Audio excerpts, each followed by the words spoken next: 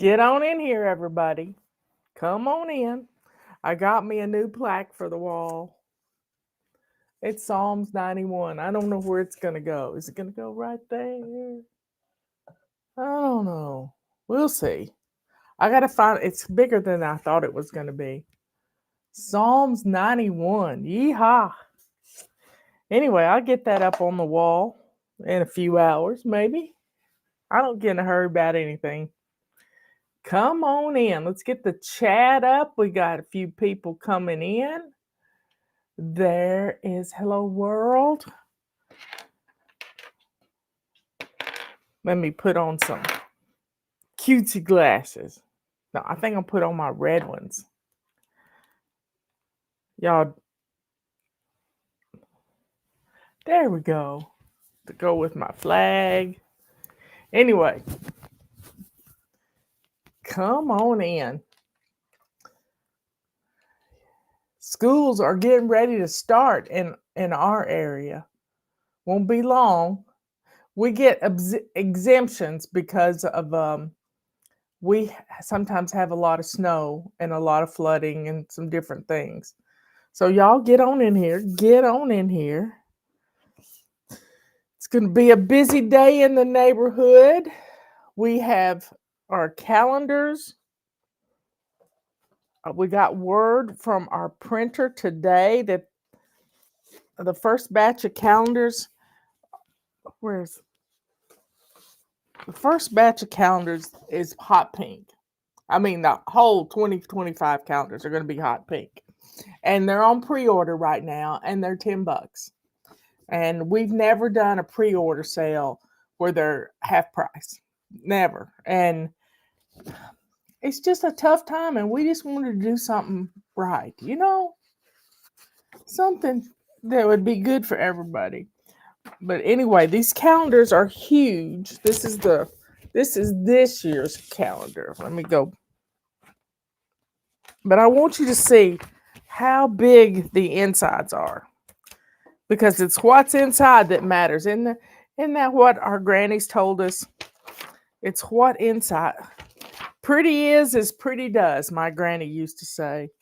And this calendar is huge. Here's July. That's my glasses. This is how big it is. I can't even get it. I mean, if I turn it this way, I can get it all on the screen. But it's huge. It's not just a picture here and the full calendar right here. We got lines everywhere. And this calendar was we love it because it's big enough to write milestones from your family, appointments for families with a lot of kids, and you're running here, there, and yonder, and you need a place to put everything so everybody can see it. So get your calendars ordered right now. I've got to get my glasses before I step on them, y'all. The do it now principle has kicked in, and my microphone's hung up on my pants. Y'all, I've been doing something weird. I've been cleaning out the drawers in my chest of drawers of clothes that I don't wear. And I'll put them on, and I don't do it fast. I put, a few things in my basket, and I put them on, and I surprise myself that I have something I really love. And that's what happened with the pair of jeans I put on this morning. They are wonderful. And I've probably had them for years and never worn them. I ordered them off eBay. That's where I get most of my clothes. I never buy anything new. But I'm going through things a step at a time. And as I find things I don't like, when I do the laundry, I will put those in a giveaway bag. And that's how it's working. So, folks, here's to getting some things done. Today is Anti-procrastination Day. It's Wednesday. Wednesday is always our day to stop putting things off and get it going. Now, there's lots of fun ways to do anti-procrastination day. Just pick something. But sometimes it's hard for us to make a decision. So look around your house at the things that need to be done that you've been putting off, whether it's laundry or dishes or emptying the dishwasher, you name it. Dishwashers not being empty is the cause of messy kitchens. And let's get it done. Let's just get it done. And I wanted to discuss how FlyLady works. Many of you join up and you never read an email. How can you commit to doing a system and not know how it works? Or not even read a message? I don't get that. Sometimes we get 50 clicks on the flight plan. The flight plan is the most important email that goes out all day. It tells you what's going on tomorrow. It gets you ready for tomorrow. So here's how FlyLady works. People pay thousands of dollars for an immersion class in learning how to speak Spanish or something else, maybe Italian. They pay thousands of dollars to do that. Well, we're giving you a system for free. All you got to do is sign up and get the emails, and we're gonna put you into immersion class. If you commit to getting our messages,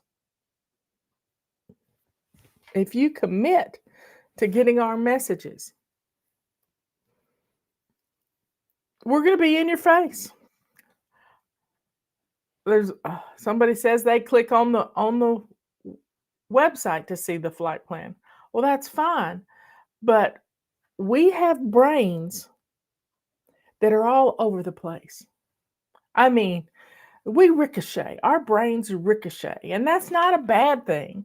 I am happy to know that I can go from flower to flower to flower and get things done and actually accomplish a whole lot more than staying hyper focused on something.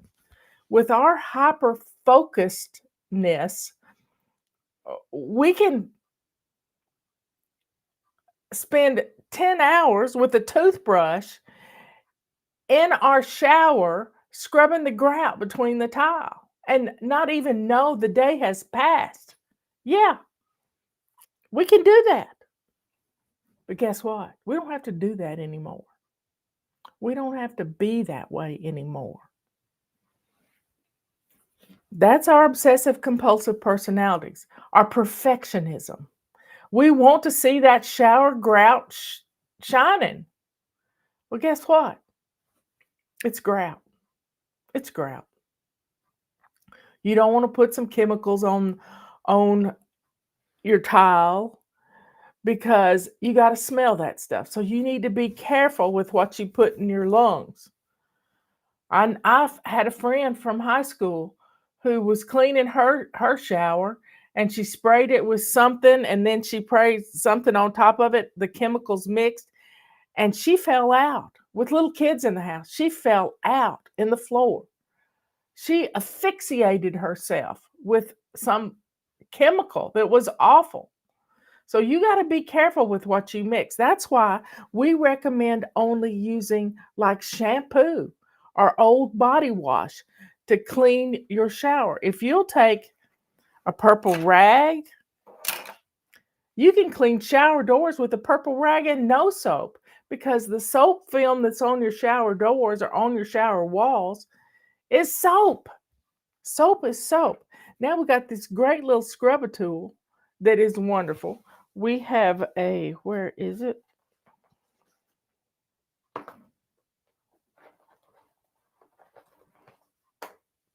I keep one of these in my shower all the time. It's got little grooves on it. Little bristles, stiff little bristles that are great for scrubbing grout. Guess what? You can scrub the grout while you've got conditioner on your hair. You can do that. We got the tools to do that. We also got the things to make, if you'll, Okay, Marla, slow down.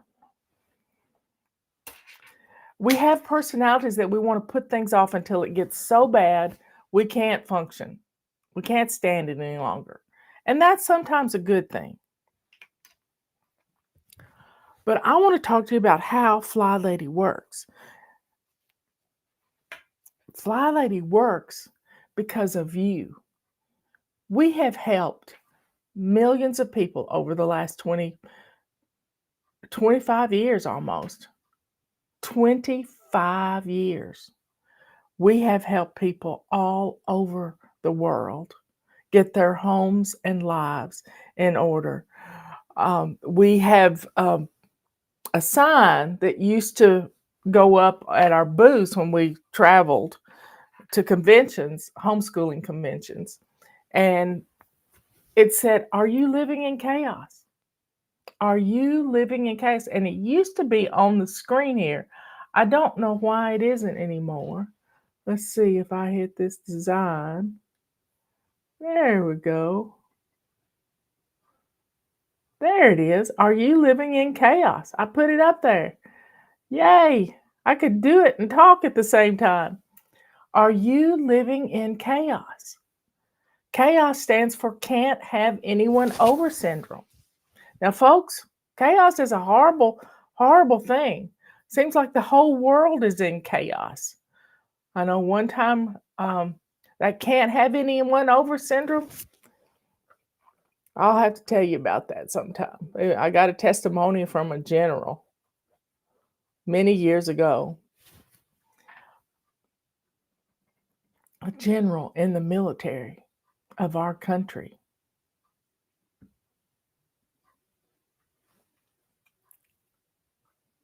Chaos is a terrible thing.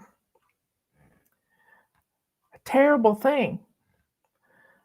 And we can't just instantly snap our fingers and chaos go away. We have got to take baby steps. Let me tell you about my baby steps.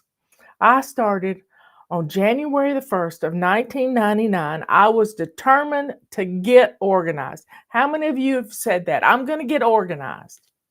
This year, I'm going to get organized. Well, I sat down to figure out why I wasn't. Here I was, 43 years old, and didn't know how to clean house. And I was scared to death that people on the board of commissioners in our county, I was going to become a county commissioner, they were going to find out my dirty little secret was that I couldn't keep house. Robert deserved to have a home that blessed him. I deserve to have a home that blesses me. Y'all, we have a home that blesses us now. We do. We really do. We had septic tank people here pumping yesterday, and one of them was looking through our window to the back, and he said, "You got a really good view." And I said, "Well, come on, we'll go out on the back porch." He said, "No, I can't walk through your house with our shoes on." And I said, "It doesn't matter. It's gonna get cleaned up." But they still wouldn't do it. They still wouldn't do it. So, but they could have walked through our home easily. How does FlyLady work? We start with one habit, keeping that sink clean and shiny. That's it. It's all you have to do. You don't have to procrastinate. We do have a little rule. You can't miss 2 days in a row. But the main thing is you get that sink clean and shiny. However you do it, with baking soda or with barkeeper's friend, or rinsing it out and putting a half a cup of bleach in some hot water and letting it soak for a while. That's what I did. That's what I did on that New Year's Day. I picked one habit to practice for the whole month because I figured out I was trying to do too much at one time and it wasn't working. So I picked one habit to practice for the whole month of January. And that habit was keeping my sink clean and shiny. And you know what grew out of that one habit? And I'm seeing it in my head right now. The countertops got cleared. The stove got clean. The refrigerator, we had a copper tone refrigerator and a copper tone stove. And the clean went from that sink around the room because the stove said in my ear, well, why don't you clean me like you clean that sink? And I did. And we had yellow linoleum floor. And it was the type of linoleum floor that had grooves in it. And it was nasty. I got down sitting on that floor and scrubbed that floor and got it pretty looking. We had a door that went outside and in the kitchen, and that door was an old storm door. I shined it up. Everything in the kitchen got clean. Everything. By the end of the month, that clean was pouring over into the entrance of our home and our little dining room. And it was amazing. I'd walk into the kitchen in the morning and I'd be blinded by this shiny sink in a good way. I wasn't walking into the kitchen being greeted with mystery water, stuff floating on top of the water, sinkfuls of dirty dishes. And we had a dishwasher, and I had sinkfuls of dirty dishes. And Robert had asked me, if you'll just keep one side of the sink open, I will make you coffee every morning. Guess what? He makes me coffee every morning. Y'all, it's that shiny sink changed my life. But it also taught me to establish habits, simple habits. They are the foundation to our system, is establishing a simple habit. Get up in the morning, make your bed, go to the bathroom, swish and swipe as you're getting dressed. Put your makeup away, wipe down your counters. It takes 30 seconds. Grab a load of laundry, put it in the washing machine. That's a start to your day. Go into the kitchen, fix yourself something for breakfast. I don't eat breakfast. Um, I'm I just like to fast until about 2 o'clock in the afternoon. I have more energy when I do that. These simple habits that we practice every month and putting together a 3-step routine and a 3-step morning routine, afternoon routine, and a before bed routine. That before bed routine is the most important routine of the whole day because it starts you off on the right foot the next morning. It really does. So, folks, this is how the FlyLady system works. It works, it gets in your head. You commit to it. Now, we have had, and we ought to do an Ask FlyLady question about how the system doesn't work for me. And I can triage it just like this. Just like this. Well, FlyLady doesn't work for me. We don't wear shoes in our house. Well, if you want to get your home clean, you need to put some shoes on. Every single sport has its own shoes except for swimming. And then they have little sandals that they wear to get to the pool because you're not going to walk barefoot. Every sport has its own shoes. We have shoes too, and we need to keep them tied to our feet because we're going to lose them. If you grew up like I did barefoot, you had you had feet that were tough as nails and you could run on rocks. Well, guess what? Our feet are going to change. If you suffer with cracked heels and bleeding heels, and my sister Leanne had that. And I said, you got to put your shoes on, sister. She's been gone 6 years this past week. God bless her. Anyway, folks, we got to put our shoes on. Some of you are not paying attention to the before bed routine. You don't think that really matters. You got all the time in the world in the morning. Yeah, we can dilly dally all we want to, but if we will get up, if we will have our clothes picked out, we have no excuse not to put them on. I picked my outfit out last night. Put these jeans, laid them out in my bathroom. I had no clue they would fit like they did. And they're my favorite brand, Denim and Company. Who knew they made jeans? Anyway, folks, commit to reading our messages, opening up our messages, giving us a thumbs up, listening to my videos. I do 2 a day, 5 days a week, and then on the weekend I run a marathon on Saturday. Y'all, if you will just open up your mind. We got it. We have a lot of bad stuff floating around. We wrote a book called Body Clutter that helps to get rid of the negativity that's in our heads. If we will let go of that negativity and replace it with something good, something that works, something that is tried and true, you're going to see a huge difference in your home. Every single day, you're going to see a huge difference in your home by taking the baby steps.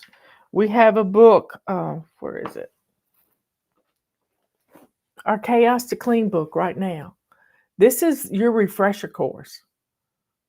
If you need to jumpstart and get back on it, grab this book. In a week, I think it's a week.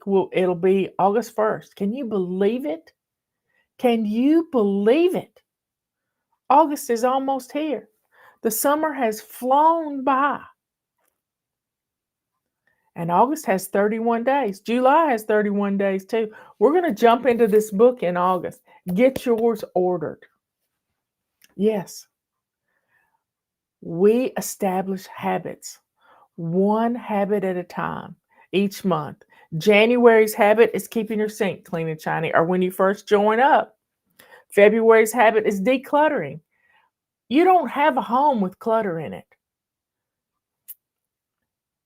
February, declutter, but you got to start decluttering every single day. It's easier to establish a habit that you do every day, not just once in a blue moon.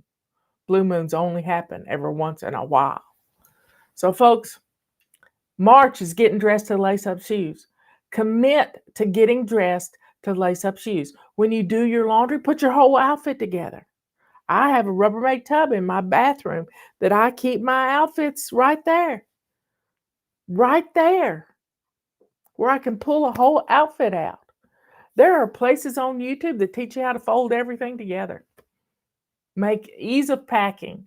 But guess what? When you can do your laundry and put your whole outfit together, you take it off to put it in the laundry hamper. You take it off together, put it back together when you're doing the laundry. Do your kids' clothes that same way. Getting dressed to lace up shoes first thing in the morning. And if you don't have a pair of shoes that you can wear in the house, throw some in the wash machine, let them dry for a couple of days in your house. If you can put them out in the sunbeam, that would be great too. Set them on a picnic table, but they got to get some sun on them. And then only wear those shoes in the house. I wear my shoes outside and inside. We do every single day. April's habit is making your bed. There's nothing better than walking into your bedroom and seeing that bed made. It changes your attitude. It puts a smile on your face, just like that shiny sink puts a smile on your face.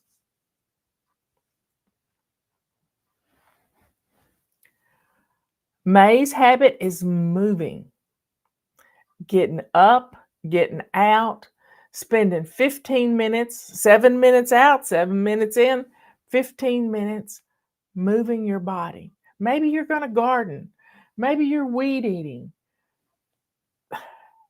15 minutes of up and moving. Sometimes it's 15 minutes every hour. Sometimes it's just 5 minutes.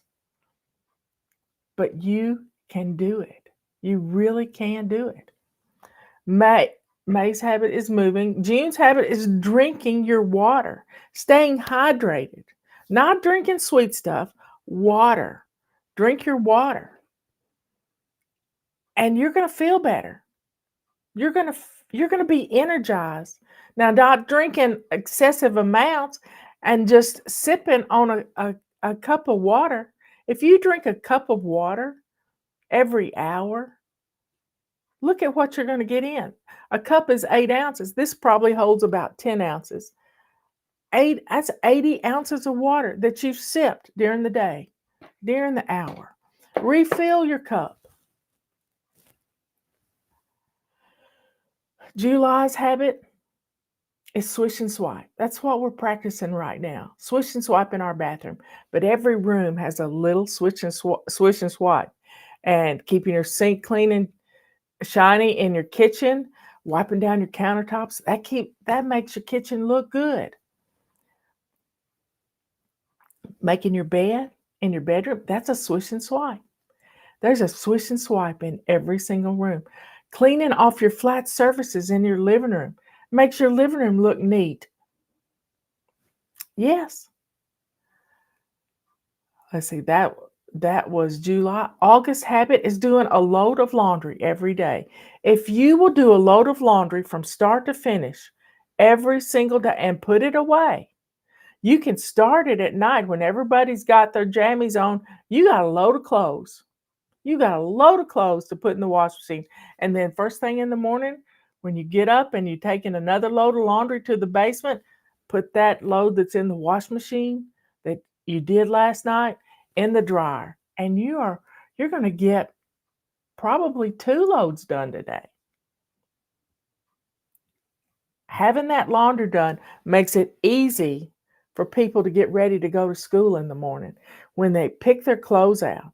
And you can put your kids' clothes together in the full outfits. September is practicing our before bed routine. It changes your life. When you do that one routine, you are going to start out on the right foot every morning because you set up a launch pad so the kids wouldn't forget their clarinet or whatever they've got at school today, gym shoes, whatever it is. You've got it set on their launch pad. Now's the time to establish a launch pad. It can be anything from a crate and a hook on the wall for backpacks. That's all. That's it. Some place for somebody to sit and put their shoes on and grab their backpack. Have a place to put things so that they're ready to walk out the door to go to school. Yeah, it's on their way out the door.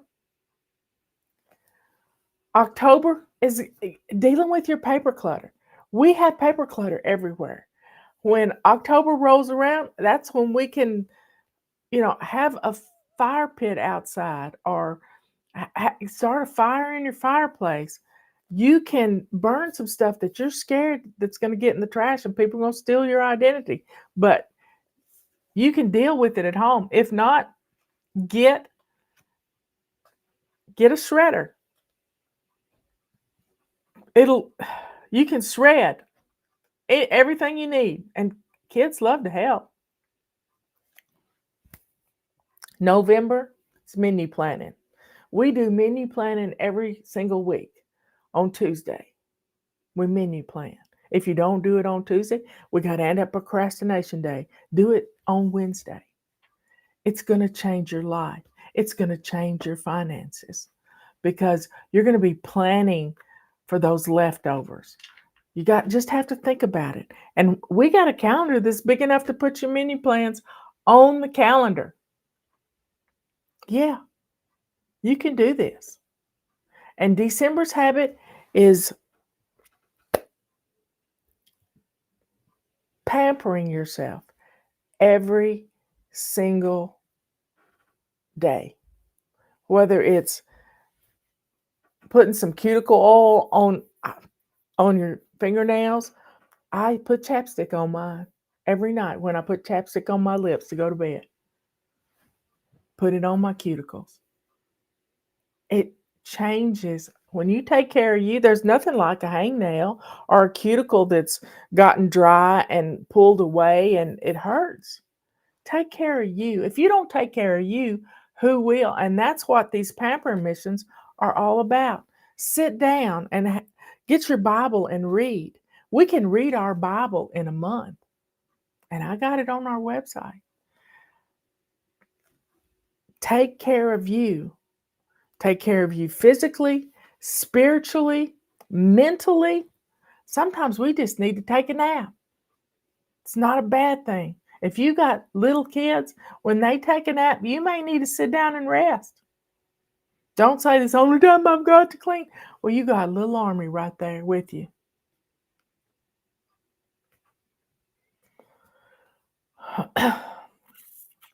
So, folks,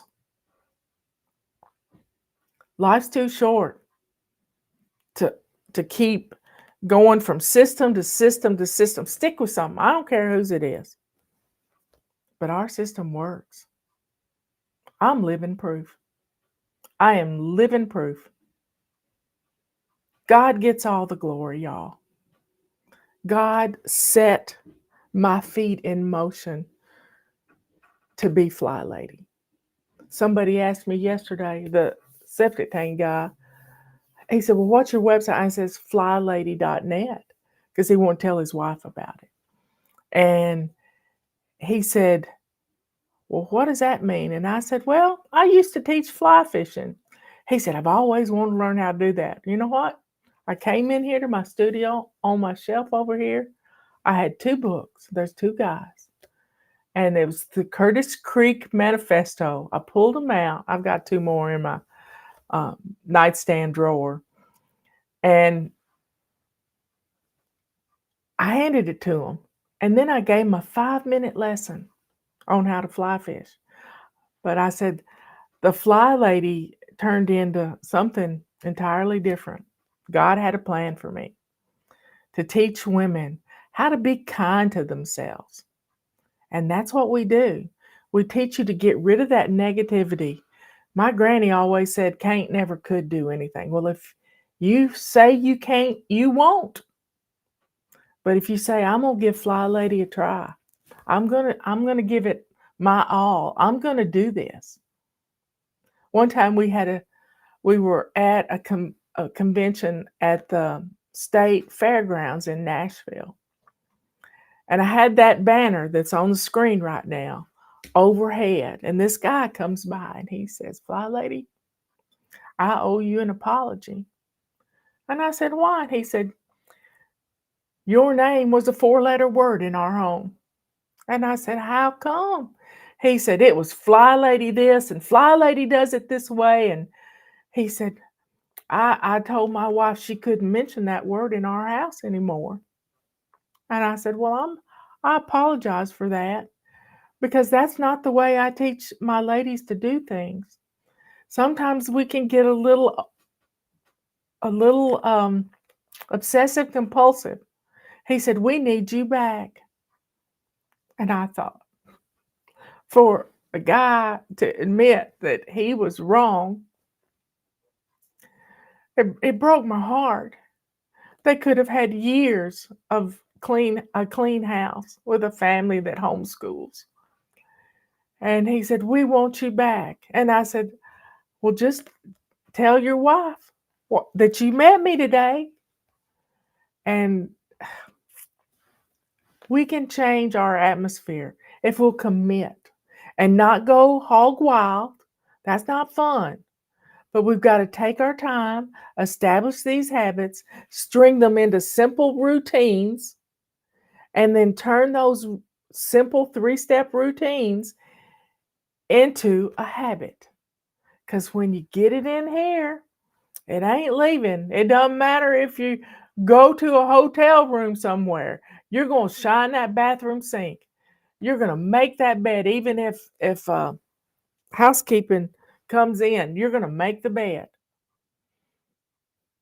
Y'all, life,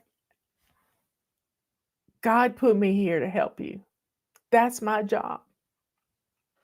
And when you don't read the emails, you're not giving God a chance to help you with your home. So please, let go of your perfectionism. Let go of the things that are stopping you from from trying what we're doing. Let it go. Right now, we got 150 people in here. That's amazing to me because all I'm here to do is help one person. One person. And that one person is you. We can change your attitude if you jump in with us. Don't look back. Don't say, that's not how my mama did it. That's perfectionism. God gets all the glory. He really does. We've been told many times that finding FlyLady.net was an answer to prayer. Y'all, all we really want to do is to be good moms, good wives, good aunts. We want to be the hostess with the mostest. But we got to start with a clean foundation, and that's our homes. And right now, more than ever, we need a home that blesses us. Let's go to the Lord in prayer. Dear Father in heaven, thank you so much for all my fly babies that are here watching this morning. Thank you for the love that you give them. Thank you for everything that you have done in my life to prepare me to be the helper to all the people that have followed me over the last 25 years. I'm humbled, Lord. Thank you for giving my life purpose. Thank you for helping me find that purpose when I got my home in order. I was bored and I started writing, and you knew that would happen. You knew it. So thank you. Thank you so much. Thank you for sending your son to die for all of us on the cross so that we could have everlasting life with you. Thank you, Lord, for giving all my fly babies a purpose. And maybe when they get their house in order, they will find it. Because right now, chaos is running rampant in their homes, Lord. Let's get rid of the chaos and send it back where it belongs, to the pits of hell. In the name of Jesus, we pray. Amen and amen. Okay, folks, we got lots to do. We got a whole lot to do. You know, we get dinged for praying on here. YouTube won't share our videos, so I'm counting on you to share the videos. Please share our videos. Give us a thumbs up. It changes the algorithm. It really does. Support us by purchasing some of our tools if you can. If you can't, that's okay too. Get your calendars ordered. If you're going to need a calendar in January, you need to go ahead and get it ordered because it's never going to be $10. It's never going to be $10 again. It's never going to be. So get it now. I love you all. Be good, kind, and sweet. Be good to yourself by going and shining your sink. If you've not done that yet, do it now. It's Anti-Procrastination Day. Do it now and then send me a picture of it. Be kind to others. Because when you can open your door and let somebody into your life, you can help them in some way. Somehow. You can drop everything and go do what you need to do to help somebody else. That's what we're here for.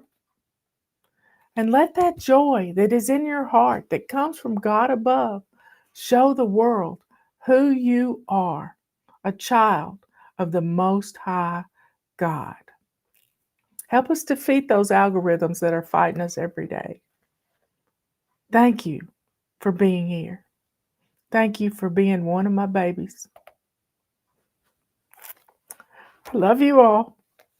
Get your book. Get your book ordered and your control journal. They're half price right now. God gets all the glory. I will see you later.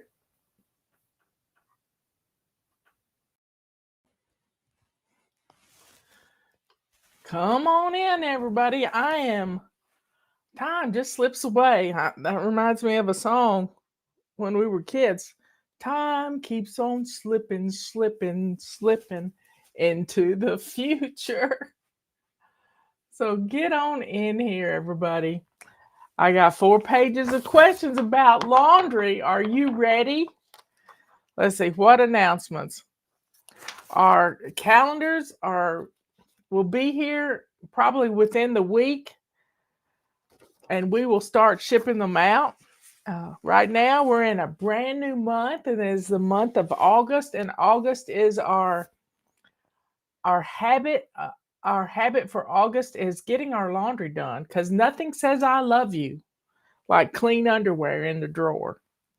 So, folks, get on in here. I gotta pull my hair back. It's gonna drive me nuts today. So I'm gonna pull it back just a little bit. And thank you so much for helping us when we having issues with people not opening their emails. And I'm guilty of it. Every one of us is guilty of it. So we like to see things in a preview mode, and something ain't doing right. Anyway, let me get this microphone up and on. That's still not doing right. Let me try this. Anyway, get on in here. And yeah, I was running a little time. I get started working in the morning, and before I know it, it's 11 o'clock. So come on in. I got my little backup battery pack is charged and ready to go. It's Thursday. It's August the 1st.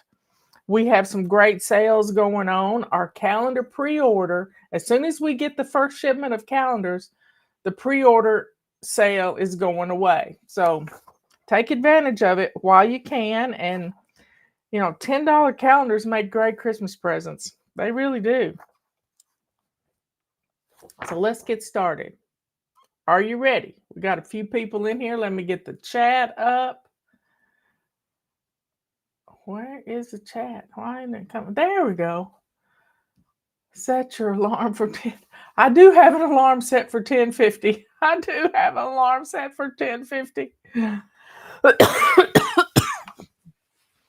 Pardon me. I took air in the wrong way. Okay, here we go. First question. How do I figure out a laundry system? Which loads to do on what days? Delicates, hubby's work clothes, kids' play clothes, swim stuff, etc. We have a big family, so I'm wondering if doing 2 loads some days would help. And how do I figure that out? Swimming days add more dirty towels, swimsuits, obviously. This would be easy to do for a born organized person to figure out, but that's not me. Obviously, haha. Laura. Here is what I would do. This is what I would do. Swim things need to be done right away. Towels, swimsuits, everything needs to be. You can't put wet stuff in a hamper. You need to stick it straight in the wash machine and get that done the minute It's just like it's the same thing for uniforms for baseball or football, what soccer, whatever sport they're playing right now. Those uniforms, those t-shirts need to be done as soon as they get through with practice. So that means you need an empty wash machine to put them in. As far as towels, wet towels from swimming, if you've been to a beach or something, they're going to have sand on them. So it's good to get those in the wash machine right away.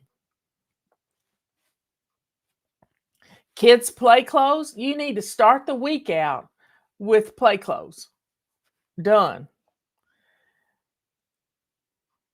Work clothes, your husband can't go to work unless he's got clothes. So on Friday evening, get his work clothes done. When he comes in from work, get all the work clothes. Well, if you haven't been doing a load every day, and you don't need to be washing your husband's work clothes, I don't know what kind of work he does, but those don't need to be washed with children's clothes. And it's easier to dry children's clothes when it's just children's clothes. So yes, I think doing 2 loads a day, and some days you may need to do 3 loads. On swim day, you may need to do a 3rd load of getting those clothes ready, because when you get ready to go swimming, when I grew up, I only had one bathing suit. I still remember that bathing suit. So write it down. If the system doesn't work that you write down, at least you tried. At least you tried. My laundry problem is that I do all the steps, but I do not get rid of old clothes when I get new clothes. I have too many clothes for my closet and dresser. I know that sounds simplistically easy to solve. Get rid of some, but that's my hang up. I might need it for this occasion and that occasion. So closet and dresser drawers look stuffed. Well, I don't see a question. You got to declutter. Now, you need a dress to wear to a special occasion. You might need a formal dress to wear to a wedding. I have one of those in plastic. I have a black dress if I need to go to a funeral. I have worn a black dress to a wedding. I have a summer dress. I have a winter dress. And that's pretty much all the dress I'm going to wear. I mean, and I have a pair of pantyhose if I need to put on a pair of pantyhose, and I have some dress shoes to wear with it. I don't know what you've got stuffed in your dresser drawers. I've got jeans. I've got blue jeans, and I change out my drawers. They become storage for summer stuff in the winter, and then in the summer they become storage for winter stuff. For some in the well, you know what I'm saying. If it's summertime, my winter clothes are in the drawer. I don't wear a lot of jeans in the summertime. If it's wintertime, my summer things are in the drawer. So that's where I change out stuff. So you got to get rid of it. When you tell yourself you might need it one day, you are thinking poor. And God's going to provide. He provides for the birds of the air and the fish in the sea. He's going to provide for you too. So go into your closet and just pluck out 3 things right now. Right? Well, everybody go do that. Or maybe go into those drawers where you have so many clothes. Let's get rid of it. Well, thank you, Kelly. Thank you, Kelly. Kelly just gave us a little donation of $1.99. And, $1.99s are nice. And thank you for supporting us. Fewer clothes, smaller amount wash more. That's the truth. That is the truth.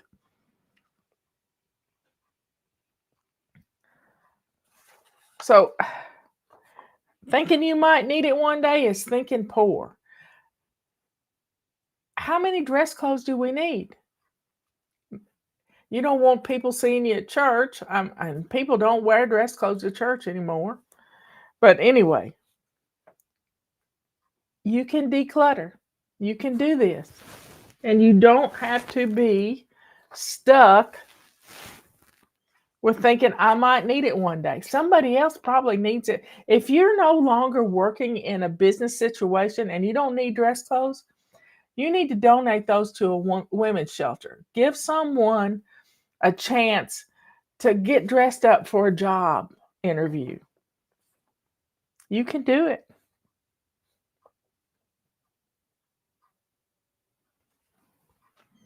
Okay. Hi, FlyLady. Should family members' clothes be washed separately, or is it okay to just do one wash of everyone's clothes all together? It's just according to if your husband works on a farm or you work on a farm, you don't want to wash those with your kids' clothes unless they're all muddy and messy um, at the same time. But if your husband works in a field where, in a occupation that calls for spraying chemicals or anything, you never want to put those clothes with your clothes, or you need to wash those separately. And some people like to have a day for everybody in the family when you're getting them to wash their own clothes.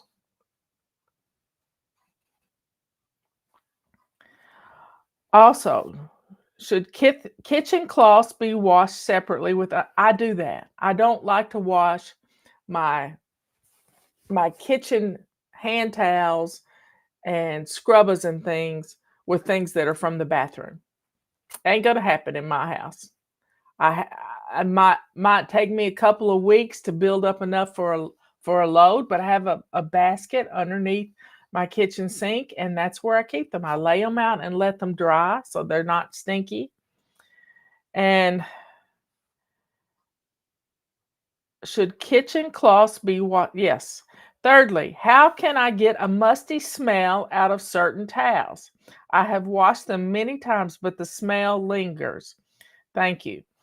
Well, if you've got a towel that holds on to smells like that, I would consider decluttering it because you need something that's going to dry.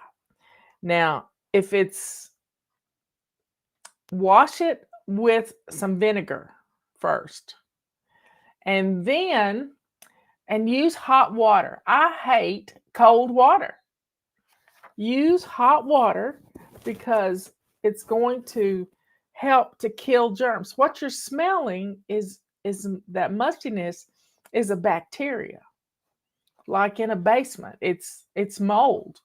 And maybe you're going to cut it up and use it for rags. I don't care what you do, but try to wash it with some vinegar. Even if you put a whole gallon of vinegar in the wash machine with it, wash some vinegar with some vinegar, and there is OxyClean will help kill some stuff too. But if it keeps coming back, I'd get rid of that towel. What do you use for stains on laundry? I'm always feeding the girls, and I like Dawn Power Wash. I keep a bottle of it in my bathroom. When I take my clothes off, I treat the stains that are right here, and that's what I do. Now, the other day, Robert used to have a hard time with stains under his arms on his white t-shirts, and that was from the aluminum or some kind of chemical that was in deodorant. And he never could get those stains out, but I saw somebody who did the other day, and they used like Zud rust remover on those spots and cleaned them out. But I would rinse them 3 or 4 times really good. And we use detergent in our washing machine that is free and simple. It's just for sensitive skin. But I keep my stain remover in my bathroom and I treat them as I take things off. Yeah, I love, and before I knew about Dawn Power Wash, I used just Dawn dishwashing liquid with a little bit of water. It needs water to activate it. When a child is old enough to learn, when is a child old enough to learn how to do their own laundry? My son was 9 years old. He was 9 years old, and it wasn't my choice to get him to do the laundry. It's because Mama didn't do it to suit him, because his football uniforms and practice uniforms and those sort of things, his baseball uniforms, his jeans were not done in a timely fashion, because I'm not. I have had issues with doing laundry. A load a day keeps me going, and he wanted to learn how, and I taught him. He wanted to learn how, and he was responsible for his own laundry. He still likes to do laundry. So 8 or 9 years old, as long as they can, if they got a step stool, they can do it. But show them how it works. Show them how it works. And it's start to finish. I keep my laundry basket in each person's closet because there's no floor space in my laundry room, but I forget them. How can I remember to do laundry? Put an alarm on your phone, y'all. Put an alarm on your phone. Put an alarm on your phone that is first thing in the morning, maybe whenever you get up, put a reminder that says grab, and you can set your laundry routine up on your phone. Monday you do sheets, Tuesday you do towels, Wednesday you do light colored clothes, Thursday you just come up with it. Set these alarms. It's going to help you, and specifically say, so it gets in your head, it's Janie's laundry today, or it's Daddy's laundry today. It's your laundry today.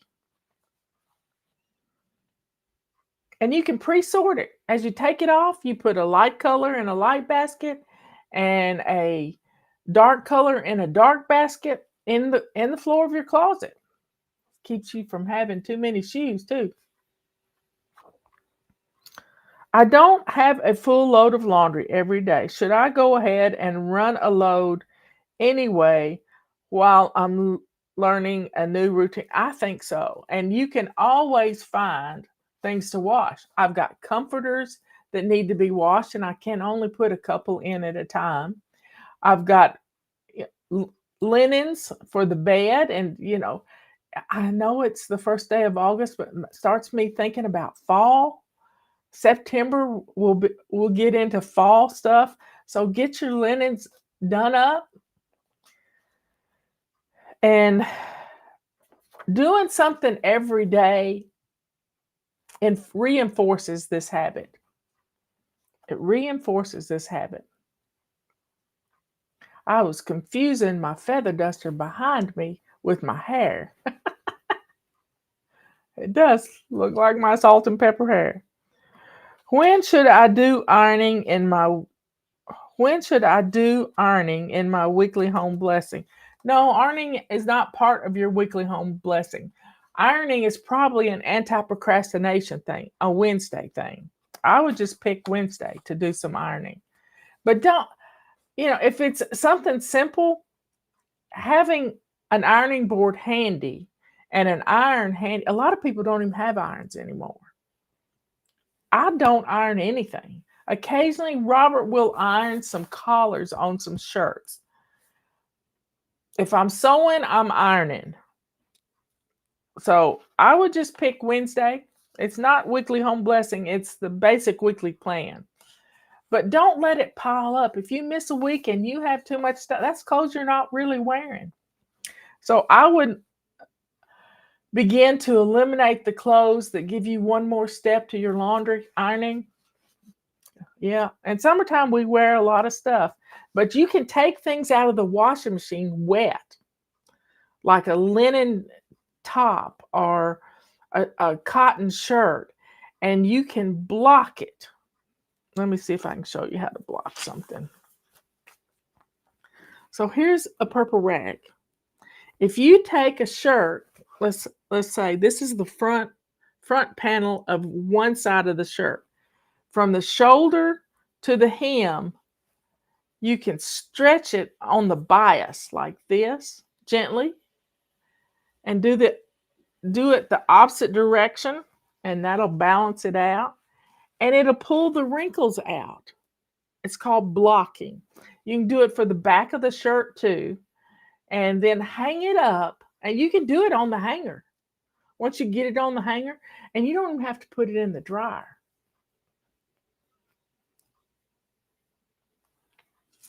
So try it. Try blocking it as it comes out of the washing machine. And maybe you just do a load of the cotton stuff that you know you're going to block everything on that, and hang it up and let it dry. And one of the most important things I have in my laundry area, it's the basement, is a hanging rod. And then I have a pipe that's right by the stairwell that I can hang things on too.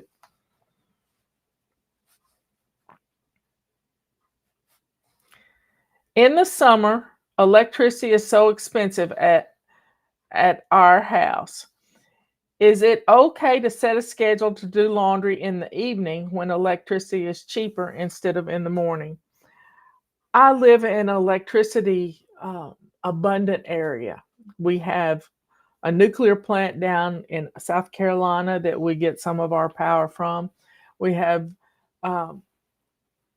Tennessee Valley Authority just over the mountain. We don't really have that problem, but in the summertime, running a dryer, wow, you don't even have to run a dryer in the summertime. I would invest in a clothesline. Then you don't even running a wash machine is just like turning on a light bulb. It's not much. It's the dryer. And I don't dry on high heat ever for my clothes. And only dry on medium heat. I use delicate most of the time, because when you use a hotter setting, it sets the wrinkles. So I just use delicate.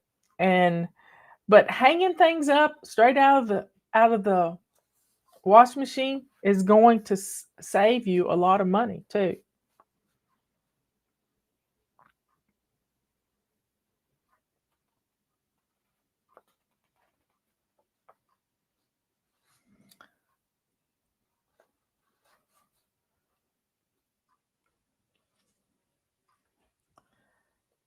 I must have missed a page.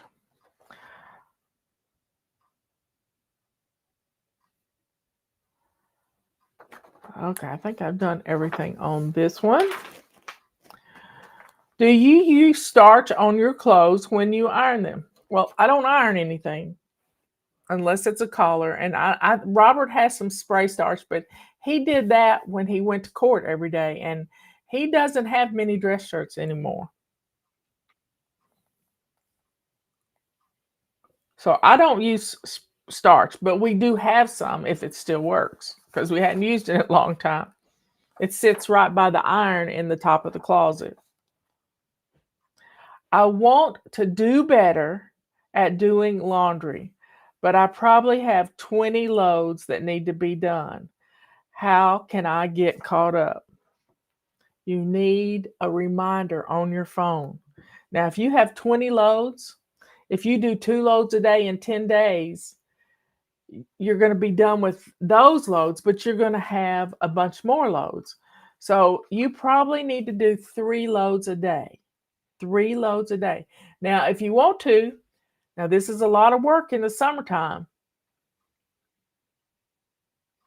gather up all your clothes and go to the laundromat. But that's going to cost a lot of money too. When you've got a wash machine in your house, you've got to stay consistent. You've got to stay consistent with doing your laundry.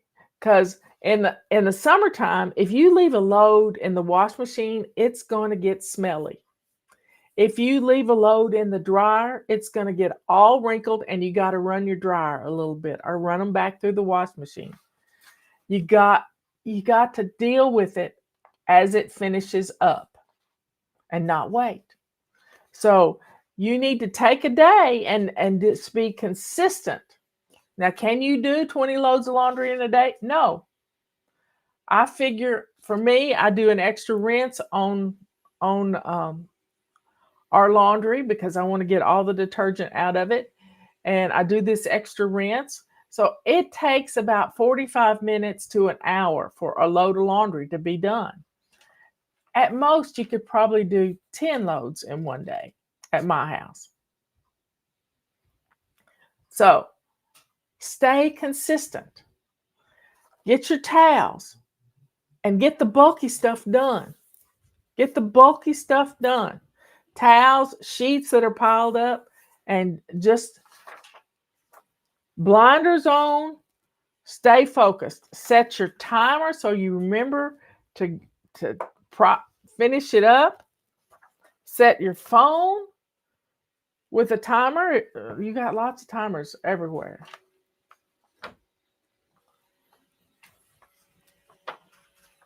Anyway, y'all, it's laundry, and we're going to stay focused, and we're going to get it done. And this is no longer going to be Mount Washmore. You have to get this stuff done because nothing says I love you like clean underwear. Nothing says I'm ready to go like a closet with clean clothes or a dresser with clean clothes. We're getting ready for kids to go back to school if they're not already doing it. Sorting the clothes as they come out of the dryer into full outfits and having them listed. Maybe you get one of those sweater hanging closet organizers. We used to sell them. They didn't sell very well because you can get them pretty cheap on Amazon. But you can even get them with Monday, Tuesday, Wednesday, Thursday, Friday, Saturday, Sunday on them. And you could put an outfit in each one for the kids. And if you just buy a sweater organizer, you can do that. You can label it with Monday, Tuesday, Wednesday, Thursday, Friday, and Saturday and Sunday dress, a little nicer clothes and for Sunday, and then Saturday is play clothes, unless they got to go to a birthday party or something. So sort their clothes into the days of the week, and they're going to have their clothes already picked out for the day. That makes it easy on them. Now, they might not want to stay on that day. They can pick and choose between the 5 school clothes sections. So, folks, we can do this. Decluttering is going to help you more than anything. Declutter one drawer for each member of the family. Lori says the Dollar Tree carries those little organizers. They hang on the closet rod. I have one that I keep, instead of in a linen closet, I keep it in my closet that has some quilts and things in it that I can zip shut.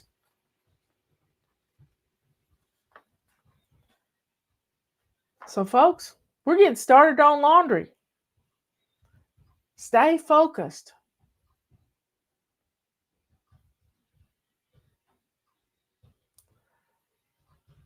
And if you want to hang up some things and block them, you're going to see that you don't have to iron much anymore.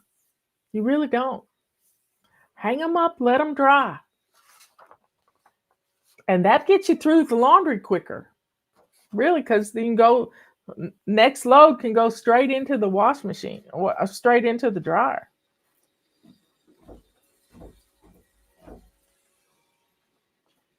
Okay, folks. Thank you very much, Lord, for all that you do for us. Thank you for keeping us safe from harm. Help us to help our neighbor and to show love for our family by having clean laundry. Thank you for the machines, Lord, that help us to do this job, that we don't need a scrub board and a big cast iron kettle to boil water on over a fire. We don't have to go down to the river and wash our clothes on a rock. We have a washing machine. Many of us do. Thank you, Lord. Thank you, Lord, for our bathtubs that can hold water that we can wash clothes in.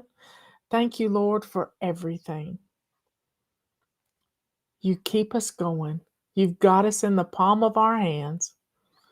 Thank you for all my fly babies who show up here every day and the ones that come in after we do a show. Thank you, Lord, for spreading the word about a simple little system that you anointed a long time ago. Thank you, thank you, thank you. In Jesus' name we pray, and thank you for sending your son to die for us.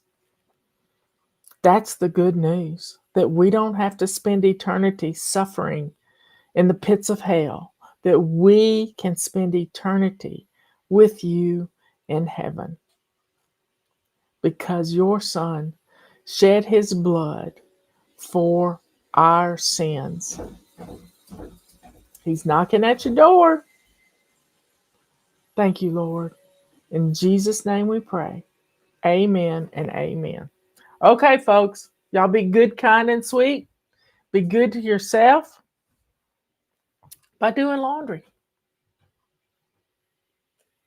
By doing your laundry, because it's going to change everything about your home.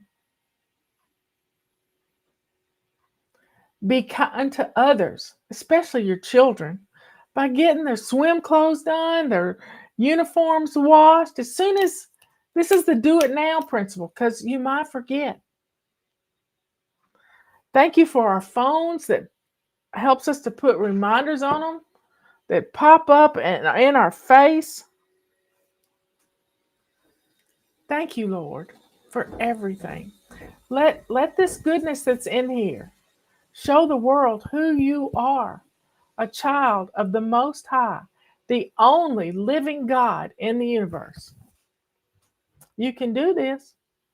This afternoon, we're going to talk about our Chaos to Clean book.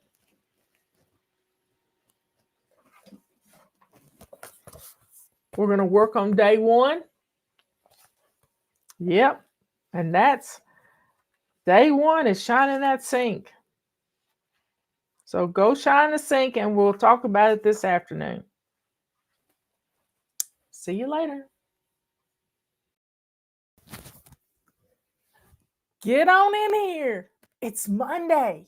And you know what that means? It's weekly home blessing. Right, we've got our dice. We've got our little tools. Everybody grab your sheets off your bed. We're going to change our sheets today. So everybody grab your sheets. And we're going to get ready to have some fun. So ready, set, go. Don't you just love it?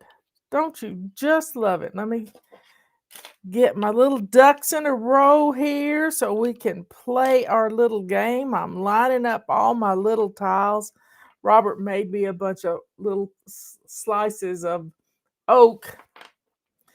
And you can actually buy tiles online on Amazon to turn into games and different stuff.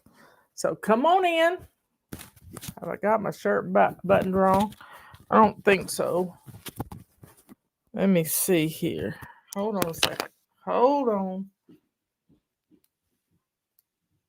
The Roomba is destroying stuff. I hear it. Let me put my little microphone back on. Here we go. So we got some announcements coming to the end of July. And July has been a wonderful month of practicing our habit of swish and swipe. But August is going to be even more fun, y'all. August is going to be more fun. I'm going to do a video about that for TikTok and YouTube. And as soon as we get through blessing our home, I'm turning our music on. So get your calendars ordered. They're going to be, Justin's going to get an update on them today. See where we stand in the process. I think we're getting really close. Really close. So get on in here. Put that right there so it doesn't fall off. I got ducks everywhere, y'all. So come on in. It's a blue day. I like blue. I like this color blue. This is sort of Carolina blue.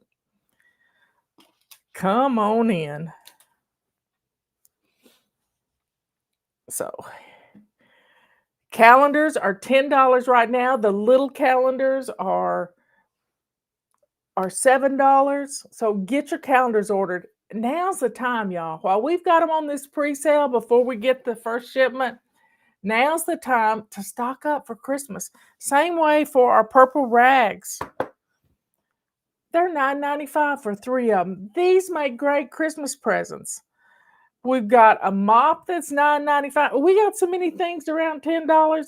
You're just not going to believe it. And that's a good, that's a nice round number for us to spend on Christmas presents. We don't need to spend a whole lot. So here's to getting some Christmas shopping done in July. And be sure and write it down in your free holiday control journal. You print it out, you put it in a notebook, and you're good to go. So, folks, let's get started. Let me get the music ready. There we go.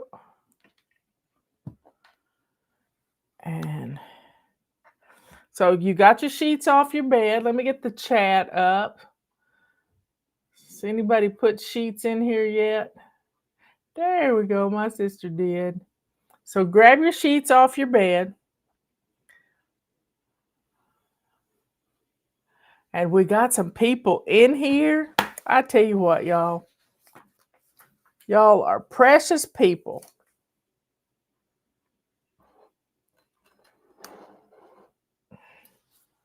Let's go to the Lord in prayer. Dear Father in heaven, thank you so much for all my fly babies that are here. Thank you for their willingness to turn their homes into a sanctuary. Thank you, Lord, for all that you do to keep us safe from harm. Protect us from evil, Lord. Thank you for everything. All these things we ask. And please be with Grandpa Doss. His name's Ralph Doss. You know him, Lord. He's one of yours. He's having surgery today to replace a heart valve. Please give him a fast recovery, which is going to be about 2 months. Keep him safe. Lord, protect him and his whole family. All these things we ask in Jesus' holy name, Jesus Christ, your Son. We love you, Lord. Heal us of our infirmities. He took 39 stripes for us. Yes, he did. Thank you, Lord. All these things we ask in your Son's holy name. Amen and amen. Well, this weekend, Miss Patera from Appalachian Homestead, she accepted Jesus at an early age in 1985, and she got baptized in 1985, but she's just felt this call to be baptized again. And one of her elders, Miss Lou, baptized her in the Tellico River. How beautiful. And she got video of it. They went to about knee deep or a little deeper, and Patera got baptized again. I was baptized in a little church in Bell City, Kentucky, by Pastor Hardison, and his wife was there, Miss Martha, and I remember him, and I was 14 years old when I gave my life to Jesus, and I know it made my grandmother very happy. I know it did. I don't know what's going on with my Showtime clock. It's off.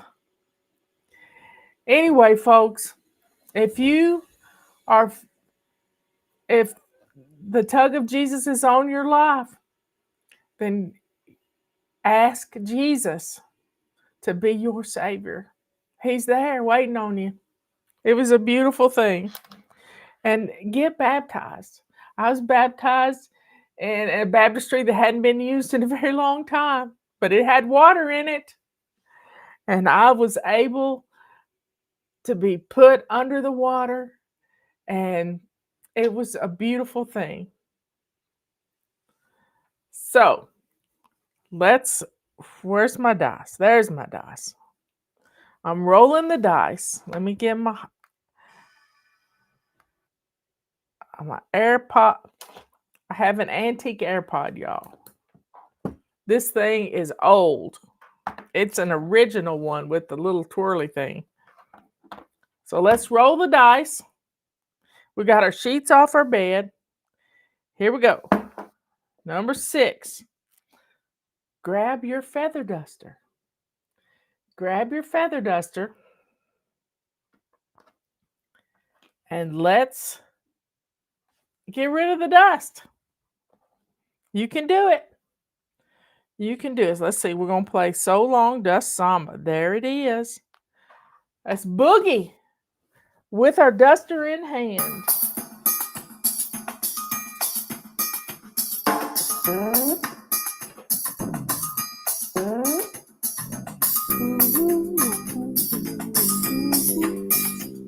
Good morning, Texas. You can do all kinds of dances, hip hop or ballet. I will tell you of a dance that you can learn today. Hey, you don't need some fancy clothes or need some fancy moves. All you need's a feather duster to get in the samba groove. So long the samba, mama, can I just a little longer? My world has turned gray, I need to brush this dust away.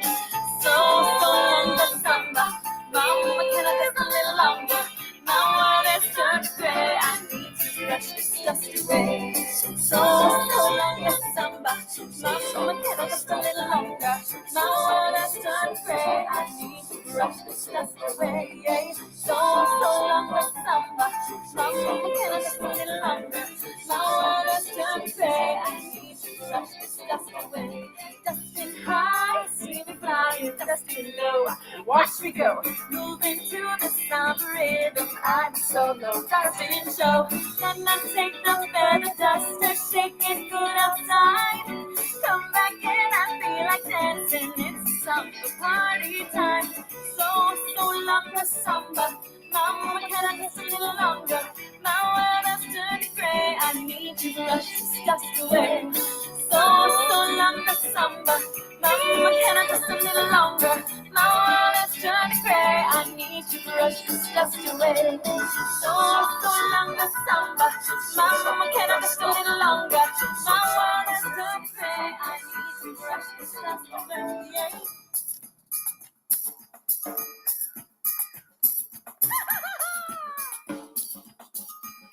Let's get it!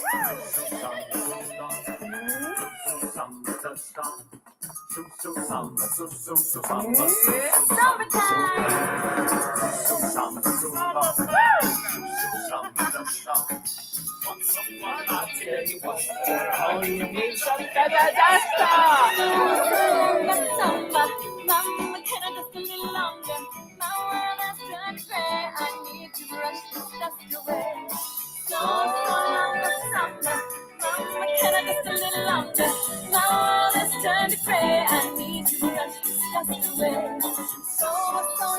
samba, someone can have a little longer. Someone else should pay. I need to trust this just the way. So long, the samba, someone can have a little longer. Someone else should pay. I need to trust this just the way. So strong, so long. So strong, that's strong. So samba, so samba, so long. So long. Yeehaw! Y'all, I watched Oklahoma Saturday. The movie Oklahoma with Rod Steiger and I don't know who all was in it. And Justin and Emily went to see the musical in a production in Hayesville, North Carolina. And I've been singing "Oh What a Beautiful Morning" and all kinds of wonderful stuff all weekend long. It's nothing like a good old musical to get you going. Well, we're doing a musical for our weekly home blessing hour. So let's roll the dice. Here we go. It hurts my ears if I roll the dice on my tabletop. So I got a purple, well, it's a gray rag right here. Number 1, grab your carpet sweeper, your vacuum cleaner, or your rubber broom, and we're going after the middles, y'all, just the middles. Here we go. We're going to just get a little bit done. The throw rugs, whatever, just vacuum the middles. And let's see what song we're going to do.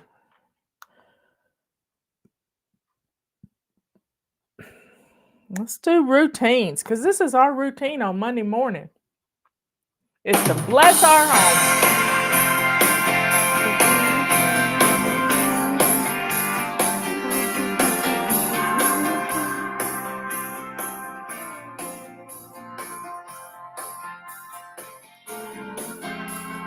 First thing in the morning, I clear my head. I stretch and yawn to greet the day, then make my bed. Get myself all ready, down to my shoes. A healthy breakfast puts me in a rockin' mood. Routines, they keep me rockin'. Routines, there's no stopping me when I feel the power of my rockin' routines. After school or after lunch, I keep my cool. 'Cause afternoons have routines now, and that's my rule. Homework before playing, quickly get it done. After that, I'm out of here and on to have some fun. Routines, they keep me rocking. Routines, there's no stopping me when I feel the power of my rocking routines. Routines can organize my day, give me much more time for play, help me know what's coming next. I think routines are the best. With PJs on, I brush my teeth, time for bed. My last routine helps me relax and plan ahead. What comes out for tomorrow, think about my day. So proud that my routines have kept me rocking on my way. Routines, they keep me rocking. Routines, there's no stopping me when I feel the power. When I feel the power of my rockin' routines. My rockin' routines. My rockin' routines. Of my rockin' routines. My rockin' routines.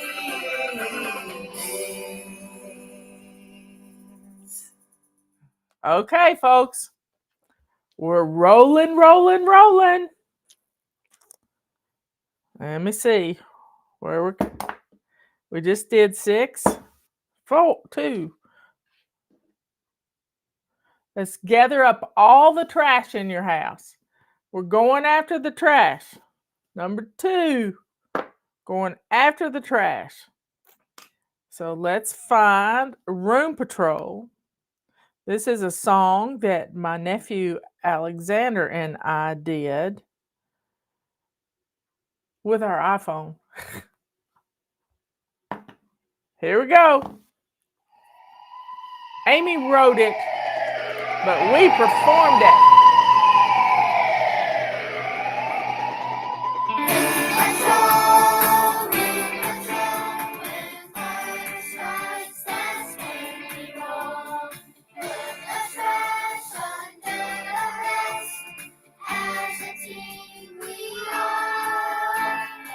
Put your shoes on and get a trash bag to go back in your trash can. I am a member of the Special Elite Operations Unit Room Patrol. When room needs rescue, you can count on me. Room Patrol, this is dispatch. We have evidence of a hotspot in Sector 2. All members of Room Patrol respond. Move in and eliminate the clutter. Let's go.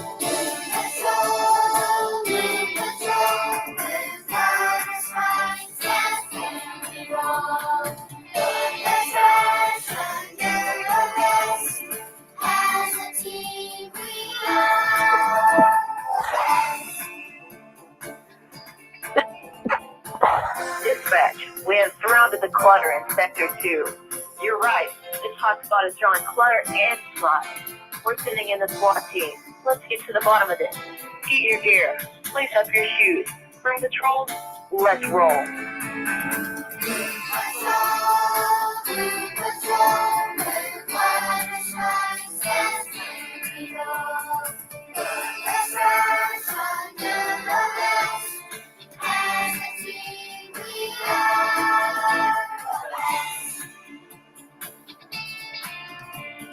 Dispatch, we have newspapers hiding behind the magazine rack.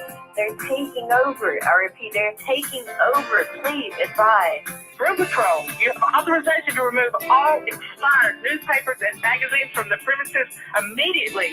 Roger, all clear.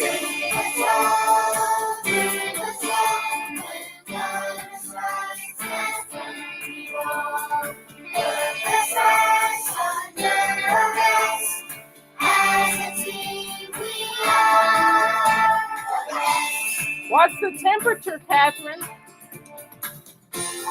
Room Patrol, there's a code red on the trash receptacle. I can smell it from here. Put on your gas mask and move in. Copy that, dispatch. No job is too hard for Room Patrol. Let's pack it up and ship it out. Mission accomplished.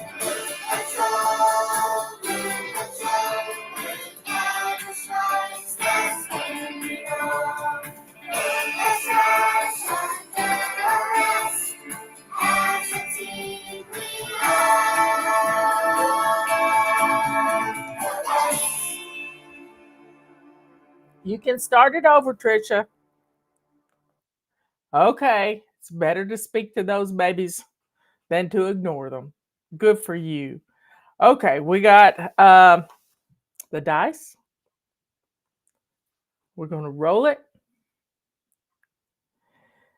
We need a 3, 4, or a 5. We got a 6.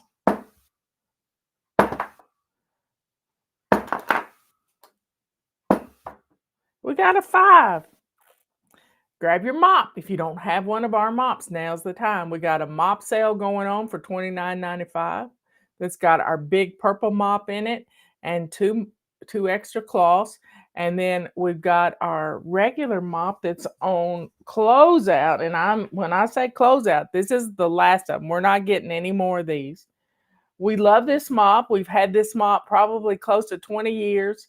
And it's time to go for a bigger mop, and it's $9.95. The handle sells for by itself $14. So you're getting a mop, and if you need an extra handle for something, now's the time to buy that mop. So get it now. And what song are we going to play? Let's see. I think we're going to boogie.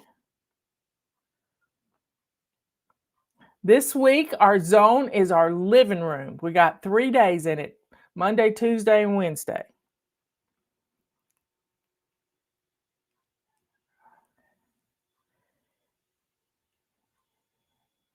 There it is. Okay, here we go. Pull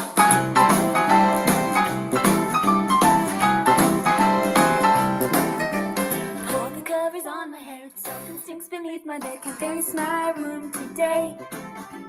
Stub my toe and scrape my knee with all the toys surrounding me. I don't have room to play. I can't find my book no matter where I look. And I just lost my shoes.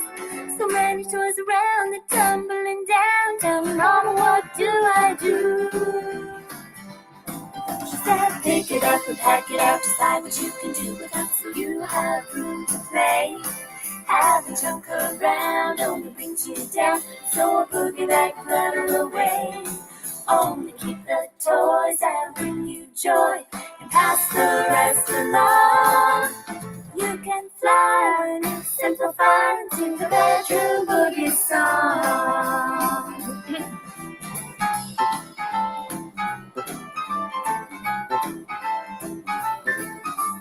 Broken book, banana peel, truck with only half a wheel. I'll throw these away. But the teddy bear and the game up there are gonna bless someone else today. I've been holding on for way too long. Time to let them go. The spoon is growing, the more I'm throwing in a cry to finally know. How to pick it up and pack it up, decide what I can do with them so I have room to play. Having junk around only brings me down, so I boogie that clutter away. I only keep the toys that bring me joy and pass the rest along. I can fly when I simplify and sing the bedroom boogie song.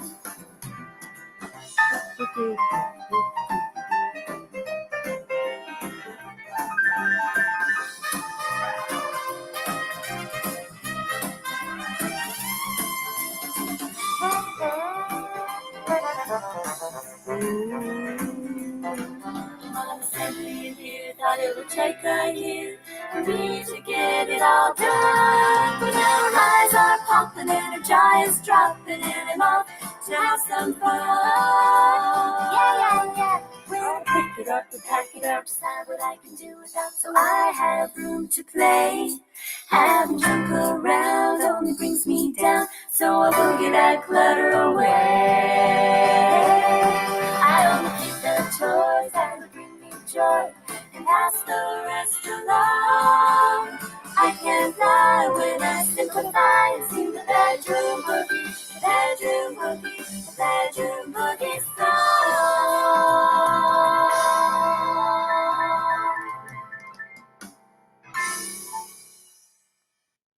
Okay, folks. Somebody's asking, what does she stand for? My mentors, Pam Young and Peggy Jones, both of which have passed away, I found them in the late 70s, early 80s. They would call themselves, they wrote a book called The Sidetracked Home Executives. God bless them. God bless them. It's the only thing that ever worked for me. And then when it didn't work, I would be ashamed and stick my little card file system under the sink where I couldn't see it, out of sight, out of mind. This is when I realized that we needed to establish habits, simple habits, string them into routines, and turn those routines into a morning, afternoon, and an evening habit. So God bless them. Okay, we've got one tile left, and it's to clean off our hot spots. Our hot spots make our homes look messy. So let's clean off our hot spots. Clean them off.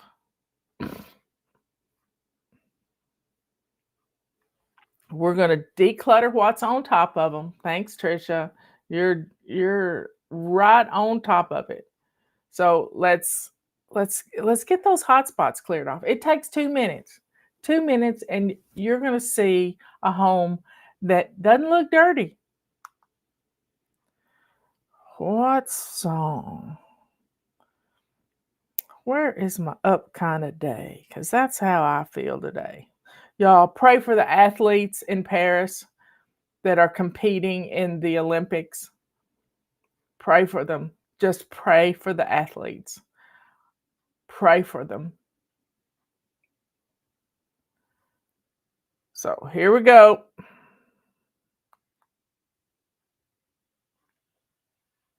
Got 3 minutes here.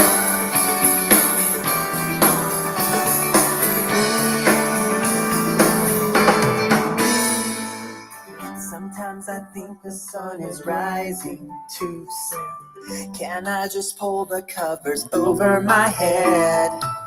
But then I think of all I've got to do now. First thing is to get my body out of this bed. So I get up, here I go. Even if I'm starting slow, I'm smiling, I'm grooving. Gotta get this body moving, thinking up. Kind of thoughts, gonna give this new day all I've got. Up kind of no thoughts. time at all, things are going my way. Put your eyes on Jesus. I'm having up kind of day. Up and up kind of day. Up and up kind of day.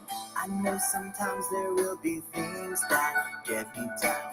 My day won't always go the way that I planned. But I'm a tough kid, I can deal with it. I'll make the best of it, I know that I can. So I get up, here I go. Even if I'm starting slow, I'm smiling, I'm grooving. Gotta get this body moving, thinking up. Kind of thoughts, gonna give this new day all I got. And in no time at all, things are going my way. Gonna have an up kind of day. Up and up kind of day. Up and up kind of day. Even if my day seems low, nowhere for my dreams to go, I'll still reach for the sky. It's time to watch me fly. On an up kind of day, yeah. On an up kind of day. So I get up, here I go. Even if I'm starting slow, I'm smiling, I'm moving. Gotta get this body moving, thinking up. Kind of thoughts, gonna give this new day all I've got. And in no time at all, things are going my way. Gonna have an up kind of day. An up kind of day, yeah. An up kind of day, yeah. An up kind of day.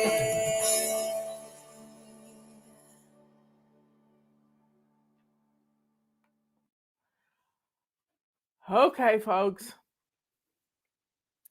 We've blessed our home, and I know it's going to feel a whole lot better now. I know your home needs to hug you.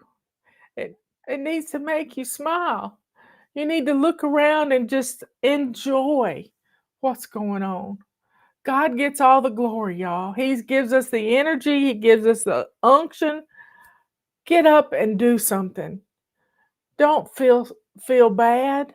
Get up and move. Get up and do something. Anyway, folks, let's get it done. To God be the glory. Come back on here this afternoon. I'm going to tell you a story about a goat named Newbies. Jason and Brooke over at Cog Hill Farms, they moved their bucks. They have 2 Randy buck goats, and it was hilarious. I'm gonna write down goats on my little paper. I'm gonna talk about it this afternoon at 3:00. So y'all be good, kind, and sweet. I will see you later. I'm gonna try a different way to do a short this morning. So I'm gonna log off of here, and I'll be back on in just a few minutes. Y'all be good, kind, and sweet. Good to yourself by blessing your home today. Be kind to others by helping get people registered to vote. Yeah, that's a great way to do it. 30% of Christians don't vote. 30% of hunters don't vote. So get people registered to vote. If you know some hunters and you know some Christians at church, maybe ask your church if you can set up a voter registration table before church or after church. Get people registered to vote. Be here in less than 100 days, y'all. And let that joy and sweetness that is in here show the world who you are, a child of the Most High, the only living God in the universe. See you later. Good morning, everybody. Good morning. Get on in here. Get on in here. My phone is doing an update, so I don't have access to that. So I'll be looking straight at you. So come on in. This is kind of weird how my shirt tries to open up. Y'all, my uniform is a tank top, and I don't know what that wrinkle is all about right there, but hey, come on in. Come on in. Sister Patty, well, I'll tell you in a second. Get the chat up there. We got some people. Kathy and April and Gina and Sandy. Y'all come on in. My fridge broke. Pray for the freezer holds. Y'all, the freezer's not going to hold out, Trisha. It's not. If the fridge is broke, the freezer's going to break too. So you need to get your stuff out of there and get some ice on it while you can. Anyway, y'all get on in here. Sister Patty is not feeling well this morning. She has a sinus headache, so she's just going to give in and go to bed. I am so blessed. I have never really had much of a headache in my whole life, or a kidney infection. I just feel so blessed. God gets all the glory. But let's say a little prayer for Sister Patty, so that while she's resting, God will heal her. And dear Father in heaven, please be with my precious sister as she fights through this headache with the help of Jesus Christ. Thank you, Lord, for protecting her from evil, and we rebuke the evil that is attacking her head to keep her from us. Thank you, Lord, for all that you do. All these things we ask in your Son's holy name, Jesus Christ. We know that she is healed, and we thank you, Lord, for her healing. In the name of your Son. Amen and amen. It's the do it now principle, y'all. Whenever you see a need in prayer somehow, some way, just do it. Just lift your voice up to God. I was praying out loud in the house yesterday over some terrible things that I saw. Y'all, there's evil out there, and we got to rebuke it when we see it all the time. We got to stay after it. Anyway, folks, today is Tuesday. It's Plan and Play Day. It is July the 30th, and that means it's the next to the last day of the month. And when we jump into August, we're going to be going through this book. So if you haven't ordered this book yet, it's half price right now. Get it. Justin's in here. Thank you, Justin, for being here, because Sister Patty's sick. Or she's gone to rest so that God can heal her. She's gone to lie down so she can feel better. So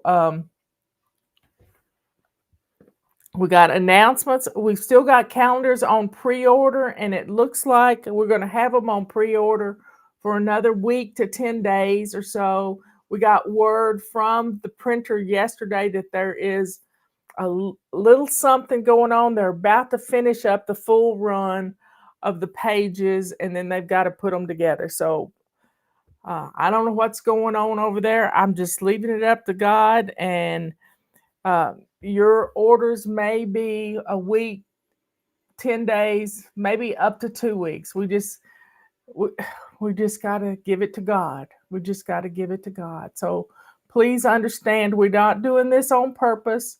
It's just one of those things with manufacturing right now. Something breaks. I used to be in manufacturing. I used to make pallets. And when a machine would go down, we had a machinist on hand right there. So they could make things. I worked at a sawmill. It was part of the operation, and stuff broke all the time. So folks, pray that, it's hard to get parts.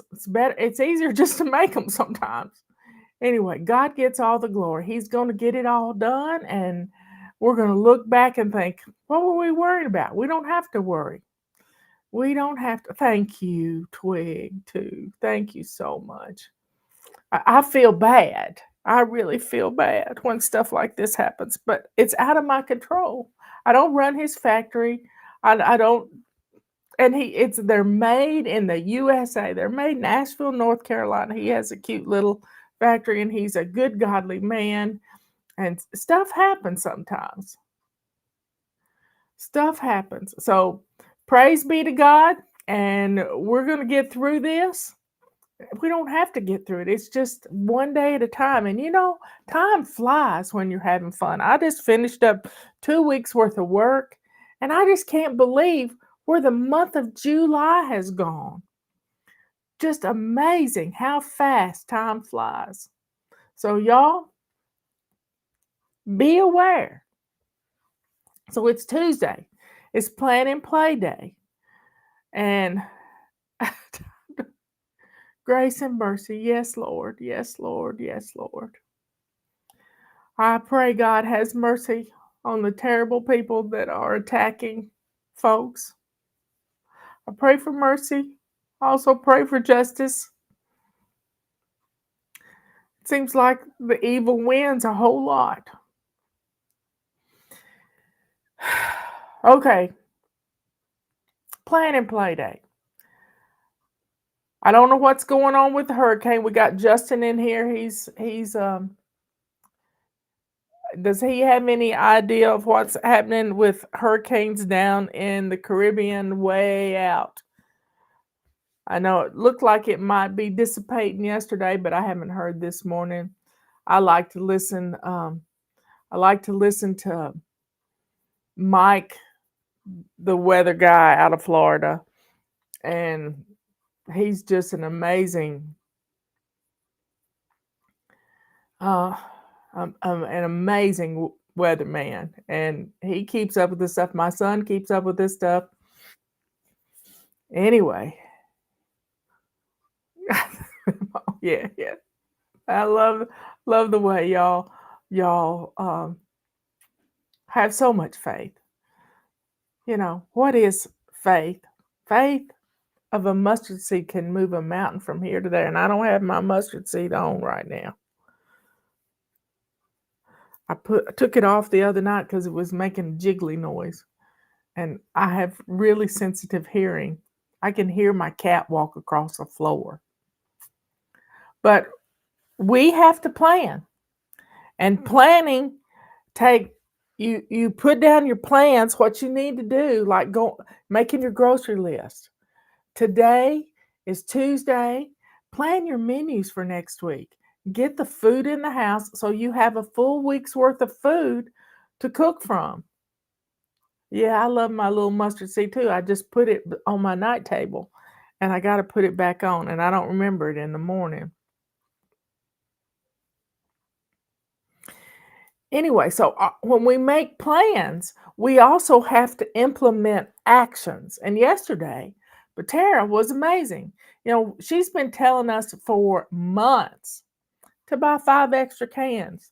You know what? She said double down on it. Get 10 extra cans of food. 10 extra cans. And you know what? You can take some of those Amazon boxes and store some things underneath your bed if you need to. You can clean out a drawer and make room for extra food. You can clean. We had somebody this weekend cleaning out their linen closet so that they can have a pantry. So, folks, Hebrews 11:1. Now, faith is the substance of things hoped for and the evidence of things not seen. It's right there on the wall. That's my favorite verse. My birthday is January the 11th, 1/1/1. Justin's birthday is September the 11th. My Granny Pickard's birthday was February the 11th. Patty's is March the 22nd, 2 times 11. So, y'all, we have to take actions after we make plans. We can't just blindly just make all these plans and never set up actions to make them happen. It's plain and simple. I was watching former firefighter who reminds me of my math teacher in high school. He used to fight fires out west. Evidently, we have a lot of them right now. And we need to pray for the people in Northern California with the park fire. But he had gotten this contraption, and I think his YouTube page is Wrangler something. But he had purchased these things that you put on your gutters. Well, out in the Northwest, you don't put gutters on a house because the heavy snowfall will tear the gutters up. Well, he had come up with a way to attach these things to your house, and there's a little hose that goes to your hose bib on your home that you can turn the faucet on, and it is a watering system that can save your house. You put one on the front side, put one on the back side, and it's like a sprinkler system, but it really does a great job. So we have to, if we make plans, we have to turn those things into actions, like making your menu plans. Well, what good are menu plans unless you get the food on your grocery list? Robert's just got back from the grocery store. So make those menu plans, but put those things on your grocery list, and then come up with a date to go to the grocery store and get the food purchased and brought into the house.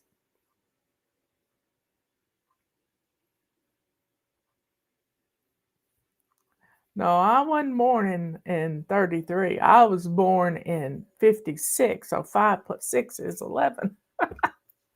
And Justin was born in 74, and 7 plus 4 is 11. So we got lots of 11s in our favorite numbers. Anyway, putting those ingredients on your grocery list really helps. And as you use things when you get a full pantry, as you use things out of your pantry, out of your refrigerator, you have to take those things and put them on your grocery list. So when I get through cooking dinner, I look at what I've used. The other day, I used cream cheese. I used a can of golden mushroom soup. I used a bag of noodles. Well, I had a wide noodles. I had a case of them. So I really don't have to buy another package to refill that case because I still have 11 in that case. We don't go anywhere to eat out either. Now we may go pick up. We had Mexican last night, and I got my enchiladas. But Robert also bought some things today that I can make that casserole I've been seeing.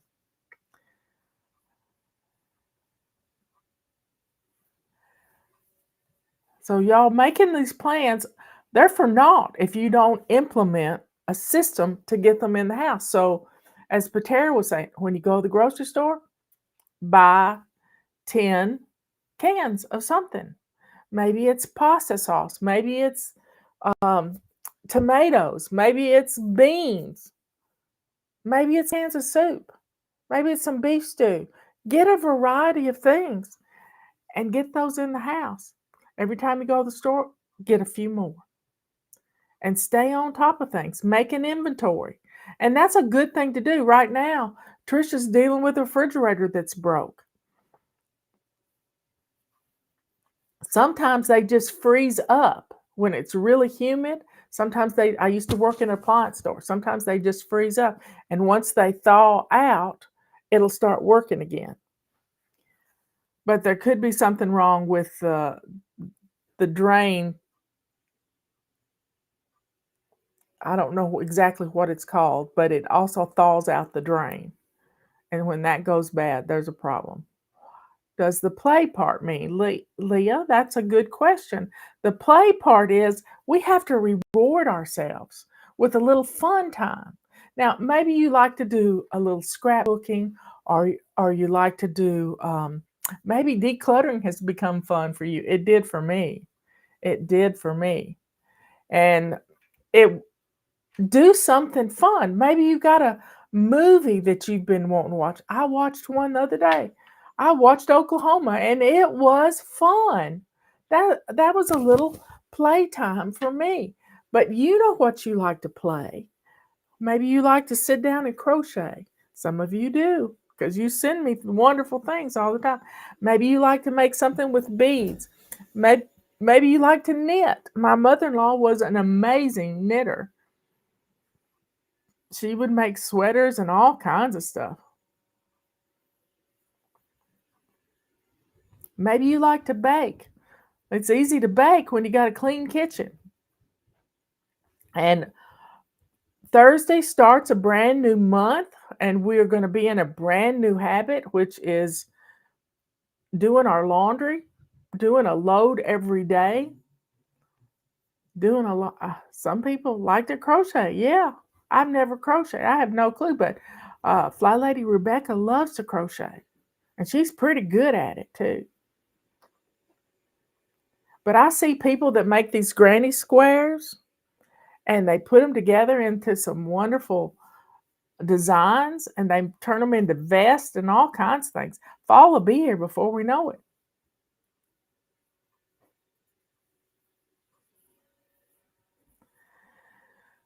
So, folks, take some time today to make some plans to get your pantry stocked. Organize what pantry you do have. I have, we put 2, it might be 3, but it's floor to ceiling, 1 foot deep kitchen cabinets from the floor so that things didn't get too deep, because if it's too deep, you can't get back to the back of them. And you can use boxes as drawers a lot of times to slide things out. So make the plans, but put things into action. I learned this in high school. I was working on my homemaker's degree, and we had to make the plans, but we also had to implement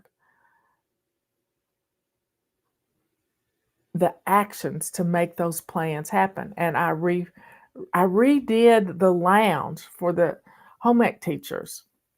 I redid the lounge. I upholstered a piece of furniture. I made curtains.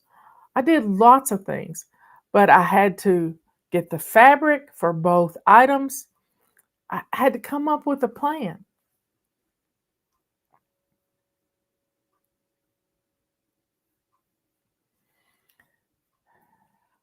God is good.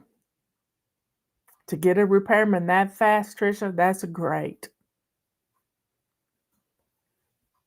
God gets all the glory.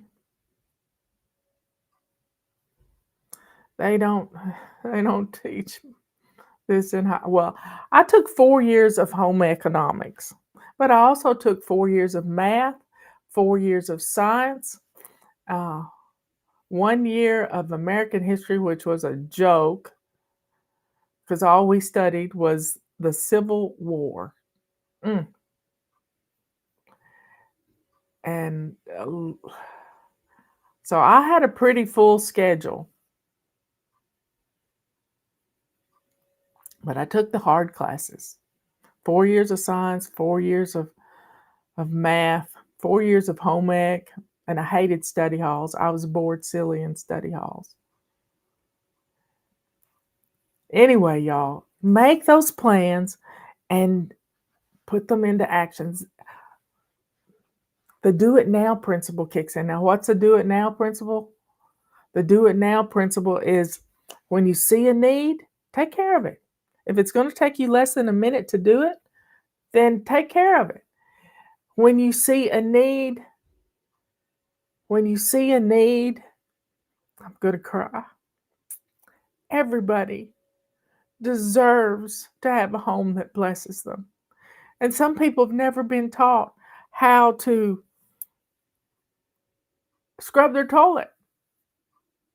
It's not hard. It's not hard. You just do a swish with the toilet bowl brush. Do it now. Only handle it once. Yeah. Do your swish and swipe in the morning. That's been our habit this month. And people have been doing swish and swipe in the morning. They've been doing it in the afternoon. They've been doing it in the evening before they go to bed.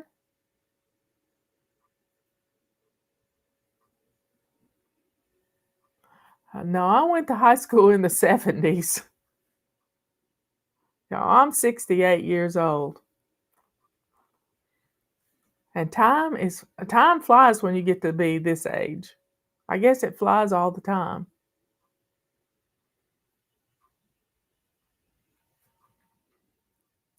So keep praying for Grandpa Doss. I haven't heard about his surgery yet. They did post something from Sunday night, and they had an angiogram. He had no blockages. They're just going to have to fix his heart valve. And Sage was telling me her sister had to have her heart valve replaced twice because they recalled one. Can you imagine? And now she has a pig heart valve. Well, Grandpa Ralph Doss is going to get a bovine one. Karen's birthday's on the 11th. It's just a funny thing.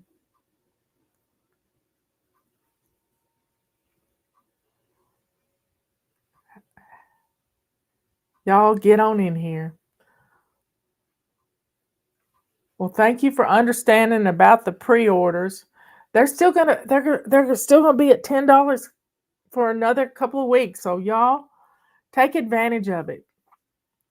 You can put some actions into play. You know the people you need to buy for Christmas. You know who they are. And spending $10 on a calendar, wow, what an inexpensive Christmas present. And everybody loves our calendars. They make the best Christmas presents ever because everybody can use one.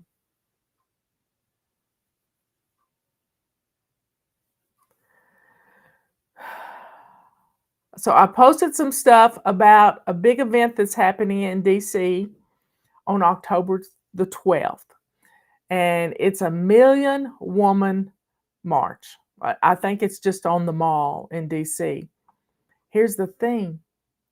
You don't have to go to be there with them in spirit because they're going to be streaming it all. It's a 10 hours. And many people are doing a 3-week fast beforehand, which starts on September 22nd. That's my niece's anniversary. And October 12th would have been, my mother and dad were married on October the 12th. So be a part of it. Be a part of this. It's on a Saturday. And, it's the mama bears of the world that are going to make an amazing difference. We're the ones that raise the babies. And I know a lot of dads do too. But it takes a good old mama bear. And If you have an Audible account, there's a book that I heard Mr. Lou Engle talk about. He was sitting in an airplane next to a lady who was reading a book, and he looked at the book and it said Esther on the front of it. And he is calling this an Esther moment. And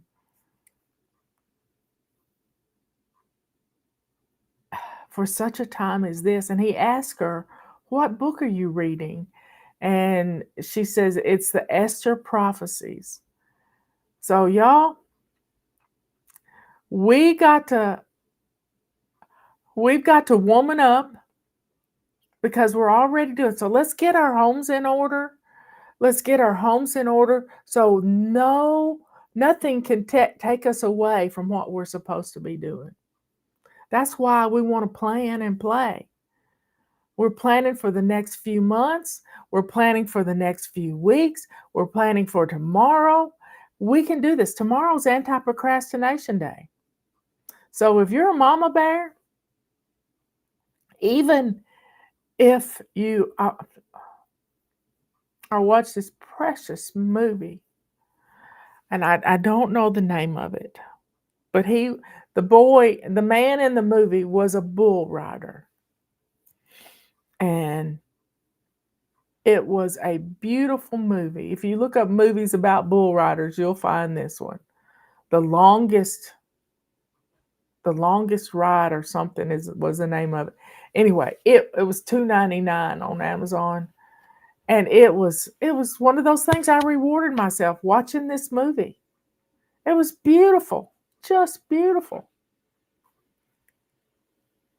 So folks, God gets all the glory. We got to do our part. We got to be ready to stand with a million women all over the world. Stand and fight for our babies. Fight for our babies, for them to have a life like we've had. God bless us all. Dear Father in heaven, thank you so much for all my fly babies from all over the world, Lord. I never dreamed in my whole life that I would be doing this, but I know you have given me this mission, and I thank you for this mission. And we're going to rally fly babies all over the world to stand strong with the Esther prophecies, and the million women rally in DC. And we can do it from our homes. We can do it from there. We can stand with them. We can fast and pray. Thank you for these powerful tools, Lord. All these things we ask, and we praise you, Lord. We lift you up. Help us to be strong and to rebuke evil in their face, because you taught us that we just have to tell those evil ones to be gone, and they have to flee in the name of Jesus. All these things we ask in Jesus' holy name. Amen and amen. The longest ride. Oh, yeah, it was a Nicholas Sparks book, I think. And I promised I wouldn't read any more of him because he made me cry so much. But the movie didn't make me, it was good, but I didn't cry like I do when I read his books. His books are great. And they're usually set in North Carolina. And this one was just the same, set in North Carolina. And it was a beautiful love story. Beautiful love story about a woman who couldn't have any children because her boyfriend got hurt in World War II and he couldn't have any children. And all she'd wanted was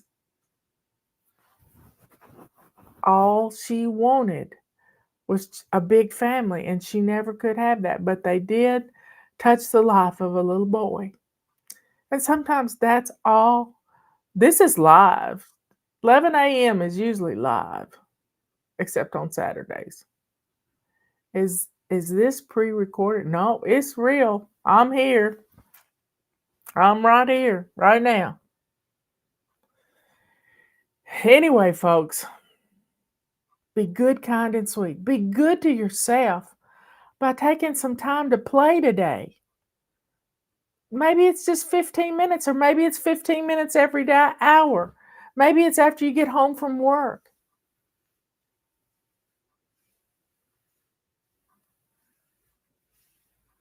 Live in Technicolor. Y'all are funny. Oh, be good to yourself, yeah, and be kind to others. Love is all there is. Forgive those who have hurt you. For that is the best thing you can possibly do, because when you forgive them, you give them to God to take care of the misdoings that hurt you so bad. And a burden is lifted. Burdens were lifted at Calvary, y'all. God gets all the glory. And let that joy that is in your heart show the world who you are, a child of the Most High, the only living God in the universe. God gets all of it. It's all His. He's made everything in this world. Not just this world, all the world. So give us a thumbs up, subscribe, get your calendars ordered, and think about, just a few months from now will be Christmas. Just a few months. It's 98 days till Election Day, and then it'll be 7 weeks until Christmas, 6 weeks until Christmas after that. So, y'all, we can do this. And we can do it with a smile on our face. Life is good, especially with Jesus in it, in your heart. See y'all later. Bye.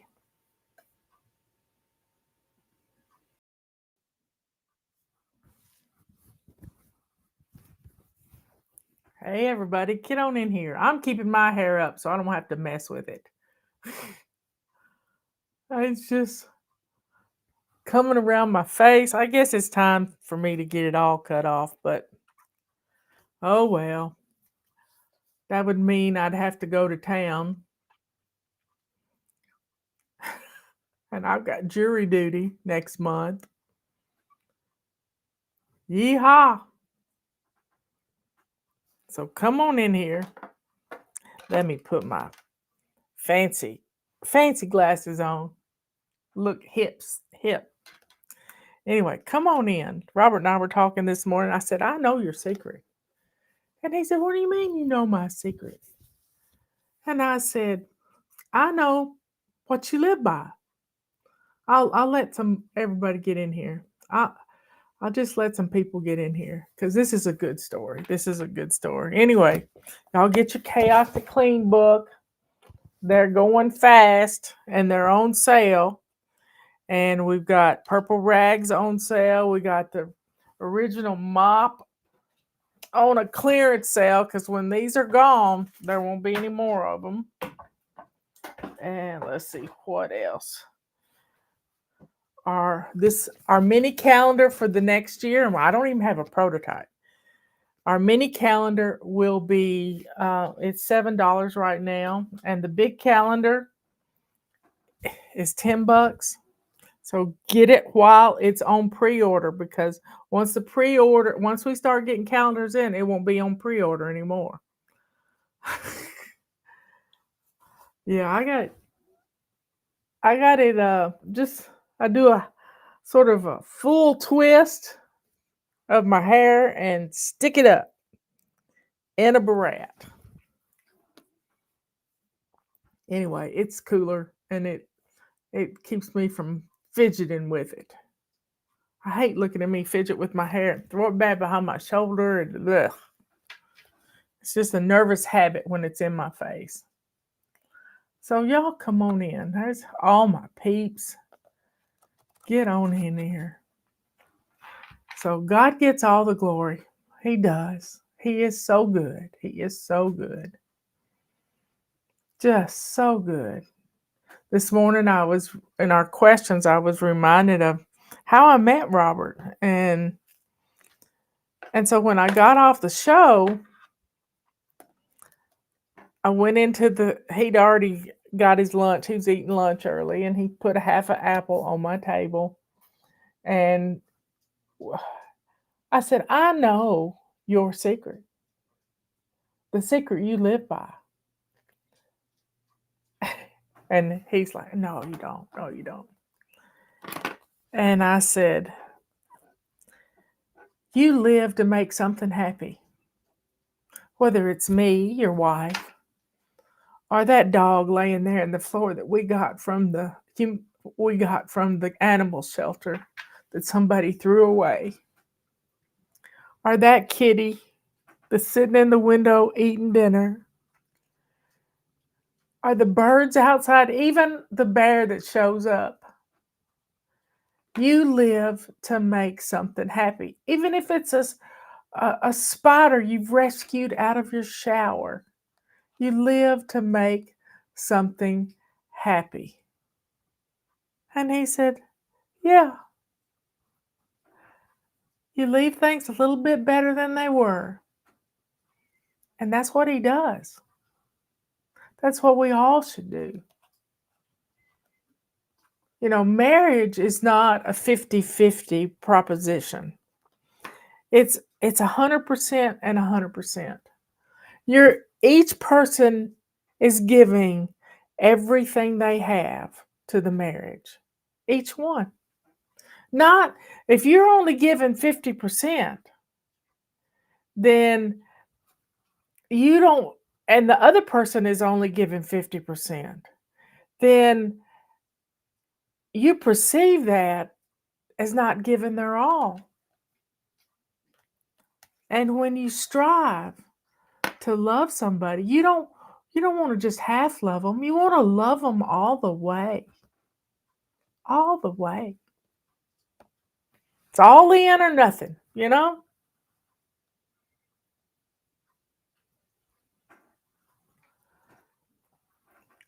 So Robert has a quote in his wallet. He said, and he pulled the quote out. He liked to never found it. And I can't quote it, but it's by one of his favorite philosophers, Schopenhauer. And it's kind of weird, but I understood it totally. I totally understood it because it's all about making something happy. And it's beautiful.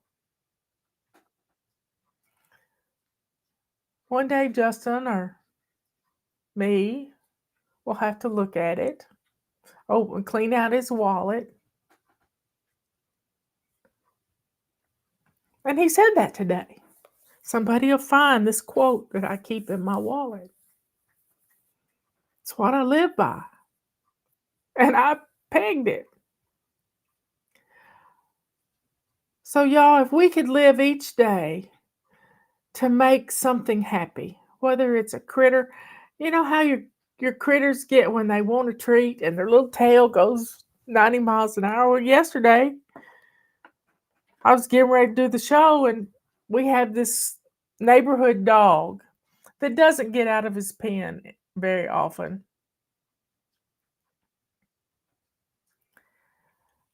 And he gets out of his pen, and he shows up at our front door or our back door. Well, he showed up at our back door the other day, and the bear was back there, so he left. But he showed up at the front door yesterday. And I know what he wants. He wants a treat. And he gets his treat, and he goes, well, I gave him 2 treats. And I hollered out at Robert, and I said, Hobo's here. We named him Hobo. And we've called his owner. And his owner works at a local, not hardware store, but a lumber yard. And he's just the sweetest dog. He wants his treats. He wants to see if there's any dry dog food in the kitchen. And he wants his butt scratched. Just his butt scratched. And Robert will scratch his butt. Well, I called Robert to come in, and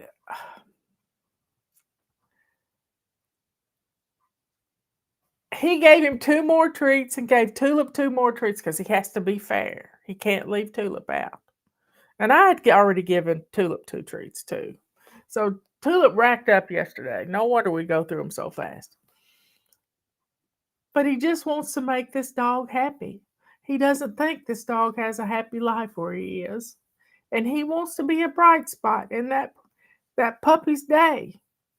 And he's a beautiful blue-eyed dog. Hobo is a beautiful dog. I don't know if I have a picture of Hobo. I'll check and see if I have a picture of Hobo. Now that's another stray that showed up. That was the neighbor up the hill. But I posted it and he got back home.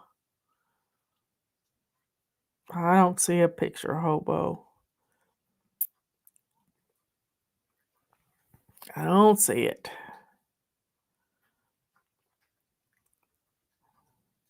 I'll get a picture next time he shows up at the door.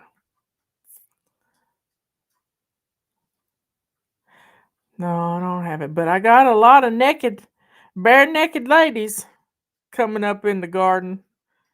This is a picture I took the other day, and now there's 4 times that amount popping up.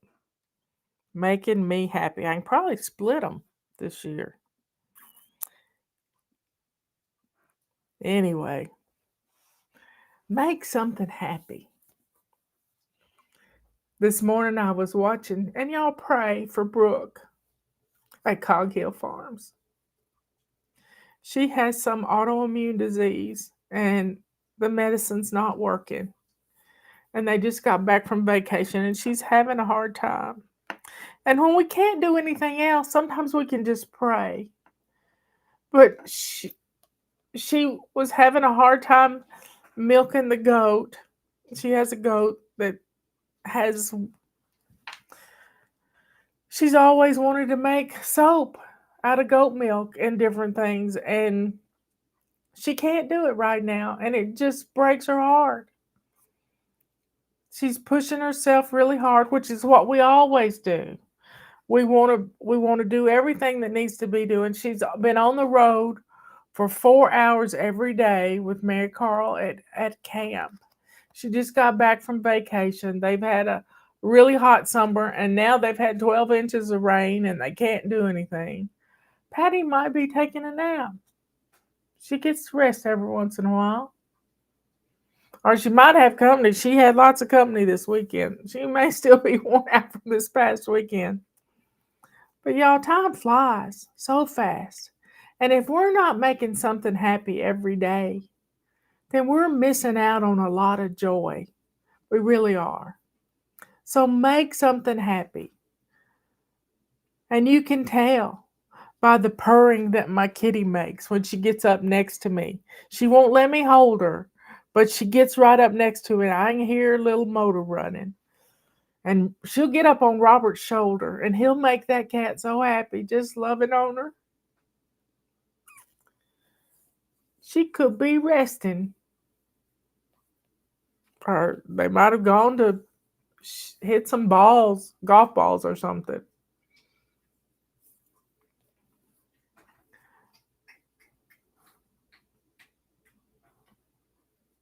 But make something happy. Whether it's a critter or your neighbor next door, or maybe just sitting on a bench and talking to a mom that's got her kids at the park. Make somebody happy. Make something happy. And that's such a fine way to live.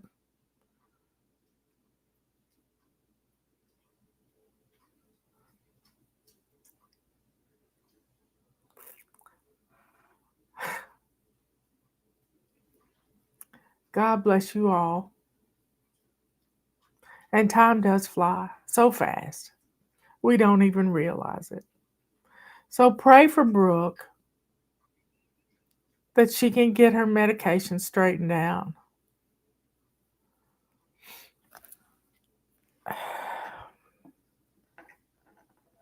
And while you're at it, rebuke whatever's attacking her body.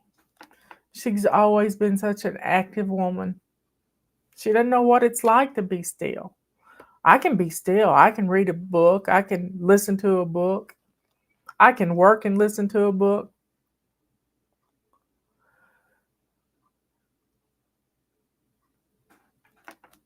And tonight at 11 p.m. Eastern Time, Luke Powell is going to go over the song, the hymn, Sweet Hour of Prayer. That's one of my favorite hymns, y'all. There's my sweet darling. It's one of my favorite hymns. So rebuke the demon that's attacking Brooke. Ask Jesus to heal her. By his stripes we are healed. God has all the answers. And we have to look to our Father in heaven. You know, I never really had a father. I knew a father, but I didn't know the love of a father, except one summer when I was 10 years old. And I was reminded of that summer. No, I think I was 11. Because when I was 12, I went to camp for three different camps. So, sweet hour of prayer, and off escapes the tempter's snare. If you want to know how to pray for an enemy, just send me an email with prayer to FlyLady at FlyLady.net with prayer in the subject line. And I will send you an automatic message that talks about sweet hour of prayer.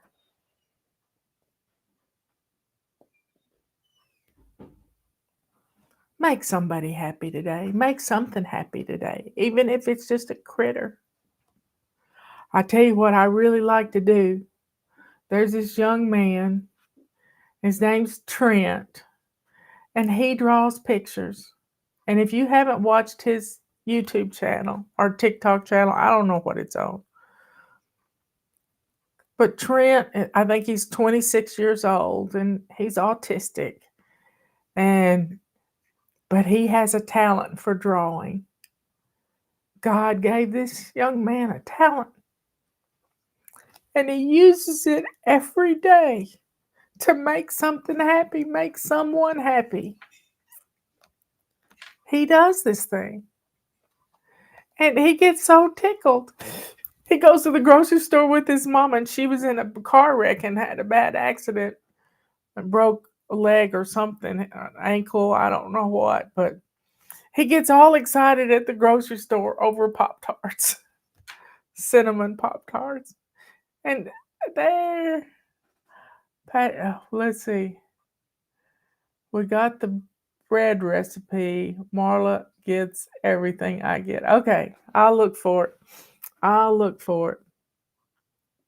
But Trent he pulls a little piece of paper out of a fish bowl, and it's requests that little children ask him to draw something. Draw me a hippo drinking a milkshake, or some little something. And Trent makes somebody happy every day. He does it live at meet and greets at different coffee shops around the country.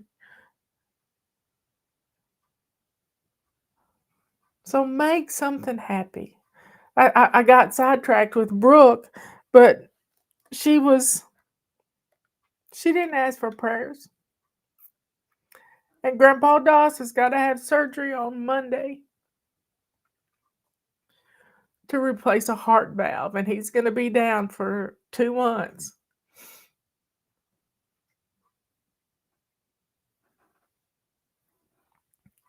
Well, Allie's saying that the FlyLady Plus app is not working.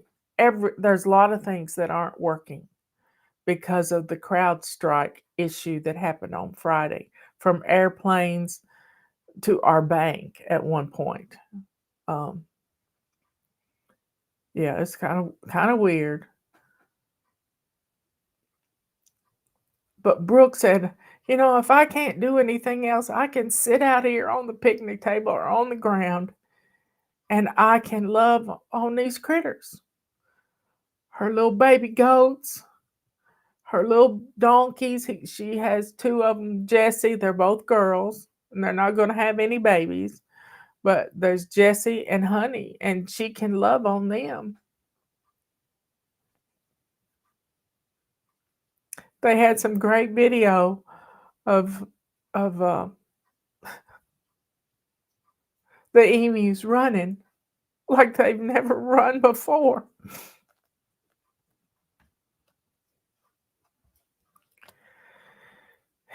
Anyway, folks, think about making something happy every day. Put it on your phone to pop up in the morning. Make something happy. The emus, dogs, and ducks, they have 10 dogs. And pray for Brooke's mom. She's had some vertigo issues. There's nothing worse. I've had it once upon a time. Maybe twice, but once I know it hit me in church. And I'm sitting on the second row, and all of a sudden it hits, and all I can do is hold on to the arms. We had theater seats. Hold on to the arms. And Justin was 14. He had to drive me home. I couldn't drive. There was no way I could have driven. Thank goodness he learned how to drive. And I was just, and then all I could do is lay on the couch. I couldn't move. Yeah, they, Brooke and Jason at Coghill Farm have 10 dogs. Brooke's mother lives in the adjacent house off the garage, and she has several dogs. But they're rescue dogs, but they're Anatolian shepherds, and they're good guard dogs for the farm. And they have an older guard dog, but they're just beautiful critters, and they love them. Two of the dogs they found in a Walmart parking lot. Somebody had dumped them, and they were 5-week-old puppies. 5-week-old puppies dumped in a parking lot. And Rocky had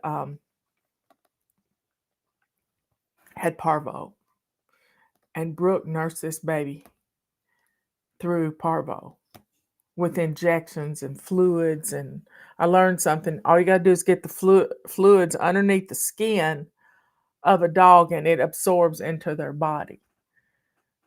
But and the last one they rescued, they named Holly because they got her at Christmas time. Her owner had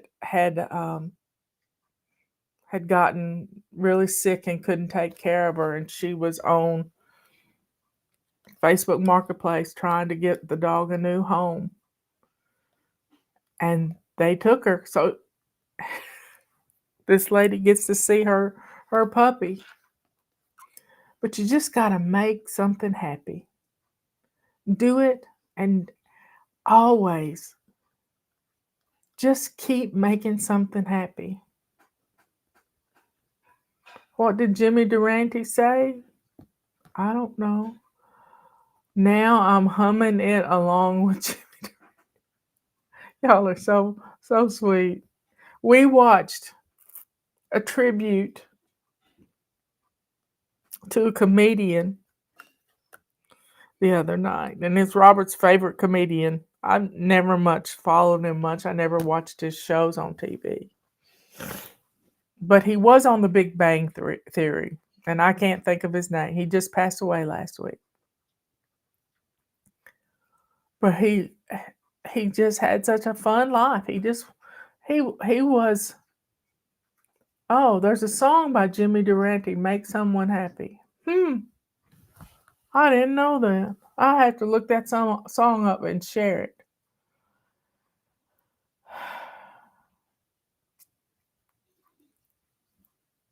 I hear it now. I hear it in my head, yeah. But I didn't know it was Jimmy Durante that sang it.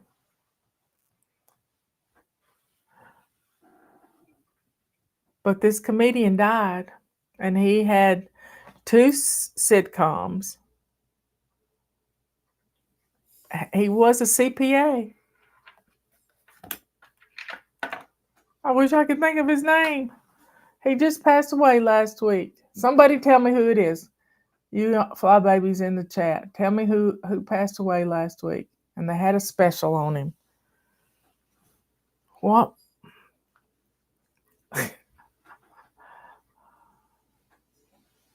He won an Emmy for being on The Big Bang Theory. Bob Newhart, thank you so much. You saved the day. And we've got his whole TV series in a box. In a box. Oh, Sleepless in Seattle. Yay. Make someone happy. Something happy. A critter, a person. Make something happy. But y'all, be good, kind, and sweet. Be good to yourself, because when you make someone happy, it helps you. It really does help you. And let's keep Grandpa Doss and Ralph Doss and Brooke from Cog Hill Farms in your prayers. Sometimes that's all we can do. Is pray for them. It's all we can do.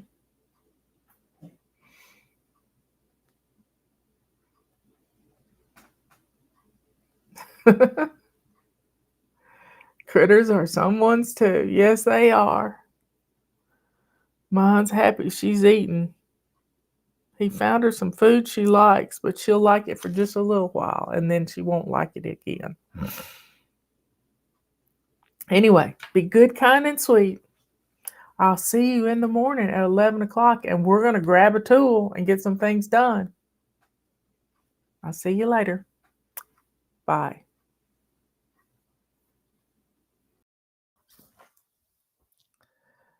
Come on in here, everybody.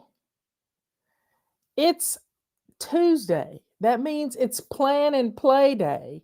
And what we're going to discuss today is a term I learned yesterday, or maybe day before, that I have used for many years, but I never thought about it that way. So y'all get on in here. I'm getting the chat up. We'll see some people. And I threw on a scarf because I had on a mock turtleneck, and I liked leopard print. Good morning, Trisha. Come on in. There's Gina. I want to get out my romper room spyglass. A lot of y'all don't know what that is, but I do. So get on in here.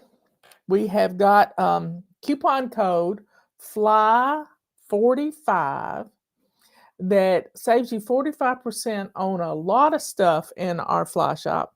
We have used that coupon code when you're pre-ordering our calendars. We have small ones. We have the regular sized ones. And it's all good. It's all good. So get on in here. Let's get some stuff done. Let's do it. Because a lot of people are hurting right now. A lot of people are suffering, and it's the best way we can save some money is learn to cook. Is to learn to cook. And you just start with one dish. Just one dish. One of the things that one of the first things I ever learned to cook was spaghetti. Just a simple pasta meal. And spaghetti comes in lots of different sizes and just lots of different ways you can cook pasta. And some of the easiest ways are just to take some tomatoes and slice them up and make a pasta sauce out of those. Especially if you've got tomatoes starting to come in your garden. For us, when I was a young mom, Granddaddy would plant 200 tomato plants, and we'd come back from a vacation and there'd be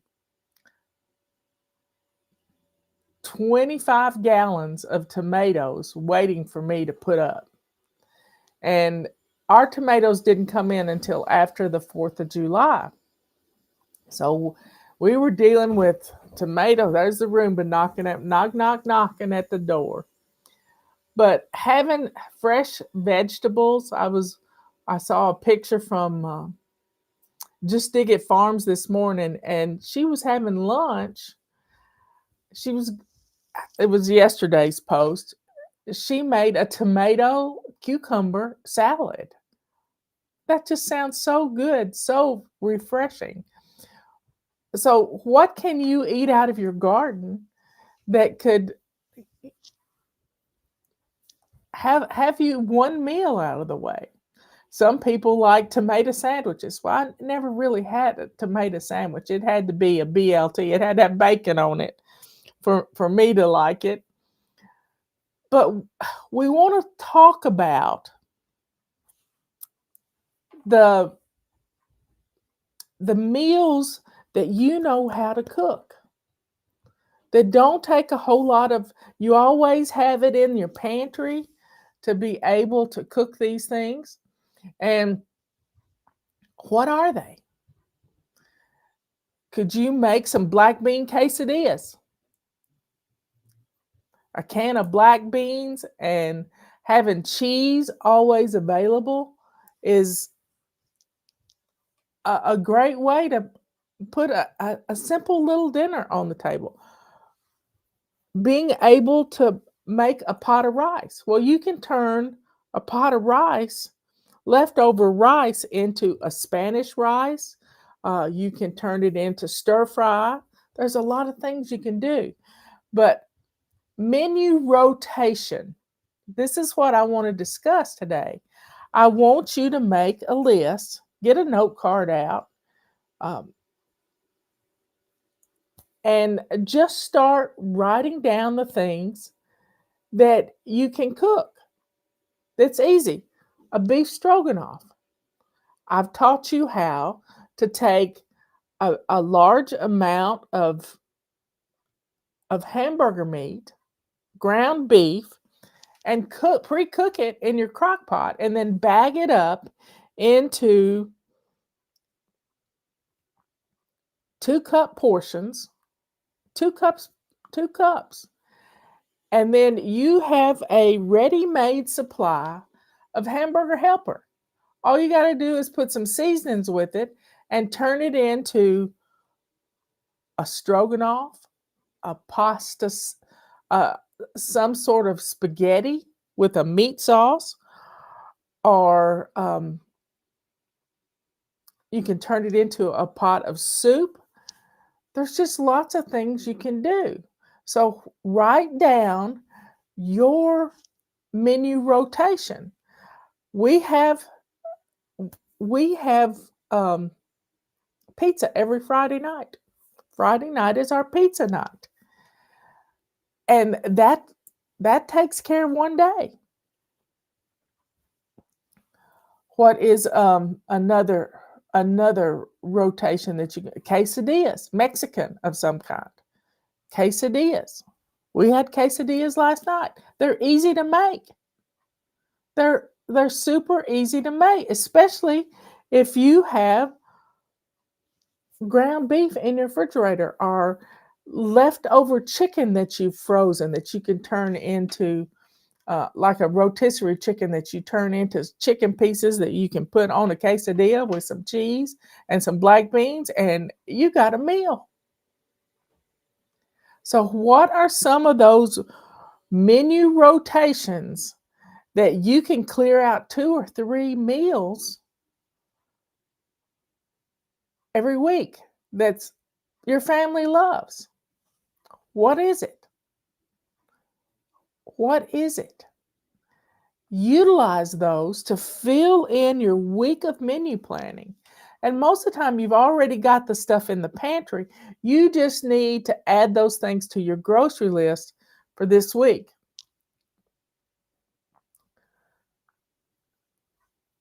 So start building your menus around the stuff you already know how to cook. And maybe once every couple of weeks, you try a new recipe. You find some little short on YouTube that looks like a lot of fun. I watched I don't know her name, but she's perky and she's a lot of fun to follow. But she was making guacamole with a friend of hers who taught her how to make guacamole. If you order guacamole in a restaurant, it's $15 practically. But with 2 or 3 avocados, some garlic, and a tomato, you can throw together, and an onion, a red onion, you can throw together guacamole for a whole family. And it's easy. It's not difficult. So start thinking of some of the ways that you can put things into rotation for your family. And do it. Because teaching your children how to make these items is going to give them a menu rotation in their future. It's not hard to cook. We just have to get it on the schedule.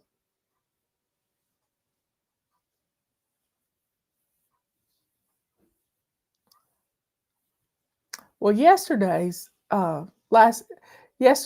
evening, the 3 o'clock show yesterday afternoon really got the demons going, y'all. I'm telling you. Somebody complained about, why did FlyLady have to become religious? We're not religious. We've always focused on God, and that's what I told this woman. Evidently, she deleted her comment because I said I would pray for her. But we have always focused on God. God wants us to create an atmosphere of love in our homes, day in and day out. This is why we have to watch our mouths. Be careful, little mouths, what you say. We have to watch our hands. Be careful, little hands, what you do. We learn this stuff in Sunday school class and vacation Bible school.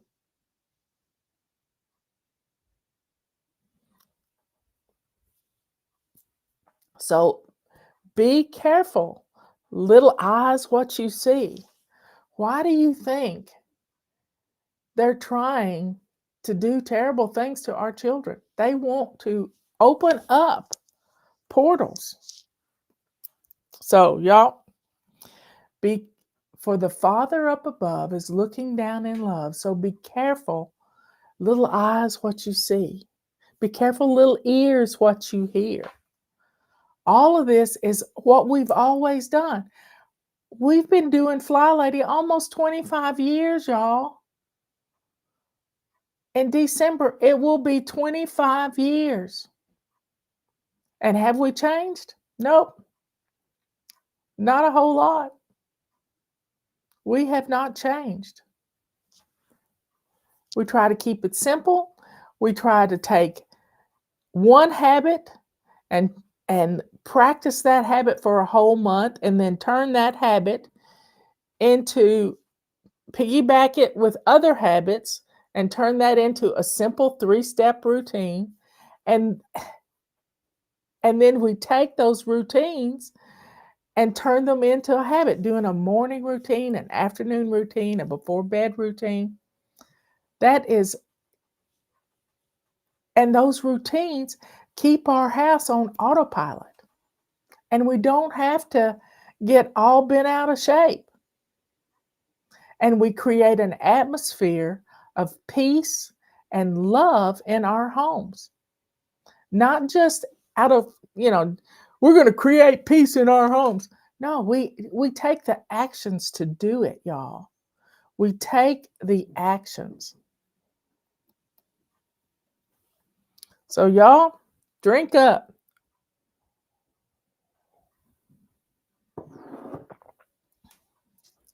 Take some time today.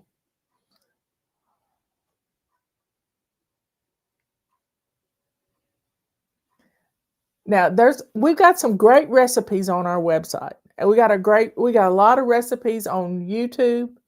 Justin teaches you how to make fajitas, how to marinate. We marinated a small piece of beef the other Sunday and sliced it up, and it was, when you marinate something, that's called tenderizing, because the marinade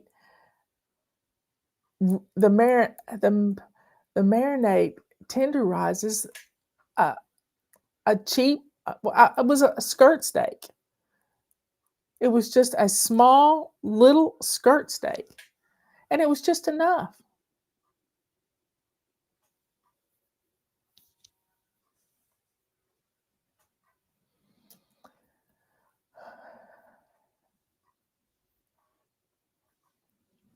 So we have to create an atmosphere of love in our homes. And we do that with our actions. We stop that nastiness coming out of our mouth where we're cussing our family. It's really cursing our family. And we don't want to curse our family, y'all. We don't want to do that. So you got to be careful what you say. Your children are hearing you. I'll never forget a testimonial we got once upon a time. And it was a military family, a Navy family, and they were stationed in San Diego. And the little 8-year-old girl was helping Mama fold clothes. All kids need to know how to fold clothes and put clothes away. And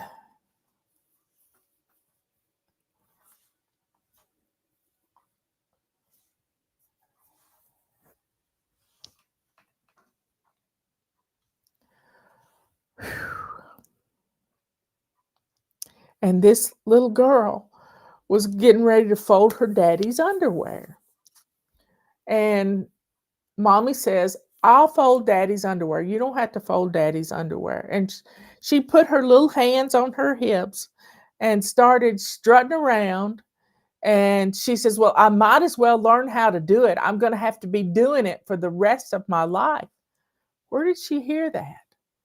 Yesterday, I saw a little video of a 1-year-old who couldn't even talk yet. And she had her little arms crossed and she was just jabbering up a storm. And you knew the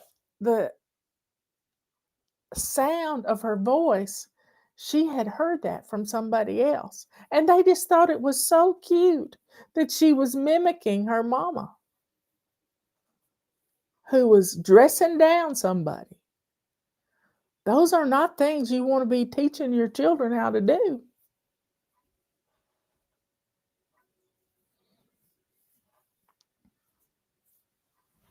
So be careful what comes out of your mouth.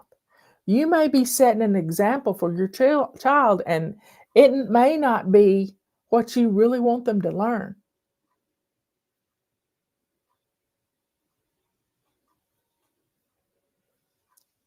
One of my favorite recipes is a 7-layer salad that's Mexican. It's wonderful. Kathy used to take that she would make it for parties. And I think her recipe's on our website.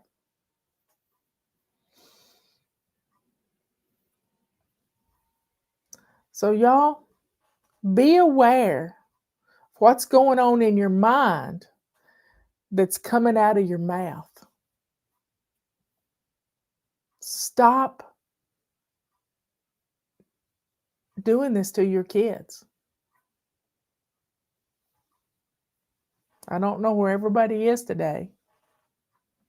But y'all, let's go to the Lord in prayer. Dear Father in heaven, thank you for the example of Jesus in our lives. Thank you so much, Lord.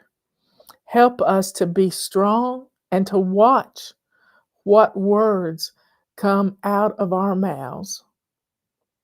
It is up to us to nip those ugly words in the bud and to not spew those curses all around our families. Thank you, Lord, for all that you do for us. Keep us safe from harm. Protect us from the evil that's out there that's trying to destroy our families. All these things we ask in Jesus' holy name. Amen and amen. Life is good, y'all. Life is good.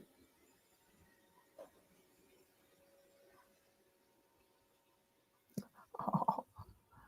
So, folks, what are you teaching your children? Maybe you want to get them in the kitchen and y'all learn some recipes together. There's some great recipes out there for making homemade bread. Who would have thunk it? It really boils down to bread flour, a little oil, some yeast, or maybe a sourdough. I'm never going to keep a sourdough alive, that's for certain.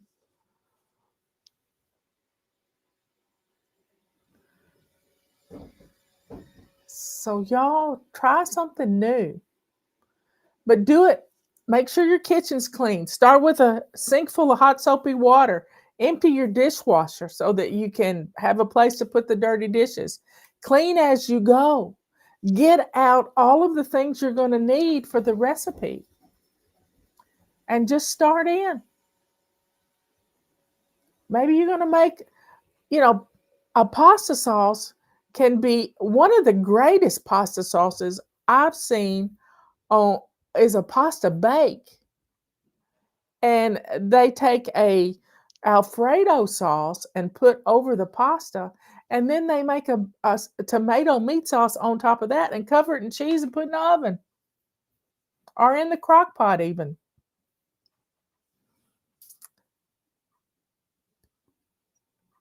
You can add cream cheese to any pasta sauce and turn it into another different type of sauce. I don't have any gluten-free recipes, but if you'll use a European flour, I've learned a little bit about the wheat that's grown in our country is not as good for you as the wheat that's grown other places. So think about it. I love that, Jeanette. Fully rely on God. Put it in God's hands and quit taking it back, y'all. Quit taking it back. Well, y'all be good, kind, and sweet.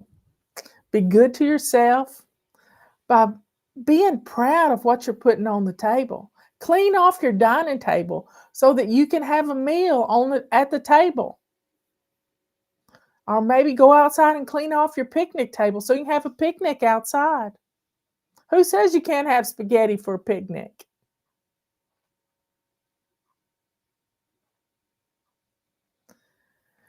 Anyway, I love you all so much. Put some new recipes in your menu rotation. Just try a new one. But don't be stressed out about it. Have some fun looking for some stuff. Get the kids involved. I love you all. Be good, kind, and sweet. Be good to yourself by menu planning. Be kind to others by getting them involved in the kitchen. Don't raise up children that don't know how to make pancakes. Get them involved. YouTube University's out there to teach you anything you need to know about cooking. I love you all. Let that joy that's in your heart, that comes from God above, show the world who you are, a child of the Most High, the only living God in the universe. Please share our videos. Give us a thumbs up. Subscribe. Y'all, we got to hang together. We got to teach the younger people how to do things. I'll see you at 3 o'clock. We'll see what's for dinner then. Love you all. Bye.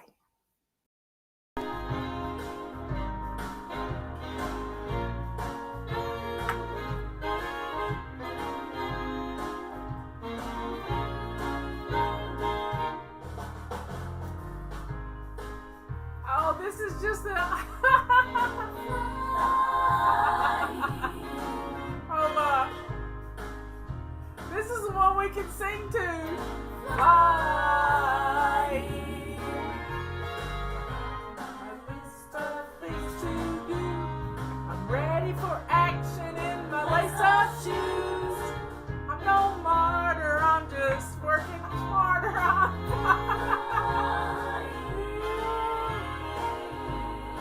Oh, that's funny. I didn't know I had those on here. That's cute. My voice isn't cute, but anyway. I'll be glad when my hair can really stay behind my ears without me spraying it to high heaven. Oh yeah, I had to run and get, thank goodness the mic wasn't on. I forgot my remote control and I had to go get my remote control. And because yesterday I noticed it had some little white crud back here.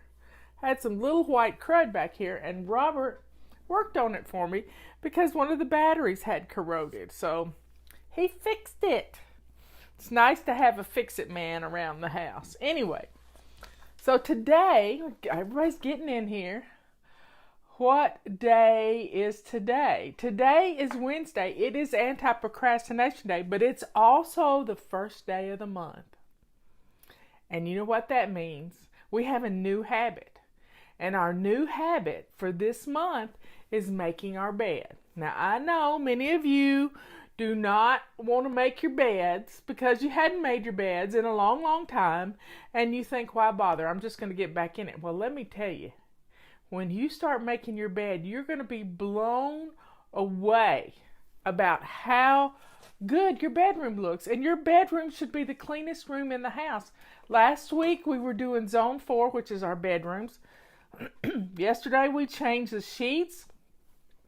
So let's get our bedrooms looking nice. Making that bed is the shiny sink of every room has its own shiny sink, and your made bed is the shiny sink in your bedroom. Your coffee table is the shiny sink in your living room. Your shiny sink in your kitchen is your shiny sink. So every room has its own little shiny sink, and when you take care of those things, everything is going to look wonderful. So we're not so much getting back to basics as we're doing FlyLady immersion class. Right now, we're home. We have no excuse, y'all. So the first thing I want you to do is get dressed to lace up shoes. Got it? Get dressed to lace up shoes. That starts your day on the right foot. Robert's sending me pictures. I went outside to take a picture of my triple trillium and the dog sat on it. I was so not happy. Oh my. She wouldn't pay attention to me. She knew I was taking a picture and she's trained by a cat, and so she sat down on my trillium. My triple trillion. And I was just so unhappy. But anyway, it'll perk back up in a little bit. My cardinal has been I've tried to get video of the cardinal this morning. It's a boy cardinal. It's a bright red cardinal. But let's talk about, right now we need to circle the wagons, and we're home, and let's take advantage of being home because we don't usually get this kind of opportunity. You're listening to me. Look how many people are in here. We're hitting 400 right now, which is right at 4,000, I think. Now, if you have not shined your sink yet, after you get dressed to lace up shoes, I want you to go shine your sink. Yep. I am in this swish and swipe mode for my whole house right now. And guess what my swish and swipe tool is? It's a purple rag. I use a purple rag in my hot soapy water in my dishwater. And I am wiping down everything. I'm wiping down everything from my kitchen counters to my stove, my microwave, my stove knobs. All of everything's getting a swish and swipe. Big time. And then I'm cleaning off hot spots, and I'm swishing and swiping the hot spots with a rag. Because dust settles and all kinds of... I use my feather duster all the time, but sometimes you just need to get right into it. But keeping things wiped down, Justin did a video on how to sanitize your kitchen with purple rags, pink rags, silver rags, whatever you got. Sorry, y'all. I have a funny story to tell you. I'm going to get sidetracked here. Yesterday, I got a text message from my dentist office. And they said, we will be closed until April the 30th, April 29th or something like that. And I thought to myself, here I go thinking, what you think about, you bring about. I thought, well, now's not the time to lose a crown. And guess what happened last night at dinner? I lost a crown. And thank God you can't see it, because it's right here. Yeah, I lost the whole tooth practically. And the blessings that abound from this, the blessings abound, because I'm looking for the silver lining. The silver lining is this tooth has had a root canal on it. So it's not going to hurt me. It's just irritating that there's a hole there. And you just have to laugh. It's kind of like Scott Adams says, we're in a simulation. So I got the text message that said my dentist office is closed, and I have my dentist cell phone number. So I called him on his cell phone, because he's called me needing favors, and I called him needing a favor. And he said, I can meet you at the office. I said, Dempsey, it's no need. No need. We have been asked to, stay home, and I'm going to protect you, because if I start hurting, I'll let you know. But it's not going to hurt, because it has a root canal in it. Oh, my bird's back. Did y'all hear that? My bird's back. There it is in the window. Yep. It's coming to the window. Let's see if I can focus the... Let me see if I can... Did you see it? There he is.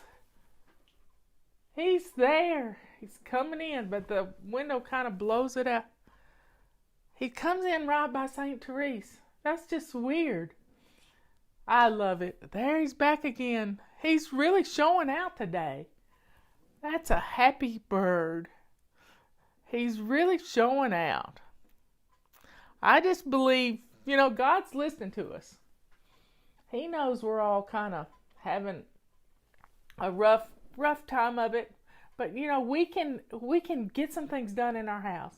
So here are the things, and I keep preaching on this every day, and I'm going to continue to preach on it.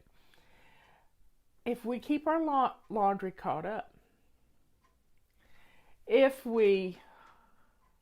don't know what's going on there. I can't see. There we go.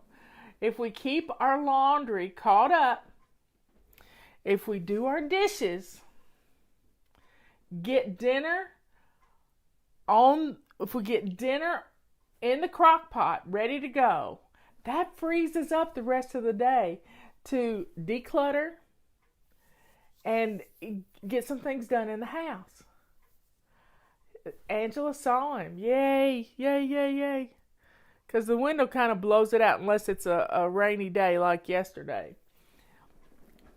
But the main thing we got to do is take care of ourselves. If you don't take care of you, who will? So, drink your water. What's for dinner? Yep.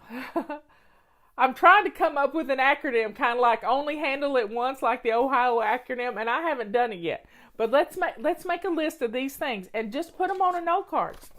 Put them on a bright, cheery note card, and let's make a list. So, get dressed is the first thing. Get dressed. Make your bed. Swish and swipe your bathroom.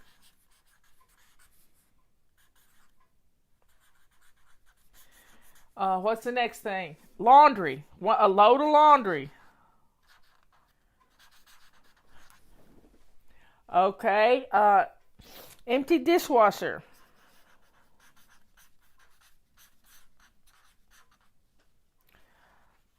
Shine your sink.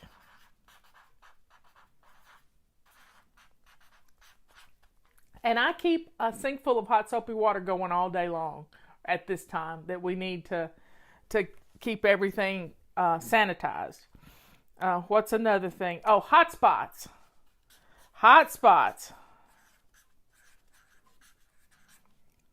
So there you have 1, 2, 3, 4, 5, 6. That's 7 things. This is like a daily, weekly home blessing. 7 things. Get up and get dressed. Make your bed. Swish and swipe your bathroom. Bam. That part of the house is done. Grab a load of laundry. Put it in the washing machine. Empty your dishwasher. Get something in the crock pot for dinner. And shine your sink while you're in the kitchen. And then put out the hot spots. You know where those hot spots are. Your dining table, your island, your coffee table in your living room. See? If we'll do these 7 things every day, your house is going to be wonderful. Absolutely wonderful. So let's get these things done. So what's for dinner at your house? What's for dinner at your house? Knowing what's for dinner is going to make your day wonderful, because you're going to feel at ease.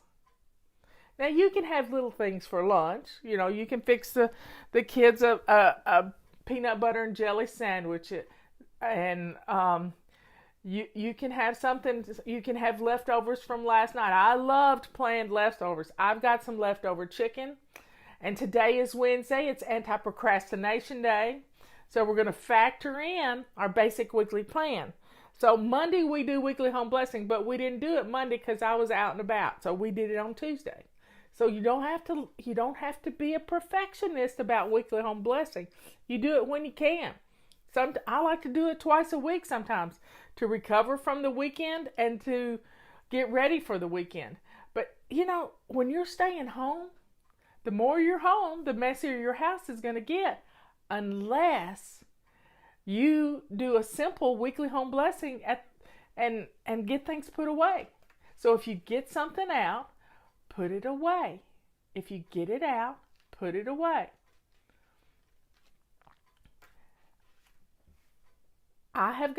We've done inventory of our food in the house, and we're good to go.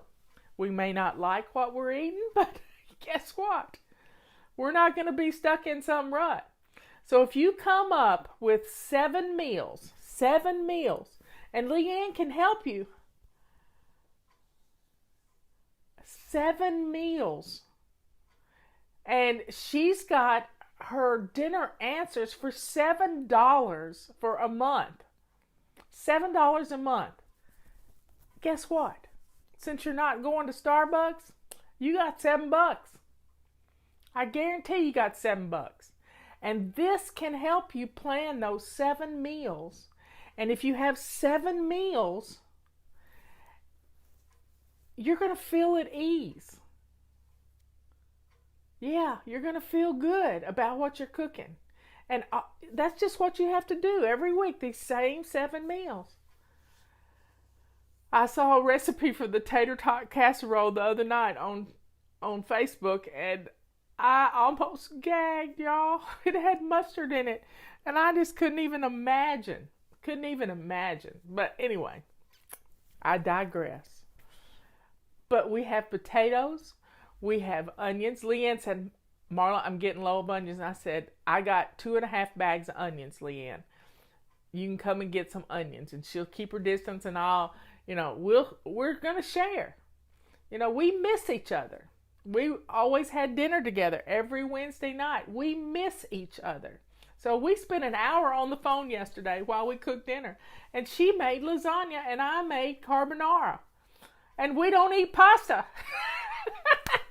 So, here's the deal.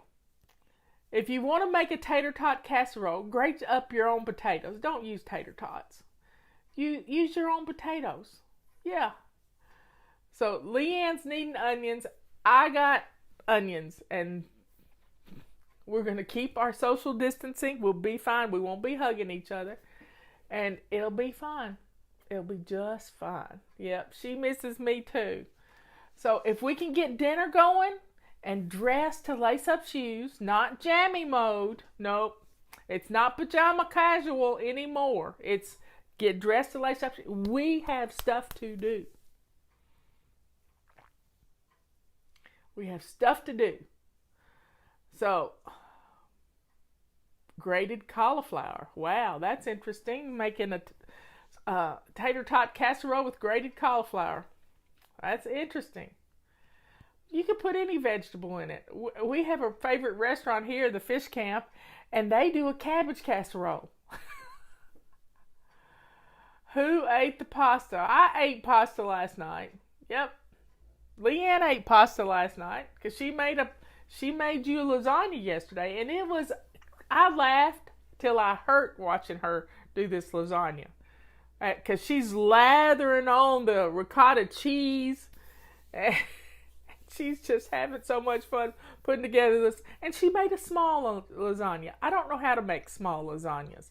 I make big lasagnas. And one time I made 8 lasagnas and put them in the freezer to take to friends when they needed something.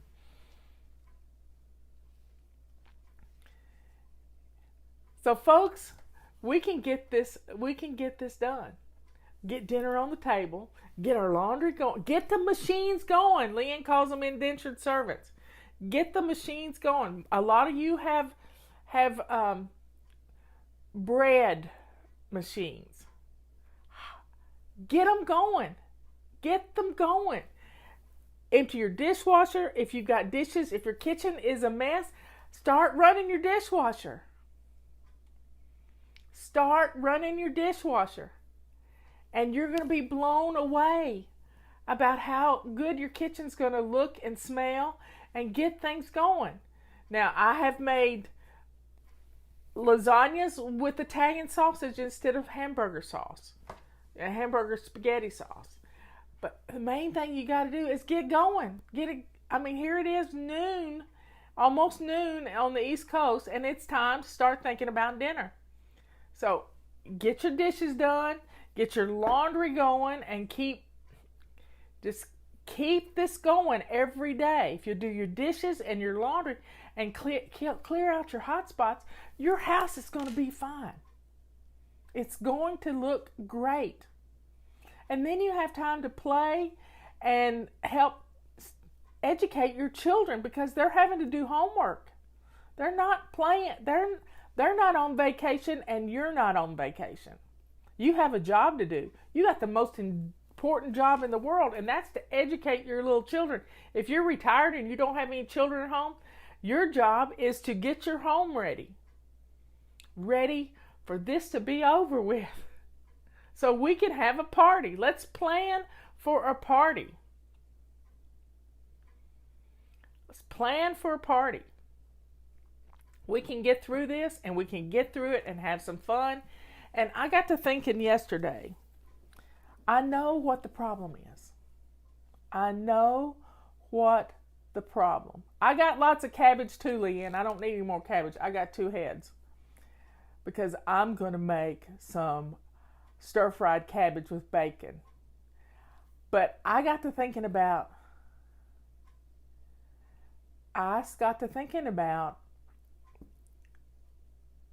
what the problem is. And it's because we live in a just-in-time inventory world. Everything from your home to your favorite business to your state, your county, all of it is a just-in-time inventory. So here's how it works. With a just-in-time inventory, you only have enough stuff in the house to get you through the week or through a month. But many years ago, I adopted a philosophy that I would keep on hand 2 items of the things that are in my perpetual pantry. Now, Leanne can talk to you about your perpetual pantry. But in 2000, I decided I would always have enough on hand. I would have for two items. So when I used one item, that would go on the grocery list. And when I would use the oldest one in my pantry, and then first in, first out, that's the rule. But when we live in a just-in-time inventory, we don't have backups. So when there is a problem with the supply chain, which has been the problem with our supply chain, when 2 big ships from China get turned around with all of our protection devices for our hospitals, and they go back to China to save them from this virus, you know what? We're stuck. So we've got to build our own supply chain within the boundaries of our country. And if you're in another country, then you got to build them in your country too. We've got to make the things we use. Thank goodness we make toilet paper here, because we have reserves of national forests. That's why we have national forests. Did you know that toilet paper comes from trees? Yes, it does. It comes from trees. It's a byproduct of the lumber industry. The chips. Guess who used to be in the lumber industry? Yep, I ran a sawmill, and we sold trailer truckloads of wood chips to make toilet paper. So we make toilet paper in this country. That's a wonderful thing. We're not going to run out of toilet paper because trees are a renewable resource. Yes, they are. I have a forest, 10 acres of forest. We can heat our home if we have to with the trees.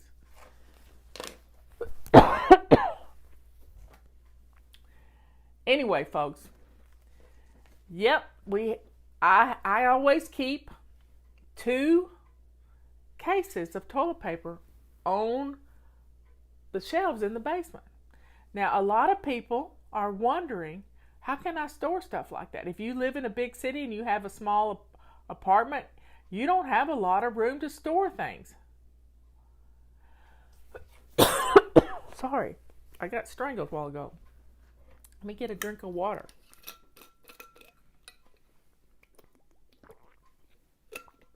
Okay.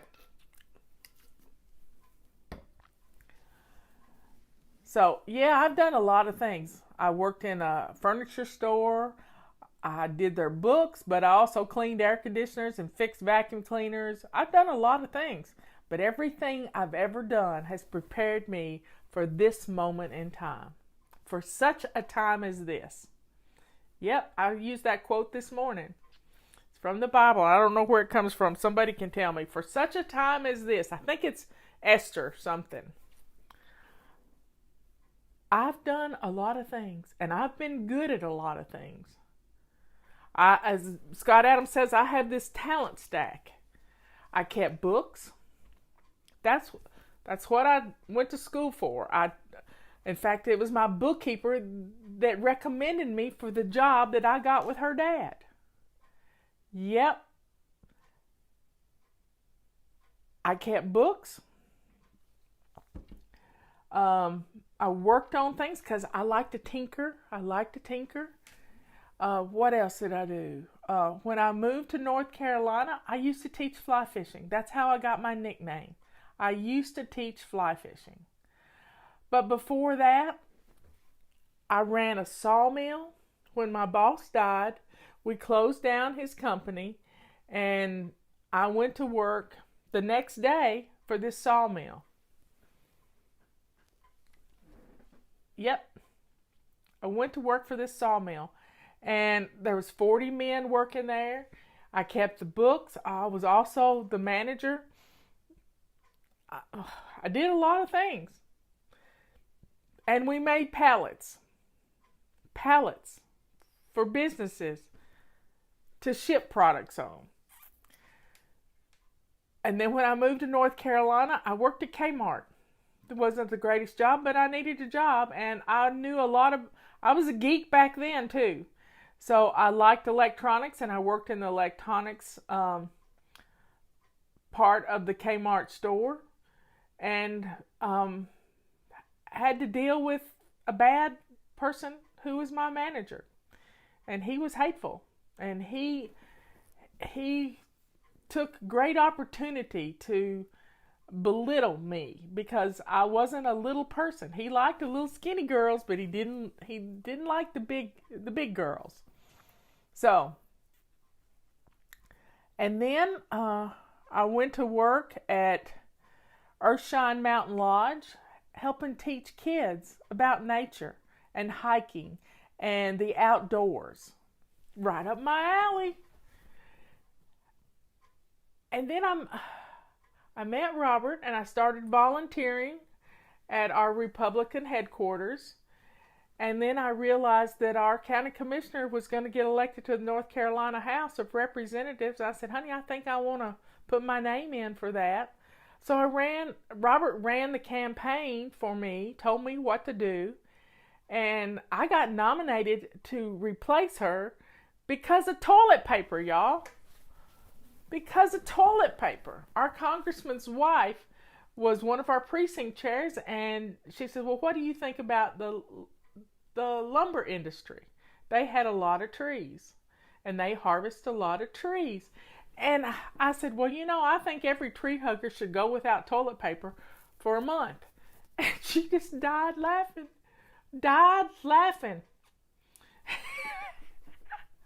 And so she nominated me, and I told her about my stint as being a manager for a year of a sawmill. And it was funny. So trees are a renewable resource. They live to be about 80 to 100 years old, and then you harvest them. And they come back. It all comes back to toilet paper. So somebody said they're a tree hugger. I'm a tree hugger, but I get your point. We're all kind of might have to go without toilet. Maybe we're going to come up with a new way to clean our bottoms, So it's all good. And so then I got nominated to be a county commissioner. I served 6 years. 2 years of being nominated in a 4-year term. I got elected. And then I got unelected by 27 votes in a primary. So always go vote. Go vote, because small voting times really make for skewed elections. And so I was a county commissioner, and FlyLady started while I was a county commissioner. It started because I was a county commissioner. And I needed to get organized, just like you're trying to get organized right now. And it was an amazing process. When we hit 30,000 members, my county manager already said, Marla, you got more members in your group than we have in our county. And now we're over 1 million if you look at all the numbers, and I can't even keep up with it. I can't even keep up with it. So for such a time as this, God trained me in lots of things. Budgets, big numbers don't scare me. Big numbers do not scare me because I dealt with a huge budget in this county. We can get through this. I like numbers. I was part of the emergency management team. I know our county is in good hands right now. And I know this state is in good hands. And I know this country is in good hands because I'm watching the press conferences every day.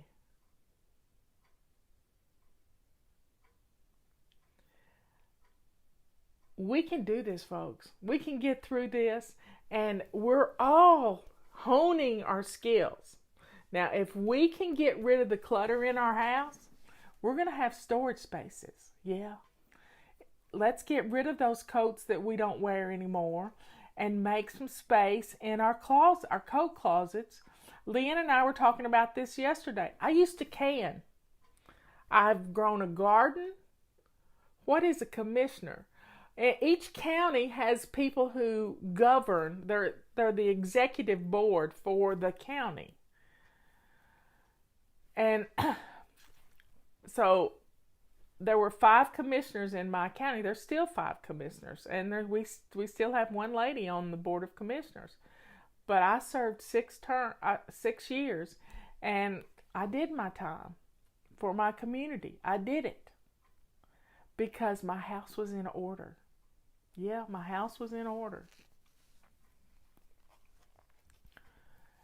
And it was because I was going to be a commissioner that I got my house in order, because I didn't want anybody to find out my dirty little secret that I couldn't keep house. But now I can keep house because I do these things. I get dressed to lace up shoes every day. I make my bed. I swish and swipe my bathroom. I do a load of laundry every day. I empty the dishwasher every day. I shine my sink and fill it with hot soapy water and wipe down things right now. And I clear off hot spots. This is what makes my house work. It's 7 things, y'all. 7 things. You can do 1 every hour. And your house is going to look good. Your home. You have no excuse right now. So turn off the TV. Turn off the Netflix. Turn off your phone if you have to. But let's get these things done and then use the TV and Netflix as a reward for getting these things done. If you've got children at home, you got to get them going with their lessons. Yep. You got to get them going with their lessons because you can't let them lose a year of their life to this virus. You can't do it. So, folks, it's allergy season. Pollen is everywhere. And if you don't dust, you're going to get a sinus infection. So let's get our homes dusted. So grab a purple rag or a feather duster and let's get some things dusted today. I'm going to clean out my refrigerator. It's Wednesday. It's clean out your refrigerator day. I'm going to clean out and organize my refrigerator, and then I'll see what I've got to cook. Yes, we ship all over the world. We do this thing. We ship all over the world. We have a permit to ship all over the world. Our feather dusters, yep. It's a wildlife permit. So here's the list. Get dressed to lace up shoes. Make your bed. Swish and swipe. Do a load of laundry. Empty your dishwasher. Shine your sink and wipe down your surfaces and clear off your hot spots. You do these things every day, you're flying. And your house is going to look good. It's going to smell good because you're going to put something with your kitchen clean. You don't mind cooking. So let's get dinner on. Let's do it. Now, when it comes to feather dusters, you remember the song, you don't pull on Superman's cape. You don't spit into the wind. You don't pull the mask off the old Lone Ranger. That was from the 70s, I'm telling you. I can't remember the name of the song. But when you take your duster outside, if you have allergies, you need to wrap up with a scarf and put it all over your head and eyes. And then go outside and don't face the wind so the dust is going to blow back. Turn your back to the wind and stretch your arm out as far as you can get it and shake the dust and turn your head away. Got it? This is going to keep the pollen from getting in you. You don't mess around with Jim. Oh, bad, Leroy Brown. Yep, y'all remember the song. So pull it up, listen to it, and feather dust to that song. Let's get the dust out of our houses. Let's do it. You're home, and let's get the houses in order, because we can have some fun. We can take care of ourselves. We can drink our vitamin C water. I'm going to put on Leroy Brown as soon as I get off here, because I just want to hear the song. So let's do these 7 things and put dinner on the table. Yes, we're showing our age, but I don't care. I'm happy to be 64 years old. I'm really happy. So let's feather dust our homes. Let's wipe down our flat surfaces, and let's get it done. Let's get it done. And be thankful for this day. And when you're washing your hands, and if you haven't watched Leanne's video she posted yesterday, go to savingdinner.com. I think I posted it too, of how you wash your hands. How you wash your hands. Let's get a system for washing your hands so you don't miss a single spot. Wash your wrist, tops of your hands, fingers. This person put black dye on their rubber gloves and washed their hands, and you could see right where they didn't get it clean. So folks, let's be safe. Let's take advantage of this time. Let's clear out some cubby holes so we can have an inventory in our house of the things we need. And you may need to put together a control journal so you can remember where you stash stuff. Ask me why I know. Yep.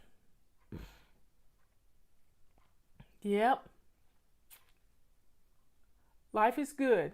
Yeah, we got this terrible virus here, but you know what? We're smarter than a virus. Yeah, we are. And we can conquer this thing, and we can get through it, and the numbers are looking up for us. And if we have to stay hunkered in just a little bit longer to kill it dead, by golly, we can do it. And when we get through this, we're going to have houses where we can have more than a just-in-time inventory. We can have stuff the places we need it. And we can be prepared. Yep. Let's get it done. I love you all. I'll talk to you at 3 o'clock this afternoon. I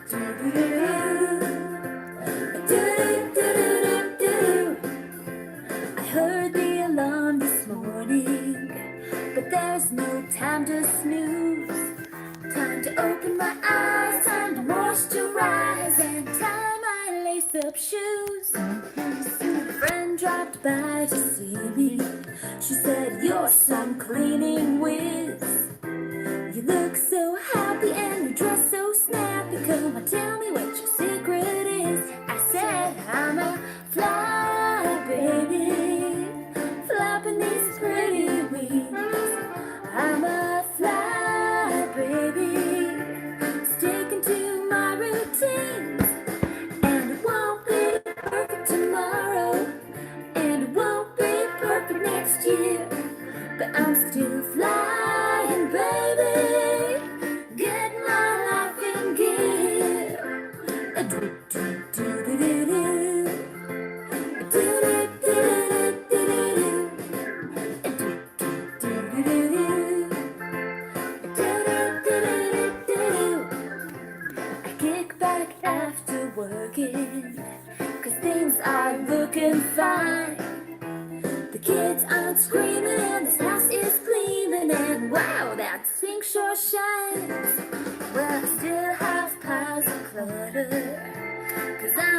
super Our woman. but not downhearted. I'm just getting started and I jump in where I am.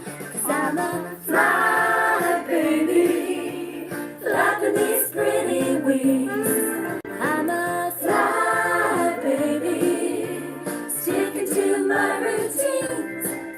And it won't be perfect tomorrow, and it won't be perfect next year, but I'm still flying, baby, getting my life in gear.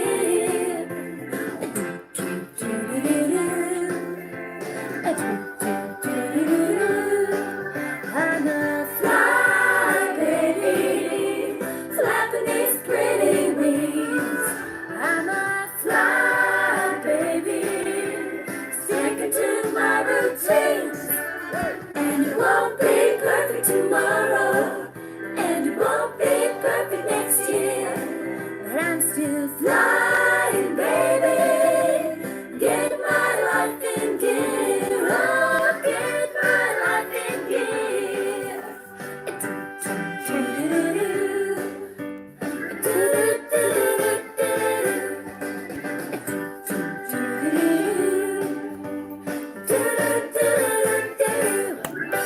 You go, girl. That's our Fly Baby chorus. Anyway, welcome. Today is Plan and Play Day, but some of you are new here. And I just want to reinforce the fact that we're going to have some fun, that we're going to get things done. Our motto this year is excuses be gone. Be gone. Excuses be gone. Let's have some fun to get things done in 2021. No more excuses. No more whining that you don't have time. But we're here to help you. I know we've all been through a bad year. You know, in relative speaking, we're still here. And that's all that matters. We're still here. Things may have changed a little bit, but we got to get back to basics. And with FlyLady, we're gonna hold your hand all along the way. We're gonna hold your hand. So if you're new here, people ask, where do I start? Well, the first thing you're to do is to get dressed to lace up shoes. Yeah. Get dressed to lace up shoes. And while you're listening to this getting started message, I want you to go get dressed to lace up shoes, unless it's way in the wee hours of the morning like it is in Australia. It's the wee hours of the morning. You need to be in the bed watching this and then get ready to close your eyes and go to sleep. But the main thing here is we're going to help you to let go of those excuses. And those excuses come from your perfectionism. And to take a few minutes, 2 minutes, that's all it takes sometimes, just 2 minutes to get some things done. So get dressed to lace up shoes is the first thing you got to do. Even if you have to pick dirty clothes out of the dirty clothes hamper. Yeah, I know who you are, because you don't have any clean clothes in the house. Put on something that's not quite as fresh as it needs to be. You can always throw it in the dryer and run it for like 5 minutes and it'll get freshened up. But put on your lace-up shoes. Fix your hair. You always feel better when your hair is not looking nasty. Fix your hair. Put on some lipstick. Sometimes that's all you need. Lipstick and earrings. Put on lipstick and earrings. I always have to have my necklace on. Necklace on, my watch. And I'm good to go. Yeah, dirty clothes. We're going to get dressed because you're going to do a load of laundry today. And you're going to put a couple of outfits in the wash machine so you'll have some clean ones tomorrow. But I know you. I know what's hiding under your sink. I know you've got vases and mayonnaise jars and all kinds of good stuff. Lots of cleaning products. Oh my goodness. You have more cleaning products than Carter's got little liver pills. But you got them. And we're going to get some things done today. We are. Because I'm going to teach you how to get started. Now, the first thing we tell you to do is to go shine your sink. And people say, why do I have to do that? This whining has got to stop, y'all. Why do I have to do that? Well, it's where I started. It's real simple. It's where I started. And it was just a simple thing my husband asked me to do when we first got married. He said, honey, if you'll just keep one side of the sink empty, I'll make you coffee. And you know, for 24 years, he's made me coffee every morning. Spoils me rotten. But my sink is shining because it's empty. I go to bed with it shining. My grandmother always took her dirty dish towel, the one she used to dry dishes because she never had a dishwasher, and she would dry her dishes and then she would dry her sink out because she didn't want any spots in her sink. She didn't want spots in her sink. So she had this wonderful, wonderful habit of shining her sink every night when she turned off the kitchen light. And turning off that kitchen light and knowing your kitchen is clean, that is just an amazing feeling. An amazing feeling. So, go shine your sink. Let me tell you how to do that. Get some baking soda, barkeeper's friend, comment. I don't care what you use cleanser-wise. Even if it's just a 3M scrubber. And just buff your sink really well. Now, if it's really nasty, you might have to take the edge of a knife and scrape around the edges of your sink because you could have built up residue of some kind. If you're on a city system, a city sewer system, and you don't have to worry about messing with your septic tank bacteria that makes everything go away, you could add, rinse your sink really well after you've used comment, and then you could fill it full of hot water and put, half a cup of bleach in there. Let it sit for 30 minutes. And then rinse it down, and there you have it. Your sink is going to be shiny. Now, rinse it really well, and you could take, now, this is going to sound weird, but if you go out in the garage and find some car wax, just a little bit of car wax, you can wax your sink and stuff won't stain it as much. Yeah, it'll work. It'll work. So, taking care of that sink and making it clean and shiny. I spent 2 hours when I first started making that sink. It was a 25-year-old sink. And Robert had built the house in the mid-70s, and it had never been changed. I have a new sink now. And it's quite a blessing to me. And I love my sink.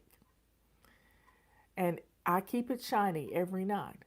The secret, this is going to make you smile, because when you get up in the morning, you walk into your kitchen and you see that beautiful sink to start your day, you are going to love it.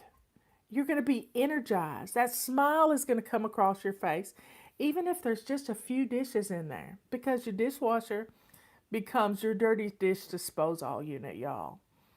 Your dishwasher becomes the place you put your dirty dishes. And if it's full of clean dishes, the kids aren't going to empty it.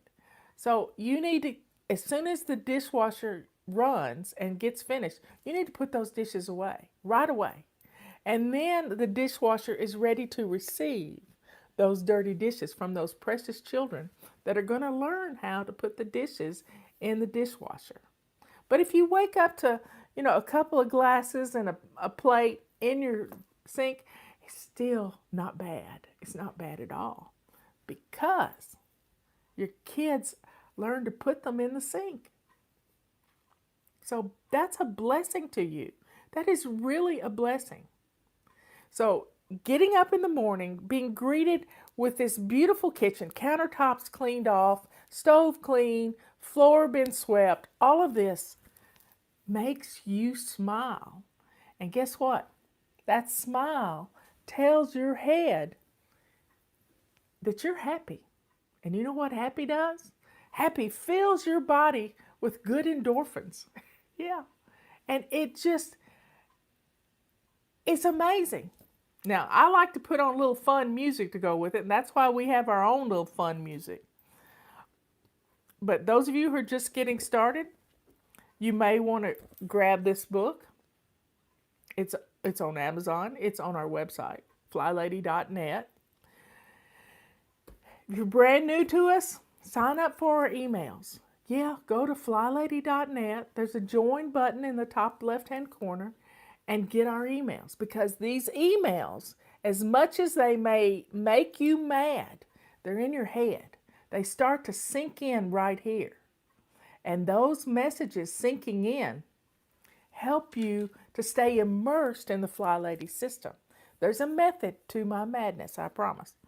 This is my first book. It used to be hot pink, but the publisher didn't like that color. I kind of like hot pink, y'all. I have on hot pink. This is Sync Reflections. It's my very first book. This is the Bible of FlyLady. It tells you everything about what we do. But I'm going to explain it to you right now. Our system is based upon a morning routine, an afternoon routine, and a before bed routine. These 3 routines keep our home running on automatic pilot. Now you say, how could that be? Houses don't clean themselves. No, but you get up in the morning, and when you start establishing the simple habits that we're going to walk you through in a year's time, you're going to be blown away at how much of your house cleaning is automatic inside of you. So let's try it. Let's think about this for a second. When you wake up in the morning, well, the first thing I do is I'm laying in bed. So I try to remember my dreams. This is fun. Try to remember, sort of go through what I woke up dreaming about. And then I pull my covers up to my chinny chin chin, and I slide out the side. My bed's practically made up before I get out of the bed, because it has to be. Because I have to go to the bathroom right quick, especially if I haven't gotten up in the middle of the night, which is really good. I go to the bathroom and I get dressed. I have laid my clothes out the night before, and my shoes are there, my necklace is there, my earrings are there, my glasses are all there. Everything is right there for me to get ready in the morning. And it takes me about 10 minutes, if that.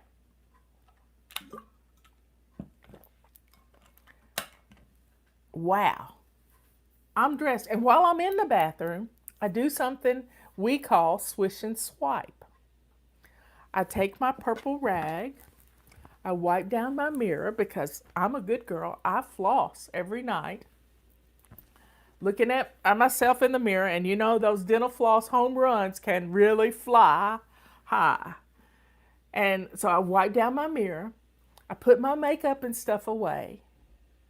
I don't have much. I have lipstick and a little dry concealer, little powder. It's about all I use anymore. And I put everything away that I've gotten out.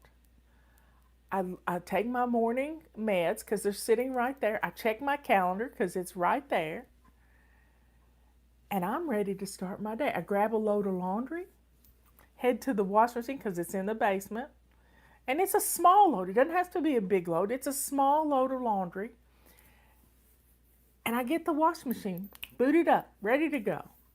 Then I go to the kitchen, and if the dishwasher needs emptying, I empty the dishwasher. If it doesn't, I don't eat in the morning. I fast all morning long, and I don't eat until about 1 or 2 in the afternoon, because I just get more stuff done. I'm energized when my body is not having to digest food. And so I've learned about fasting, and that's the one thing in mine and Leanne's book, Body Clutter, that we didn't include in this book. But intermittent fasting is good. So I've written 4 books You've seen 3 of them so far. And this is my last book, and it was kind of written for my millennials. People that have like to read little bits of things. You can open this book anywhere and get something good out of it. And it was a fun book to write because I wrote it in baby steps. I really did. So that's kind of your morning routine. You don't want to make it so big that you can't get things done because you're just overwhelmed. But it's one step after another. It's the dance to your day. And while the coffee's brewing, I've grabbed my mop or my feather duster and I'm running around the house for the 2 or 3 minutes that it takes for the coffee to brew. And you never have to see dirt again, y'all. You never have to see dirt again because you're going to stay on top of it. You're going to stay right on top of it. So my afternoon routine, I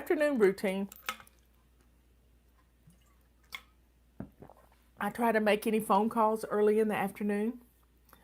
I've got an 11 o'clock appointment with you every day, except for Sundays. And I have videos to get posted on on different platforms everywhere. I have all this stuff that I do to take care of you, to help you to find us. Because we're on YouTube, we're on Facebook, we're on brighteon.com, we're on Podbeam, we're on Apple Podcast. But the videos are on the other platforms. Apple doesn't allow video podcasts, or if they have, I haven't seen it yet. We're on Locals. We're on BitChute. So we're everywhere. And it just keeps it simple, y'all. It keeps it simple. And I get those things done. I'm working on tomorrow's messages that are going to go out in email. And every afternoon at 5:30, you get a flight plan for tomorrow, 5:30 Eastern Time. You get a flight plan for tomorrow. And it tells you what we're doing. So today is plan and play day. Tuesday is always plan and play day. So with the FlyLady system, then it rolls down, get something started for dinner as part of your morning routine. Afternoon routine, make sure everything's going like it needs to go. You can do all your chopping and everything in the morning. You can put it in your Instapot in the afternoon late, and in no time you got a meal. So you're baby stepping your way to feeding your family. You're baby stepping your way to taking care of you. And then here's the key to keeping your kitchen clean and that sink shining. Always, when you're in the kitchen, start with a sink full of hot, soapy water. That is a way to clean as you go. Clean as you go. And your kitchen is going to look good. Always start with an empty dishwasher. Even if you're just going in there to bake cookies with the kids, always have an empty dishwasher first because everything goes in the dish. You're cleaning as you go. That keeps you from having a major explosion in your kitchen because you're in a hurry. That's where the explosions happen. You cook on high and you're in a hurry. Don't do it. Yesterday, I cooked hamburger meat and Italian sausage together and made this beautiful mixture with onions and lots of herbs and spices and garlic. The house was smelling like some fancy restaurant somewhere. Robert said, "What is that aroma?" He loved it. And I made a pasta sauce last night that I'd never made before. It was kind of like a vodka sauce, but it didn't have vodka in it. And he loved it. So nothing says I love you like dinner cooking. And I cooked on low all day long in my iron skillet. And I was so happy because it made him happy. Blessing others. That clean kitchen can do that. So get dinner started. And then while you're cooking, have your sink full of hot soapy water. Don't drop knives down into that hot soapy water. Leave them beside the sink, and you can wash them as you need them. And then put the trash away as you make the trash. I keep an old Ziploc bag handy to put onion skins and all kinds, onion peels, potatoes, all kinds of different things in that bag. And then I zip it up and I throw it away.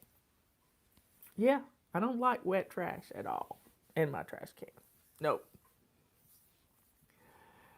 So when it comes time to clean up from dinner, all you really got to do is put your plates in the dishwasher. And your kitchen is clean because you cleaned as you gone. You've cleaned as you cooked. It's nothing better than that. And then you can start your before bed routine right after dinner. Kids need baths. You need a shower. You may have to stage it different ways. Some people like to take their shower in the morning. I don't. I want to use my bath time as my prayer time and my relaxation time. That's what I want to do, y'all. That's what I want to do. And I pick my clothes out, but I kind of pick my clothes out as I've done the laundry. I put the outfits together and they're just kind of stacked. I file them in a Rubbermaid bin that's a drawer in my bathroom. So my clothes are actually in my bathroom. And I pick out a pair of slacks and a shirt, and I try to mix the colors up as much as possible. If I can remember what I wore yesterday, sometimes I have to look in the dirty clothes. And I've got my clothes picked out. I look at my calendar to see what's on for tomorrow. If I have a doctor's appointment, which I'm not having any doctor's appointments right now because I haven't been sick in almost 2 years. And I've been staying safe from this COVID mess. But check your appointments. See what you got. Have you got an interview? Sometimes I have interviews to do. I check my calendar. If you're going to be out and about, you need to check your weather too. And if you've got an early morning appointment, you may have to take a dry erase marker and write on your bathroom mirror to remind you that you have an appointment in the morning, because Swish and Swipe is going to take it right off. So you've got your morning, your afternoon, and your before bed routine. And then your before bed routine should include this one thing. Go to bed at a decent hour. I was in bed by midnight last night, y'all. I looked at Robert. No, that was night before last. I looked at Robert and I said, the pod people have not invaded, I promise, honey. He said, who are you coming to bed at midnight? But, midnight's a good time for me. Good time. Okay, so I have a little routine for my face. I have eye saline that I put in because my eyes get stressed. I spend 15 hours on the computer. Intermittent, I'm up and doing things all during the day.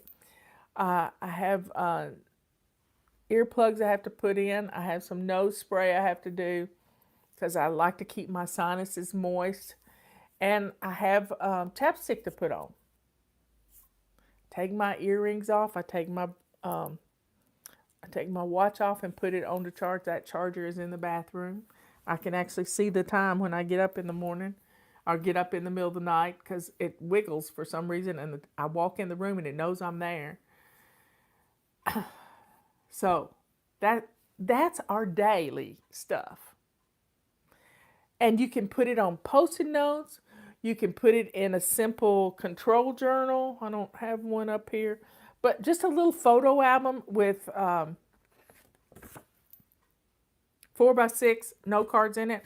Morning routine, afternoon routine, before bed routine. I had Post-it notes on my bathroom mirror for years. And it worked. It worked.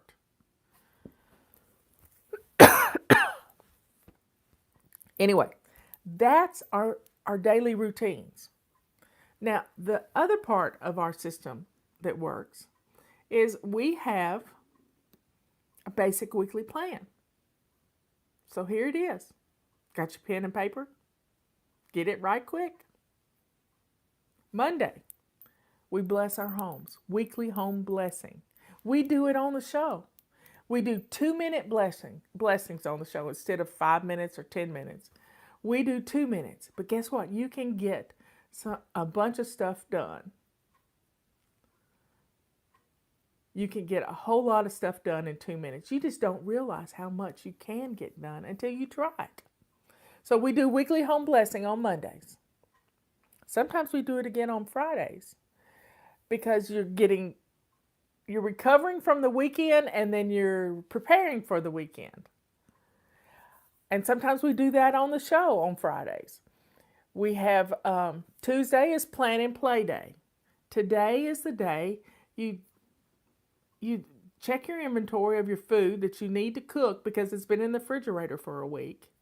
And then go start making your menus for the rest of this week if you didn't do it last week. For the rest of this week and next week.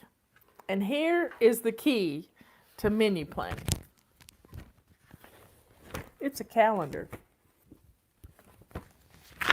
It's a calendar with plenty of space. Let me get March up here. Plenty of space, y'all. Plenty of space. Write your menu plan down.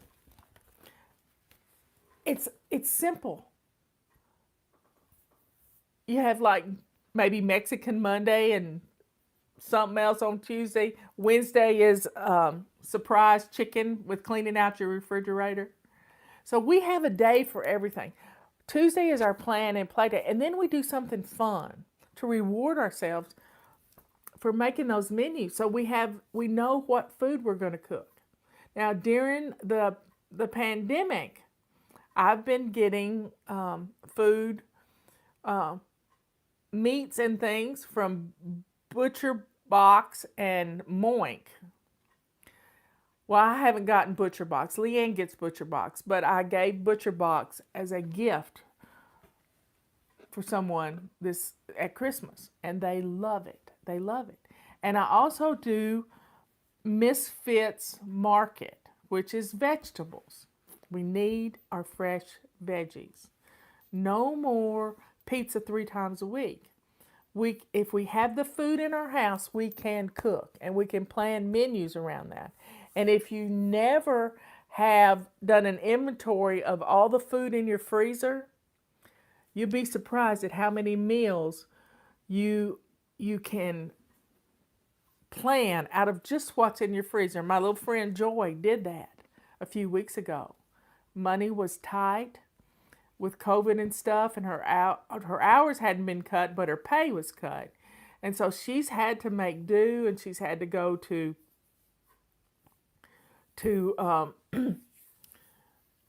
places that give food away, and she's had to plan menus around that.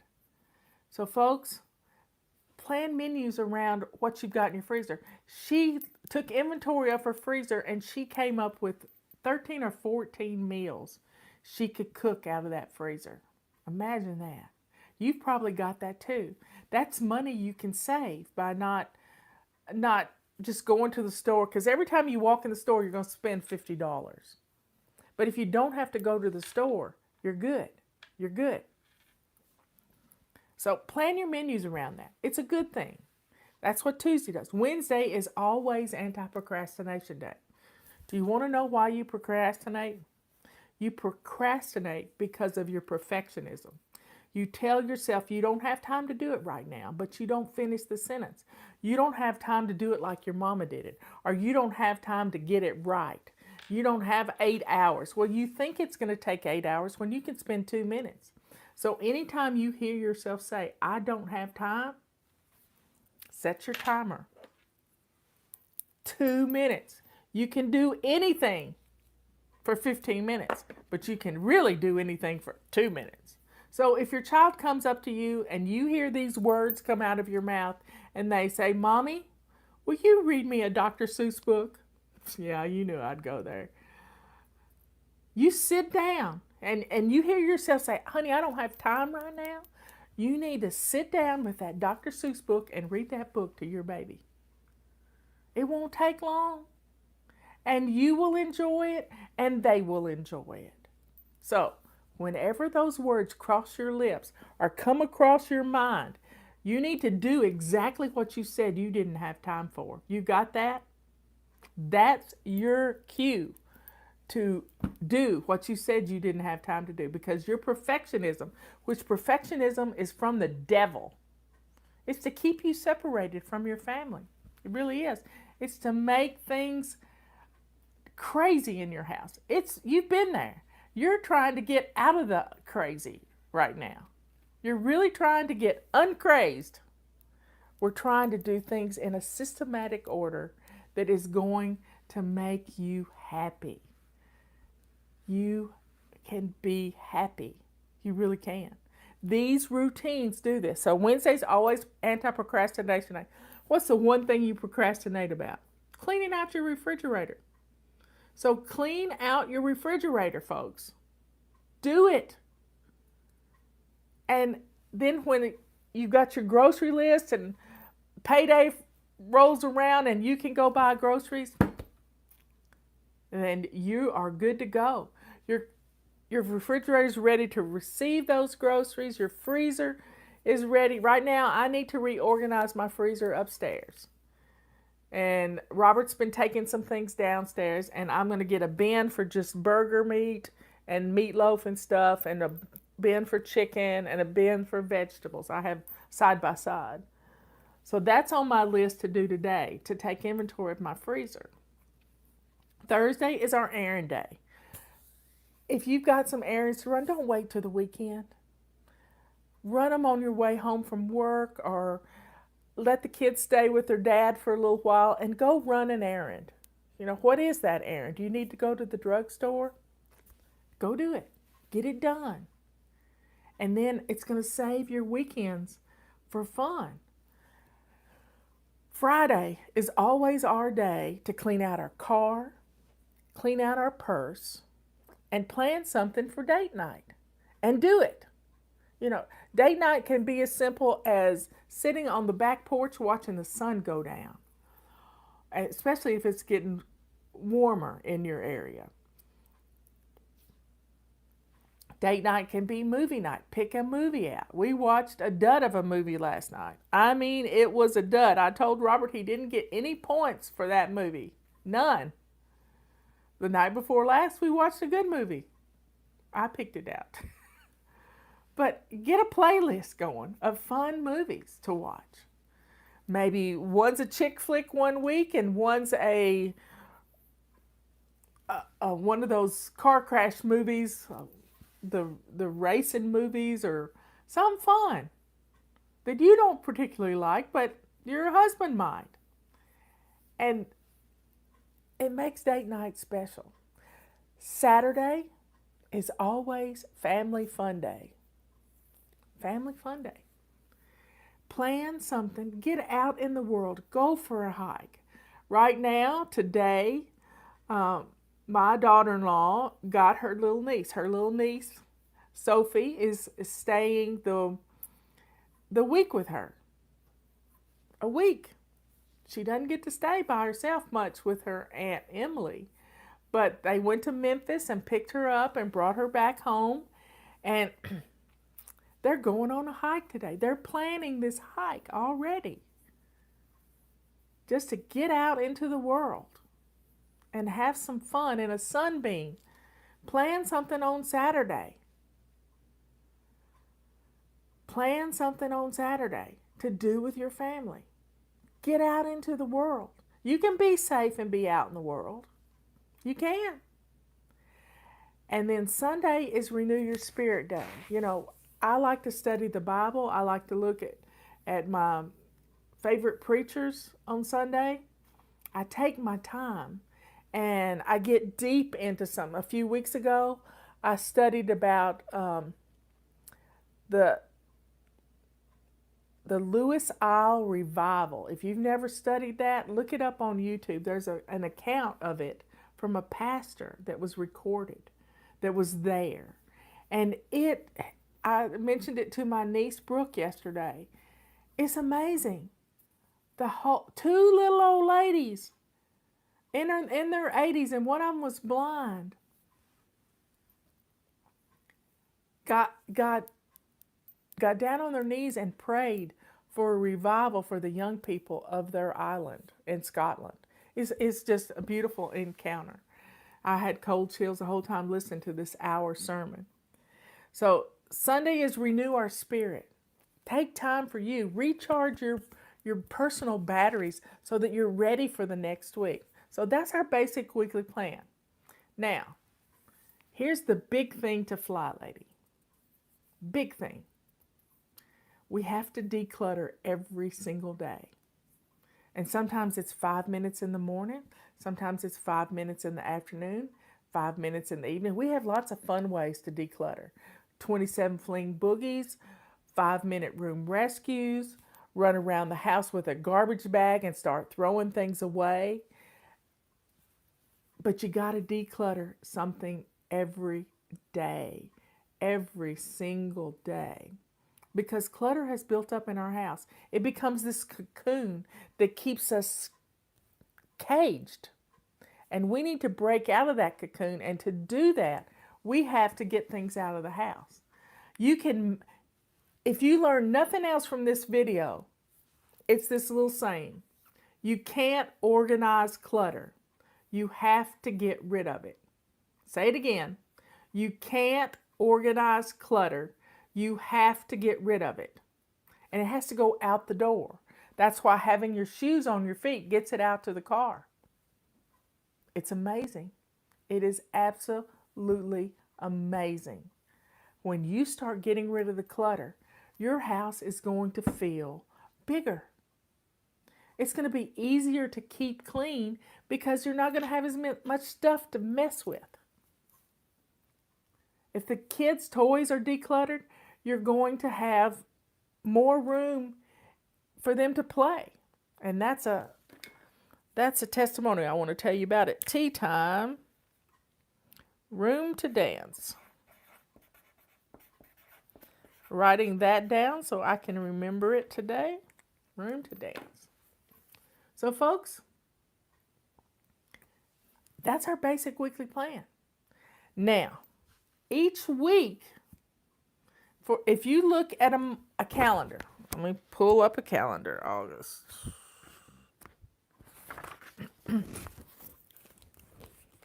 So we have 1, 2, 3, 4, 5 weeks that go across the month. 5 of them. This week, we are in zone 2. This week was zone 1. And a little bit, when the month falls at the first of the week, it's kind of weird. But zone 2 is a full week, zone 3 is a full week, zone 4 is a full week, and zone 5 is a few days, and then we have the rest of the week is zone 1. Zone 1, got your pencil and paper? Get it out. Be ready to take notes if you like to take notes. I don't, but let's take some notes. Zone 1 is your front porch. It's what people see when they walk up to your house. Your front porch, your dining room, and the entrance of your home. 3 little areas. Front porch, entrance, and dining room. Bam! Zone 1. Zone 2 is always your kitchen. That means we declutter, we reorganize drawers, we get rid of cookbooks we haven't used in a long time because we can get all the recipes we want online. I keep my main cookbooks. I have some focus cookbooks. Just keep your favorite ones. And one time I almost decluttered Robert's favorite one. Oh my, that would not have been good. His cookie cookbook, but that's another story. I'll have to put this down on the list. Cookie cookbook.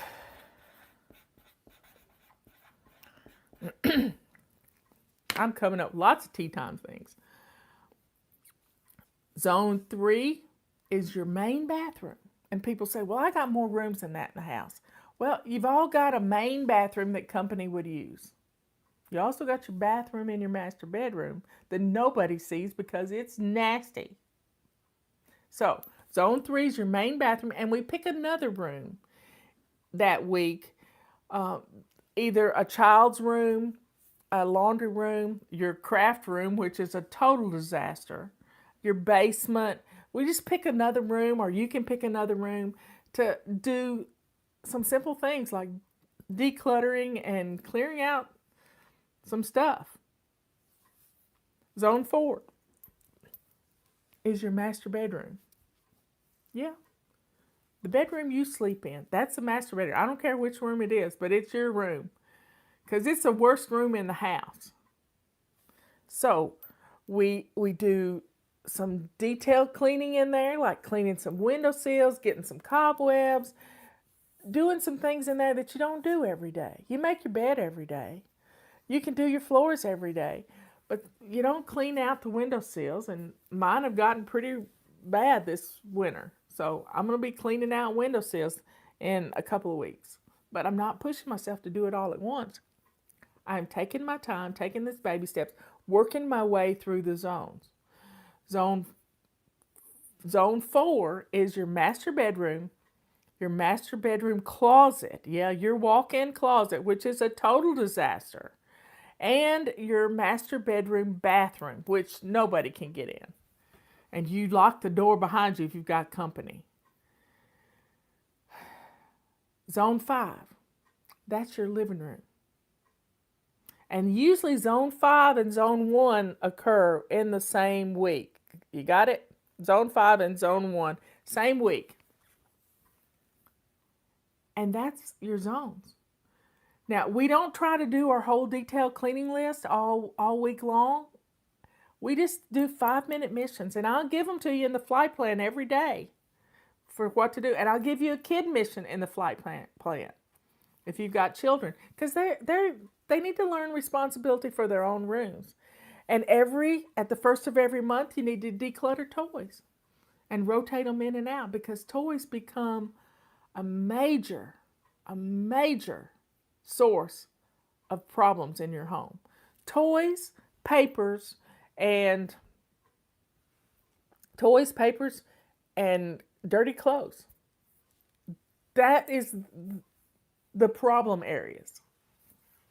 Now, each month we've done zones. Now, each month we practice a new habit. Psychologists tell us it takes 21 days to create a new habit, to establish this habit. Oh my goodness. They are so wrong. They're wrong.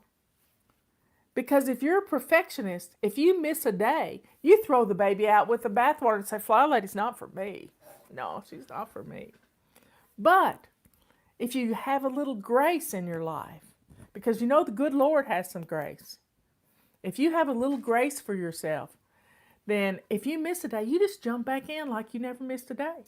Quit beating yourself up, because we are our own worst enemy. Our own worst enemy.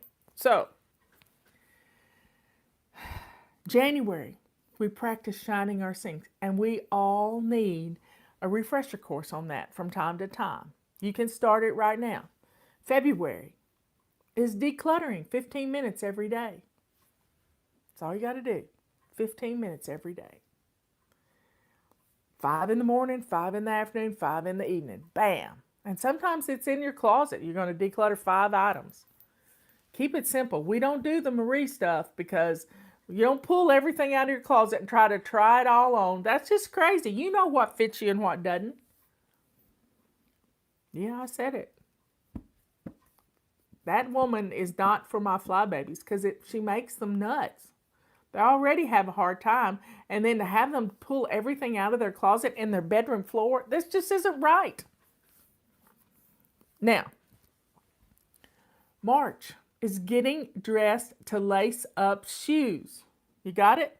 Getting dressed to lace up shoes. Every day. First thing in the morning. Don't wait till 2 o'clock in the afternoon. Do it when you first get up. It's amazing what you can get done when you're dressed to lace up shoes. You don't mind taking the trash out. Don't do it in your robe. Get dressed to lace up shoes. Be ready for somebody to come to your door. April is making our bed every day. That's what our habit is going to be next month, is we're going to practice making our bed every day. And you're going to make your bed and you're not even going to know you've made it. I've already mentioned this once in this video. Pull your covers up to your chinny chin chin and slide out the side, and your bed's practically made before you even get out of it. If you're not rushing around in a hurry when you first wake up and you overslept, bam, your bed's made. May is moving for 15 minutes. I mean, moving your body, taking a walk down your driveway. One lady told me yesterday, condo, she says, I'm going to walk down to this. She has this window that she puts history stuff in. And she says, it's 6 minutes from my house. I'm going to walk down there. I'm going to rearrange the window, even if I just clean the window on the storefront, and make it pretty. And then I'll walk back. 15 minutes of moving every day. Getting in the habit of getting up and moving. My watch tells me how much I'm moving. If I set my timer every 15 minutes to get up and do something in the house, I have completed my circles by 6 o'clock at night. If I do that. Yes, everybody loves Conda. I love Conda. She's precious. She is so precious. Conda is a FlyLady. She works for my nephew, Alexander, and she mentors people who need a little hand-holding on FlyLadyPremium.com. He also has built an app called FlyLady Plus, and we have the Messenger app, which is for people who don't want to get emails. Go figure. But you have to pay for it. Yeah, it's something I spend a lot of time every day working on that. So, here we go.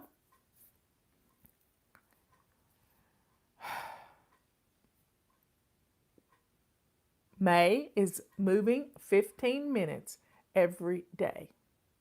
June is drinking your water.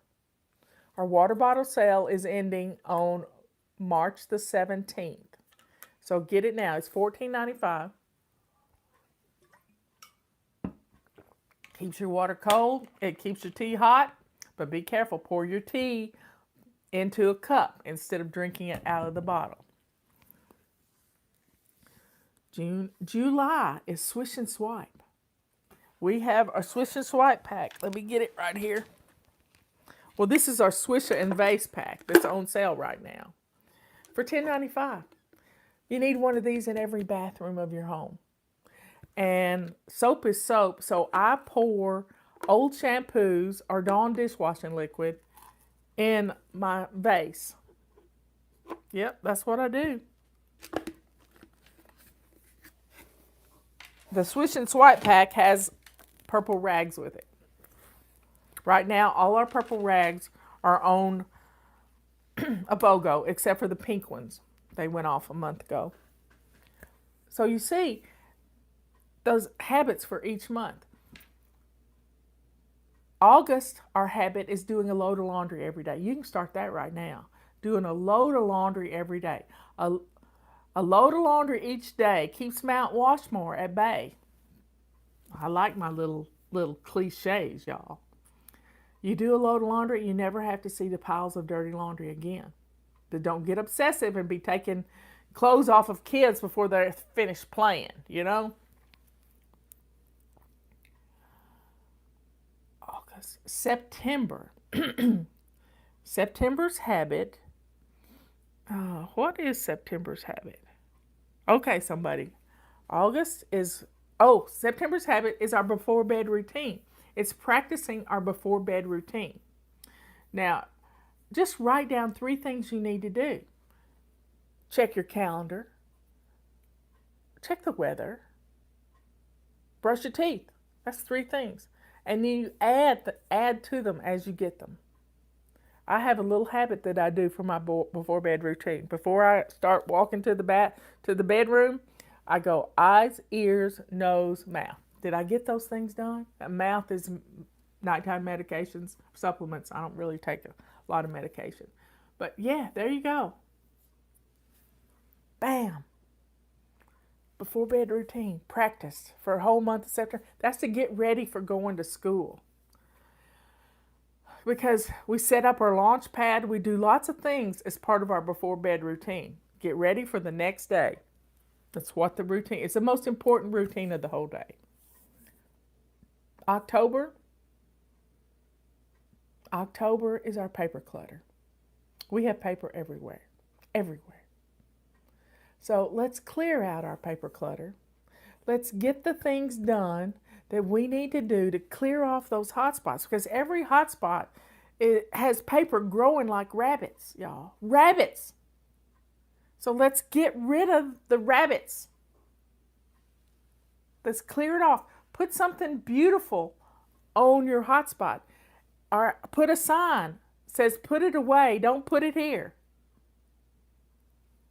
The reason you hold on to your paper clutter, you want to know the key to getting rid of your paper clutter is a fireplace. A fireplace or a fire pit. And it's getting to be pretty weather outside now. We're kind of dry right here right now, so we wouldn't be burning anything outside in a fire pit because we have one over on the ridge. But we can burn things in the fireplace. That's where you get rid of that paper clutter. Or get somebody to buy you, or you go buy yourself an industrial shredder. They run around $100. Yep, go get a shredder and just start shredding the papers. Because most of them are trash. 95% of it is trash. And you're holding on to it because you don't know what's in the pile.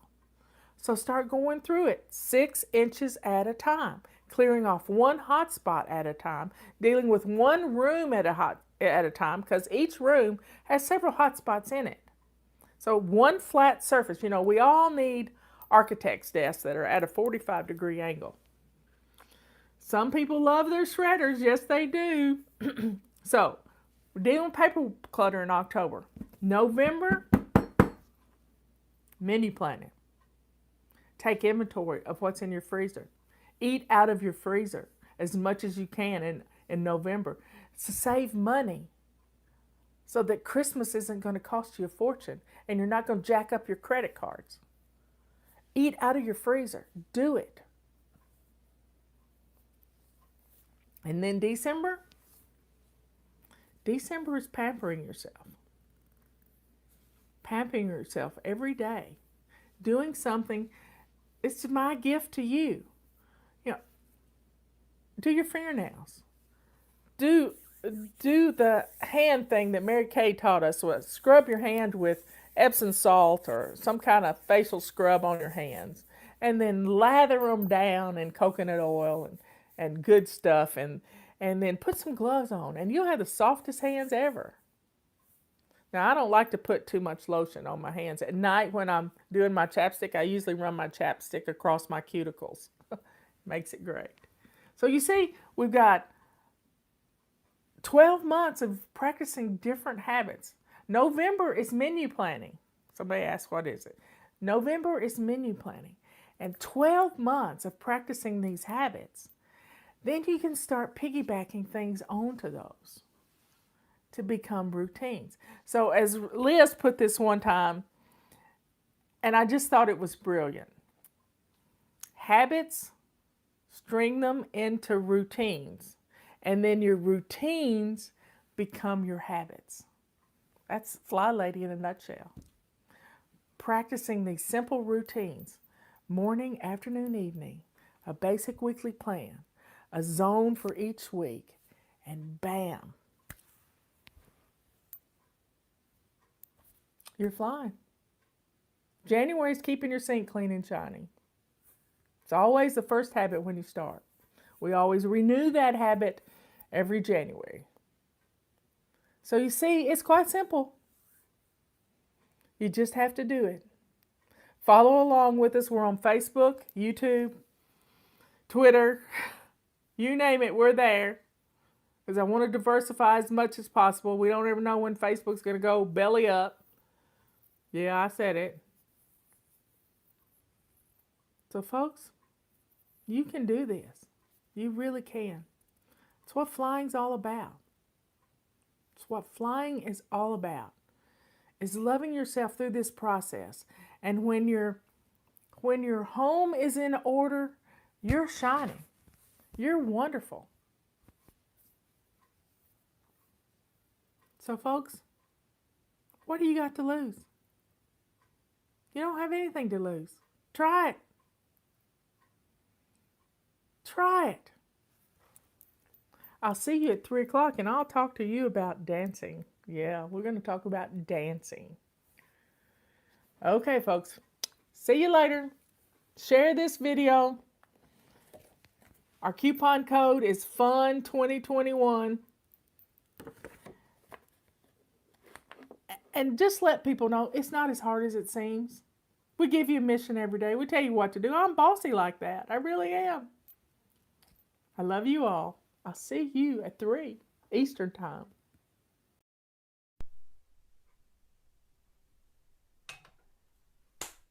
Get in here. We're going to get started.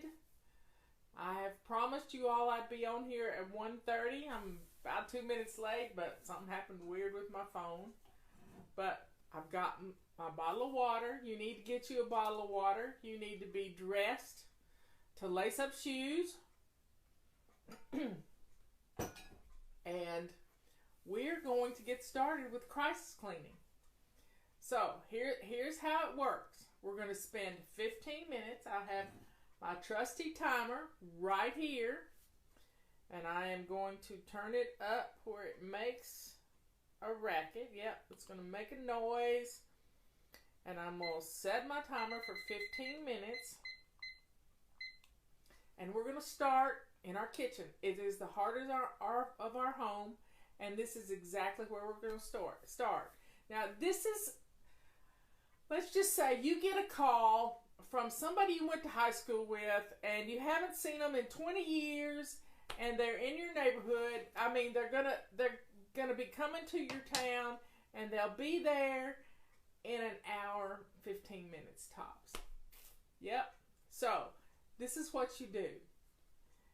Okay, so you're dressed to lace up shoes, and you're going to set your timer for 15 minutes. Are you ready? And we're going to our kitchen. Now, I'm going to talk you through this. I'm going to talk for 15 minutes on what we're going to be doing in our kitchen. So, go to your kitchen, and the first thing, sorry.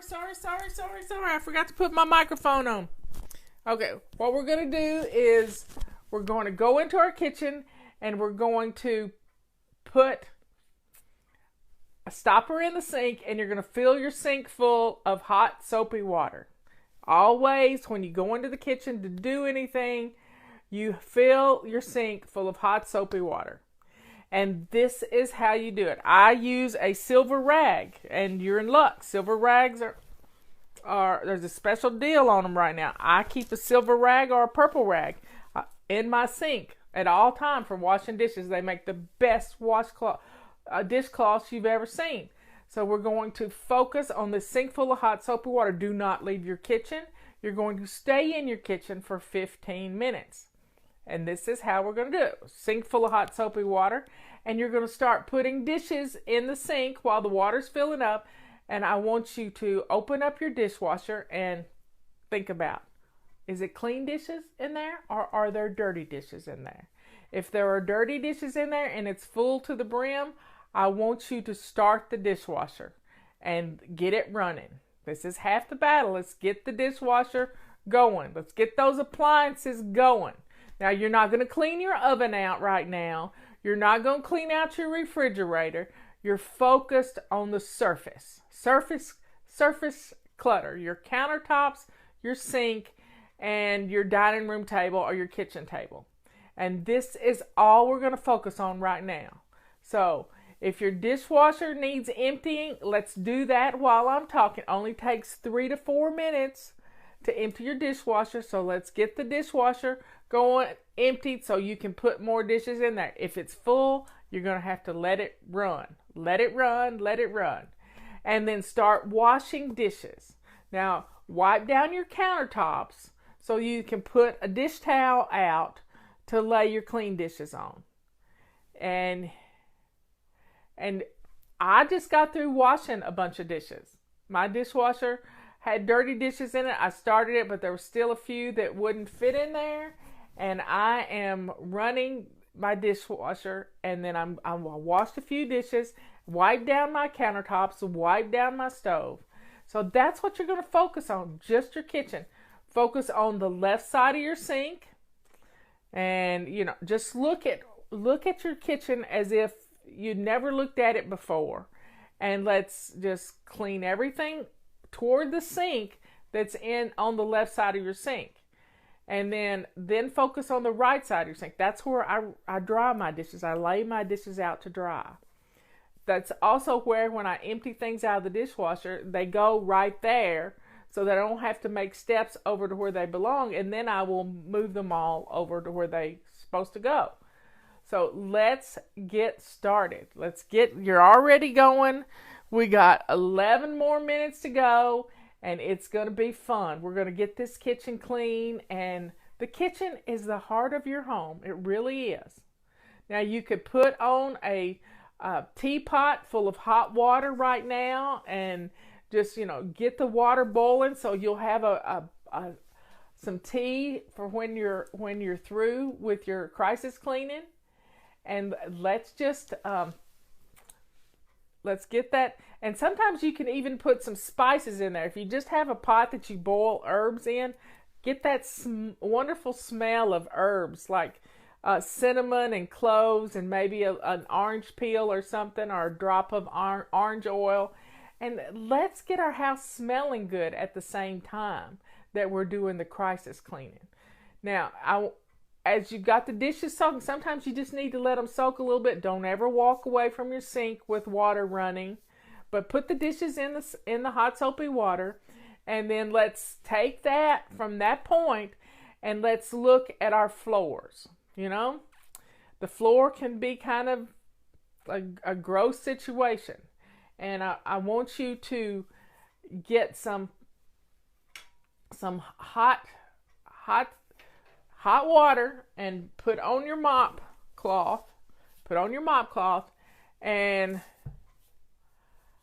let's mop our floors. It doesn't have to be perfect. It just has to be done. Just a quick once over, done.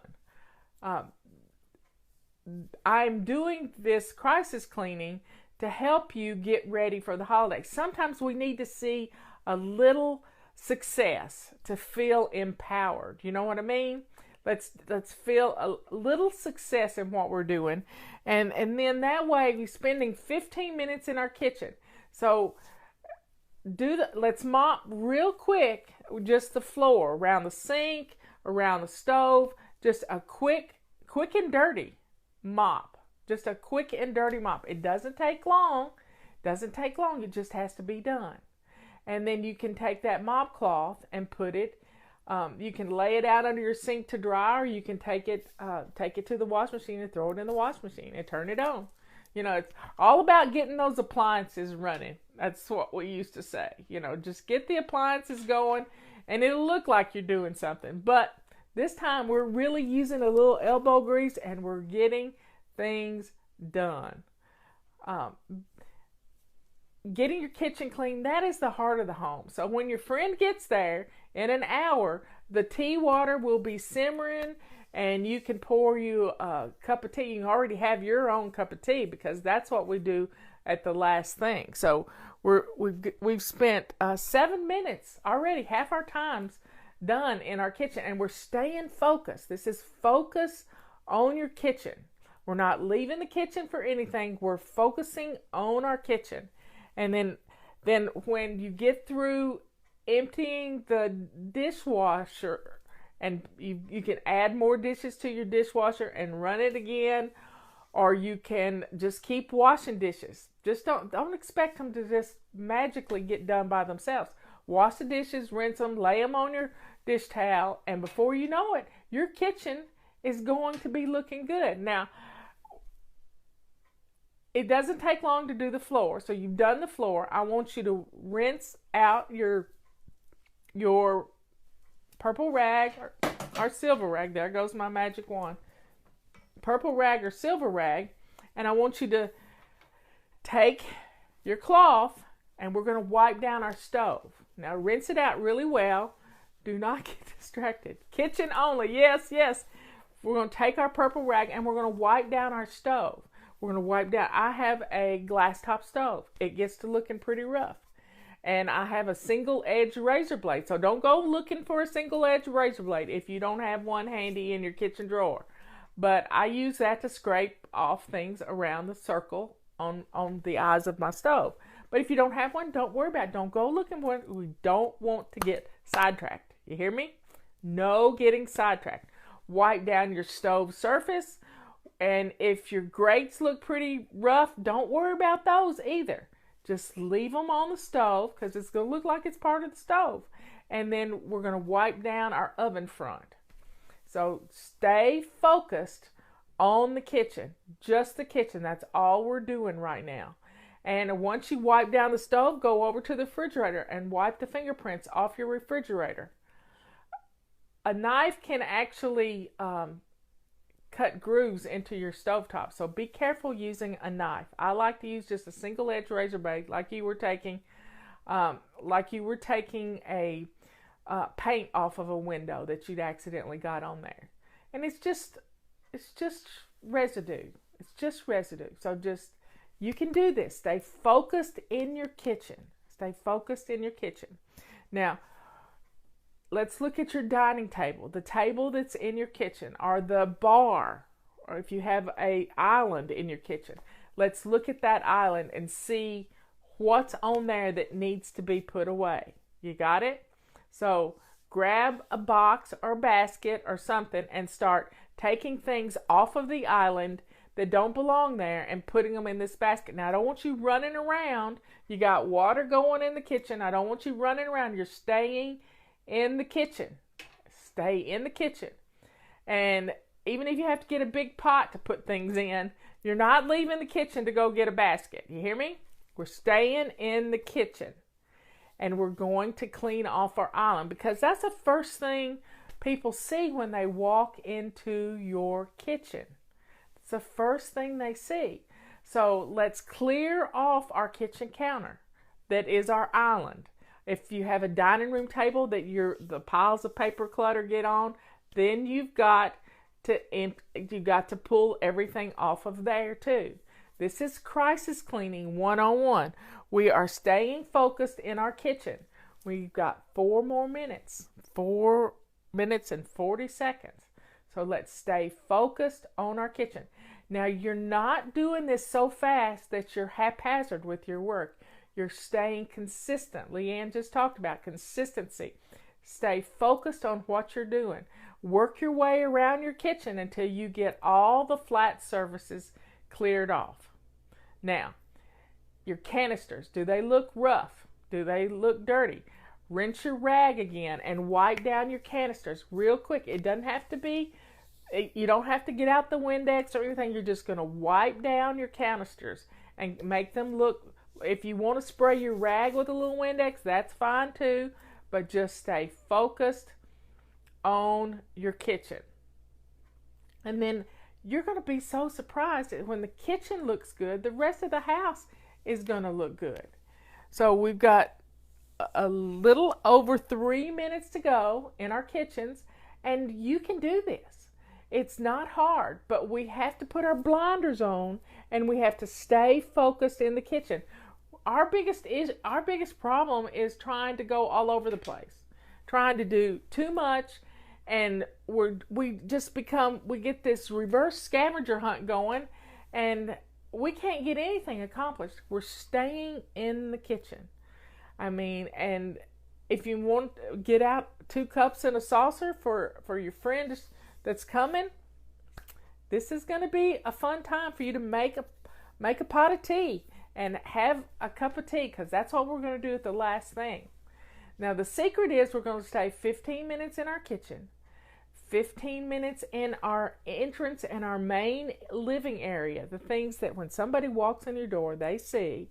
And then we're going to spend 15 minutes in your main bathroom. And then the last 15 minutes is the most important 15 minutes of the whole hour.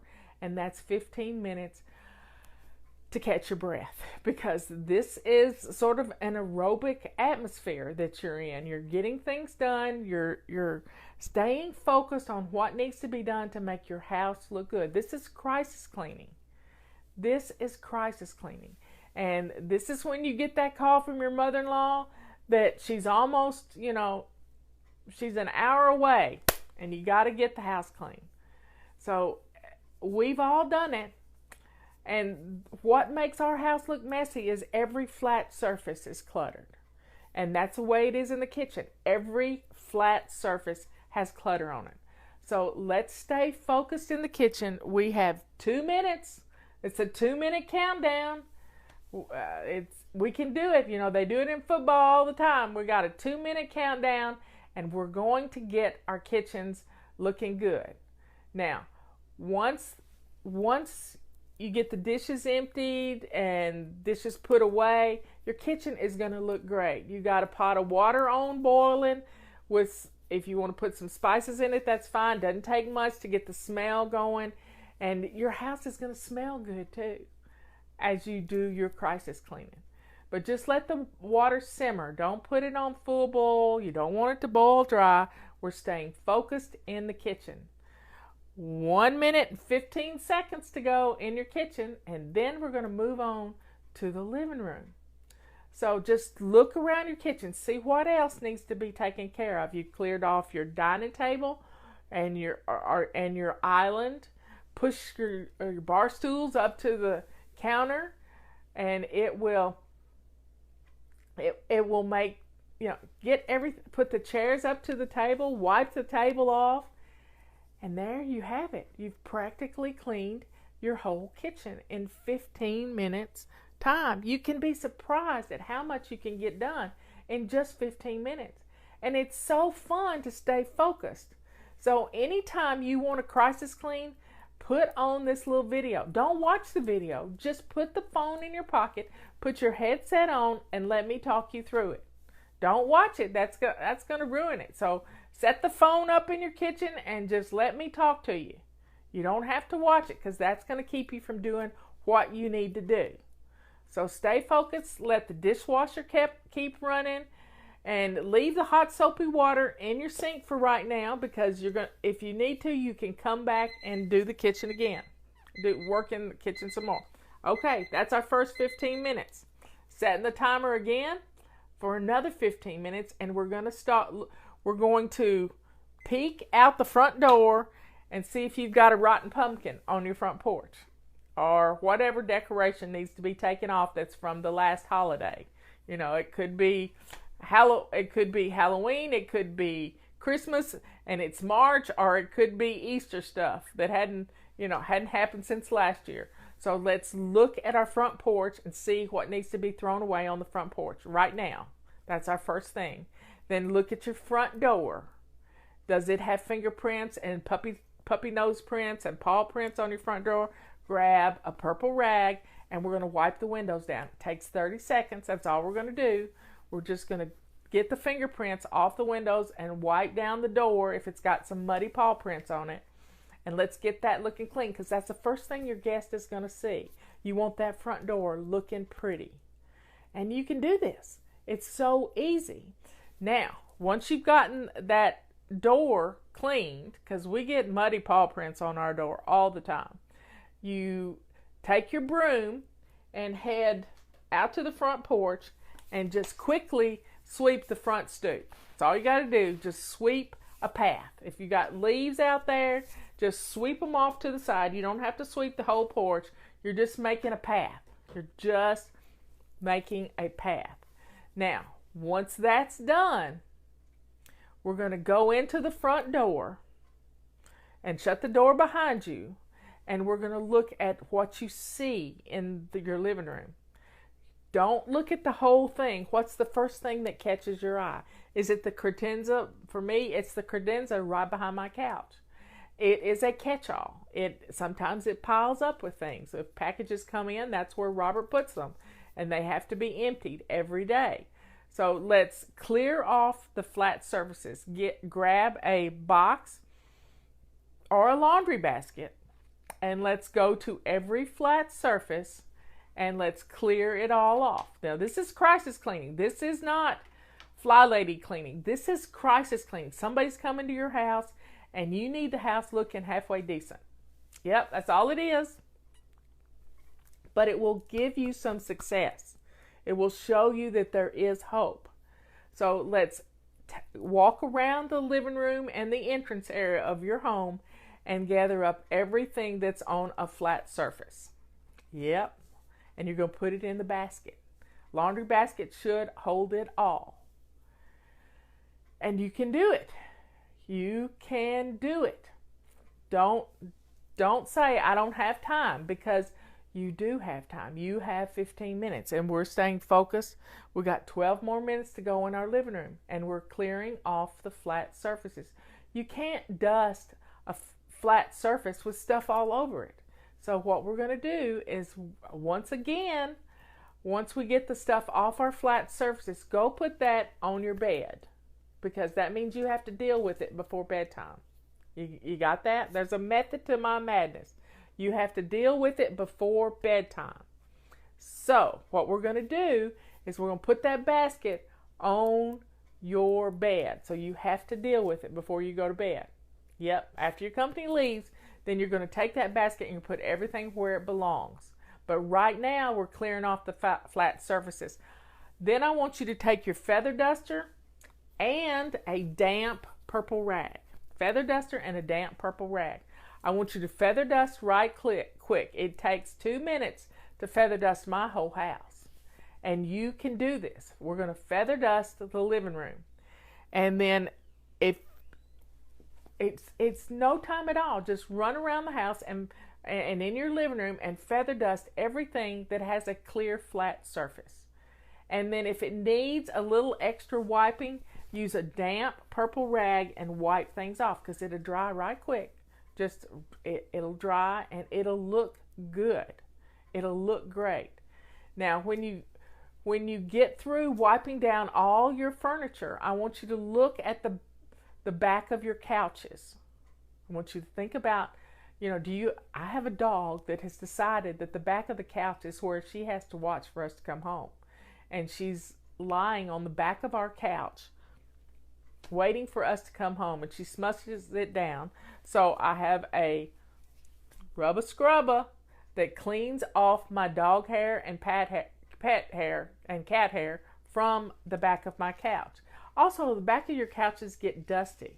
So do a quick just brush of the back of your couches and the seats of your couches, and then that way it looks good. It looks good. And don't worry about the floor just yet. Just sweep it right on into the floor, because we're going to get that up in just a second.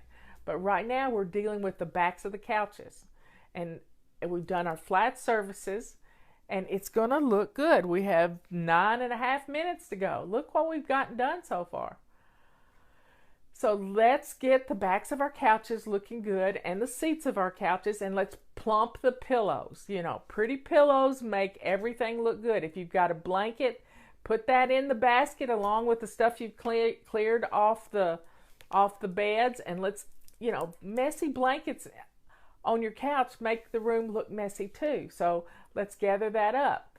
And I have a fireplace that can get quite messy, and just a quick sweep of all the ash residue into the fireplace is good enough. It's just good enough. And it feels so good. Then I want you to take your purple rag and rinse it out real good, and let's go do your back door. If you have a door, I have a door out to my back deck, and it gets those puppy nose prints and those muddy paw prints on it all the time. And that'll make the room look good. It'll make it look great. And then while you're in there, it never hurts to put on some fun music. Some fun music on your stereo system. And then that way you have music keeping you company and me keeping you company, and you're getting things done in your living room. Now, the next thing I want you to do is I want you to think about the floors. If you have hardwood floors, grab your mop again, and we'll do a quick mop. If you've wipe down the couch with a rubber scrubber and that stuff's in the floor, your quick mop around will gather all of that up. If it's gone under the couch, don't worry about moving the couch. We're not moving the couch. We're clearing off our coffee table and we're making everything look presentable. You've done a little feather dusting and wiping down the flat surfaces. We've wiped down the back door, and it's looking good already. You can't believe the difference that getting all of the stuff off of your flat surfaces has done for your home. It's going to change everything.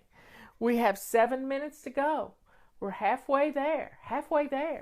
And I'm trying to think of other things. Are there magazines and books that are out of place? Put them on the basket, and that basket's going to go into your bedroom, because nobody's going to go in your bedroom, even if you have to lock the door.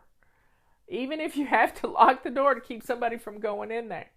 And we'll get this room looking good. When you come into your living room, this is what you're going to see. A clear, great looking living room that's lived in. It's not perfect, but guess what? It's welcoming to guests. And you can set a coffee cup on your coffee table and not be embarrassed to have to move stuff out of the way. You're going to do this. This is crisis cleaning 101. 15 minutes in your kitchen, 15 minutes in your living room, and then we're going to do 15 minutes in the bathroom, because you do not want to be embarrassed by somebody going into the bathroom, the main bathroom of your home, and it being a disaster area. We're not going to do it. But we're staying focused in our living room. We've got 6 more minutes. 6 more minutes. Now look around and see if there's anything that I've missed. Do you have rugs that need a good carpet sweeping? So grab your carpet sweeper and do your rugs right quick. Takes 2 minutes, 2 minutes at all. And this is going to be, your rugs are going to look good. If you need to, you can sweep it with your sweeper or your broom, and then use your mop to gather it all up and get it out the door. You'll be so blown away that what 15 minutes can do to make your living room look absolutely amazing. You walk into the entrance of your house and there you see this beautiful living room all put together. And you know how to karate chop those pillows like they do on HGTV. Make your pillows look good. And let's just get this room looking wonderful. Wonderful. And then we're going to take some deep breathing. And after our 15 minutes in the bathroom is up, and you're going to compose yourself, because you've worked out pretty good. Getting this done. This is crisis cleaning 101. And it's all about kitchen, living room, bathroom, and then you. And you're the most important part of this. You are the most important part. So keep focused on your living room. We have 4 more minutes to go in our living room. Do you have some magazines that need to be put in recycling? Do you have a bunch of paperwork on your coffee table? Let's get that stuff off of there. Get it in a basket, and you can look at it in just a little bit after your company leaves, because we're not going to get sidetracked going through paperwork. You got that? And you might need a drink of water, because I did. Let's get some water in us, and let's keep moving right along. Keep moving right along. The carpet sweeper gets up that pet hair like you wouldn't believe. You don't even know that there's that much pet hair on the rug. You don't have to empty it right now. We're just going to get the pet hair up. That's all we're going to do. Gather up all the stuff on our flat surfaces. These are hot spots. These are the place where you put one piece of paper and it starts multiplying like rabbits. I'm telling you. So we are going to gather this paper up, and then you can breathe. Then you can really breathe. Yes, we have a lot of paperwork, and it needs to have its own home. Everything has a home, everything in its place, everything has a place, and everything in its place. But right now is not the time to try to figure out where that place is. Do you hear me? We're staying focused on making the living room look clean. What we want to do when we know company is coming is we want to start painting or doing something stupid. All we got to do is clean off our flat surfaces. We just have to clean off our flat surfaces. That's it. And our houses will look clean. Our houses will look wonderful. And it will be fun. It will be fun to do. But we're staying focused on our living room right now and the entrance of our home. Do you have a bunch of shoes right by the front door where people come in and they trip over these shoes? Gather up all those shoes and put them in a basket and take them to your bedroom or take them to the kids' room, whoever they belong to, and get them out of the living room. Don't start putting them away, but just get them out of the living room for right now. That's all you got to do. I keep saying that's all you got to do, but we're staying focused in our living room. We got 1 minute and 44 seconds in our living room to go. 1 minute and 40 seconds, and we can do this. And your living room is going to look good, and you'll be able to go, wow, my living room can look like this, and it will look like this. It can look like this. It can be beautiful, but you just have to stay focused and not be running around all over the place. Yes, I know people who have done this. Now, take your damp purple rag and wipe down some your switches. Sometimes they get dirty handprints and we don't even notice it. So wipe down some switches right quick. Doesn't take but just a second to do this. And we got 1 minute to go, and your living room is looking good, honey. It is looking good because you have stayed focused. You haven't left the living room. And the next thing we're going to do is we're going to go into the bathroom, but we still got 30 seconds. So take a deep breath. I want you to look around your living room and see if there's anything else out of place. Just look around and see if there's anything else that's out of place. And deal with it. That's all you got to do. Anything else out of place. Put your purse where it belongs. And just, here we go. 7, 6, 5, 4, 2. There we got it. Living room. If it's not done, it's real close to getting done. So I'm setting the timer again. And we're going to go into our main bathroom. This is the bathroom that people would use if they asked to use your restroom. Okay? So, setting the timer, 15 minutes. We're going to go in the bathroom. Now, this person isn't going to be taking a shower. It's not going to be taking a shower. So, we're not going to worry about our bathtub. What we're going to worry about is our toilet and our sink and our countertop. We're going to start with our countertop. What is out of place on the counter? Do you have things that need to go somewhere else? You know, today last week I had emptied a bag of things from Leanne's house. I undid them, in most of the things went in my medicine cabinet, but I had a jar of perfect paleo protein sitting right on the counter. So I moved that to the kitchen where I keep it. And then you just got to clear off your counters. Now, put some hot soapy water in your sink and take your purple rag or silver rag and rinse it really, really well and wipe down your countertop. And then you'll be so surprised at how the bathroom is going to look wonderful. It's just going to look absolutely wonderful. And then we're going to take and wipe the sink out real good. Wash it. If you need to use some cleanser on the sink, then let the water out and use some cleanser on the sink.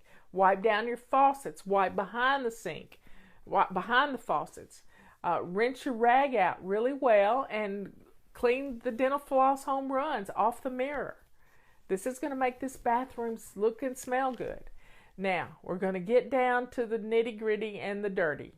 And what we've got to do next is deal with the toilet. So I don't want you to be surprised if you lift up the seat on the toilet and it looks really bad. I want you to take some Windex or your purple rag. This will be a dirty purple rag because you're not going to be able to use it on anything else. It's going to have to go to the wash machine. But I want you to wipe down your toilet seat and wipe down the edge of the toilet. And then if you need to, spray some Windex around the base of your toilet and clean the floor around your toilet. Now, if you have a rug in your bathroom, you're going to need to either put that in the washing machine, or you're going to need to just put it in the tub for later, because nobody's going to be looking in your bathtub. Nobody's going to be looking. We're staying focused on putting out a clean towel for somebody. Put their dirty towel in the hamper and get out a clean towel so someone can dry their hands. And let's just get your bathroom smelling good and looking good. And the next thing you're going to have to focus on is your floor. And a bathroom floor is pretty small. You can take a wet purple rag, not the one you just used on your toilet. We're going to get a different one. And we're going to wipe down. We're going to wipe the floor. Yep. With your foot. That's all you got to do. Just keep wiping the floor. And this room is going to smell better. It's going to look better. Now look at your doors on your vanity. Are they nasty looking? Wipe them down right quick with a clean purple rag or a washcloth. I don't care what you use. Just stay focused on your bathroom. Mirror, countertop, sink, faces of your vanity, the floor, around the base of the toilet, the back of the toilet. What do you have on the back of your toilet? Do you have too many books on there? Let's get rid of those books and clear off the back of the toilet and wipe it down with your clean rag. And it gets dusty.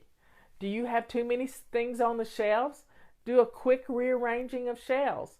Shelves are the towels just folded any which way. Take a minute and refold some towels and put them on the shelves. I'm trying to think of how my bathroom looks. Do your canisters need to be refilled? You have plenty of toilet paper in your bathroom. You don't want your guests saying, I'm sorry, I couldn't find any extra toilet paper, and look under your bathroom cabinet. Wow, that would be make sure you got plenty of toilet paper in your bathroom so that they don't have to holler, I'm having a drip dry in here. So please get plenty of toilet paper in your bathroom so that they will not have to look for toilet paper. I've had that happen to me at somebody's house, and it's embarrassing. It's embarrassing for them. It's embarrassing for you. So stay focused. Let's get our bathroom company ready. Company ready. And we're going to have to swish the toilet eventually. So I keep a toilet bowl brush in Dawn dishwashing liquid with half water, half Dawn dishwashing liquid right there. But I also have some lavender smelly stuff that I can squirt in the toilet that makes the toilet smell good too. So do a quick swish and swipe in your toilet after you've already wiped down the seat and the rim, and your bathroom is going to smell good. It's going to look good. If you have some lavender oil, you can take a little drop of it and put it on the inside of your toilet paper roll. And then when they roll it off, it's like air freshener. You can use orange oil too. It all is good just to make your bathroom smell wonderful. And it's just, we've done 7 minutes in here already, and look how good it's smelling. Now, put all the toothbrushes where they belong. sometimes we need to just put the toothbrushes in the cabinet and leave them in the cabinet for right now. When it comes time for the kids to brush their teeth after getting ready for bed, you can pull them all out again. But right now, let's put everything away. Let's get everything up off the counter and clear your counter so it looks wonderful. And make sure you got hand soap in your soap dispenser for someone to wash their hands. Is that empty? So let's get everything looking. We're not dealing with the bathtub right now. Pull the shower curtain or the door shut. Now, if it looks pretty rough in there, then take a basket and gather everything off the edge of the tub if you need to. And then put it in your bedroom because you're going to deal with this later. You can put it all, then you can put it all away when they leave. Right now, you just want the bathroom looking company ready because you do not want to have to deal with being embarrassed. This is not about you being embarrassed. This is about you feeling empowered. Do you hear me? This bathroom is going to look good. Now, if you need to get the mop out and mop the floor rather well, then do that. But it doesn't take long to mop. It's a small room. And I have a scale that gets really dusty, so I might wipe down my scale because it's got an inside and an outside, and just wipe it down so it looks good with little Windex and my purple rags. I keep a supply of purple rags in my bathroom because I use them for everything.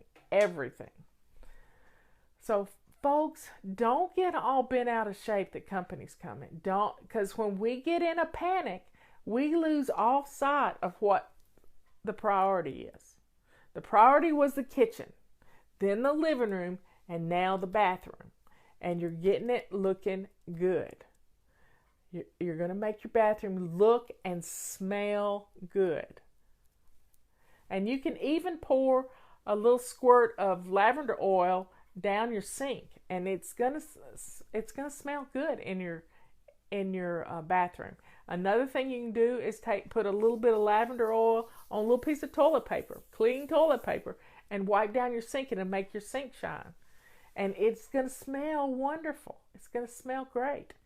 And especially if you have little boys, anything you can make a bathroom smell better, it's going to be good. It might not be totally disinfected, but it'll smell good. And put some in your trash. Yep. Oh, and empty the trash. Thanks, y'all. Let's empty the bathroom trash. Go stick it in your kitchen trash and put the lid on it. And just have a clean trash bag in there. I keep a roll of trash bags underneath the bottom, in the bottom of my lavender, right? Doing the lavender. Yeah, lavender makes everything smell better. It really does. And I have Epsom salt in my bathroom. I have a huge 20-pound bag of Epsom salt. And I take about 3 cups of it and put it in a smaller bag with lavender oil. And I can open up that bag of lavender Epsom salt, and it just, the aroma is, it's just beautiful and relaxing. It really is beautiful and relaxing. And we can do this. We can, we're staying focused for 15 minutes. 15 minutes in the kitchen, 15 minutes in the living room and your entrance, and 15 minutes in your bathroom. And we're down to 4 minutes in the bathroom. Now look around. Do you have anything hanging on the back of your bathroom door? Are there any dirty clothes in the floor?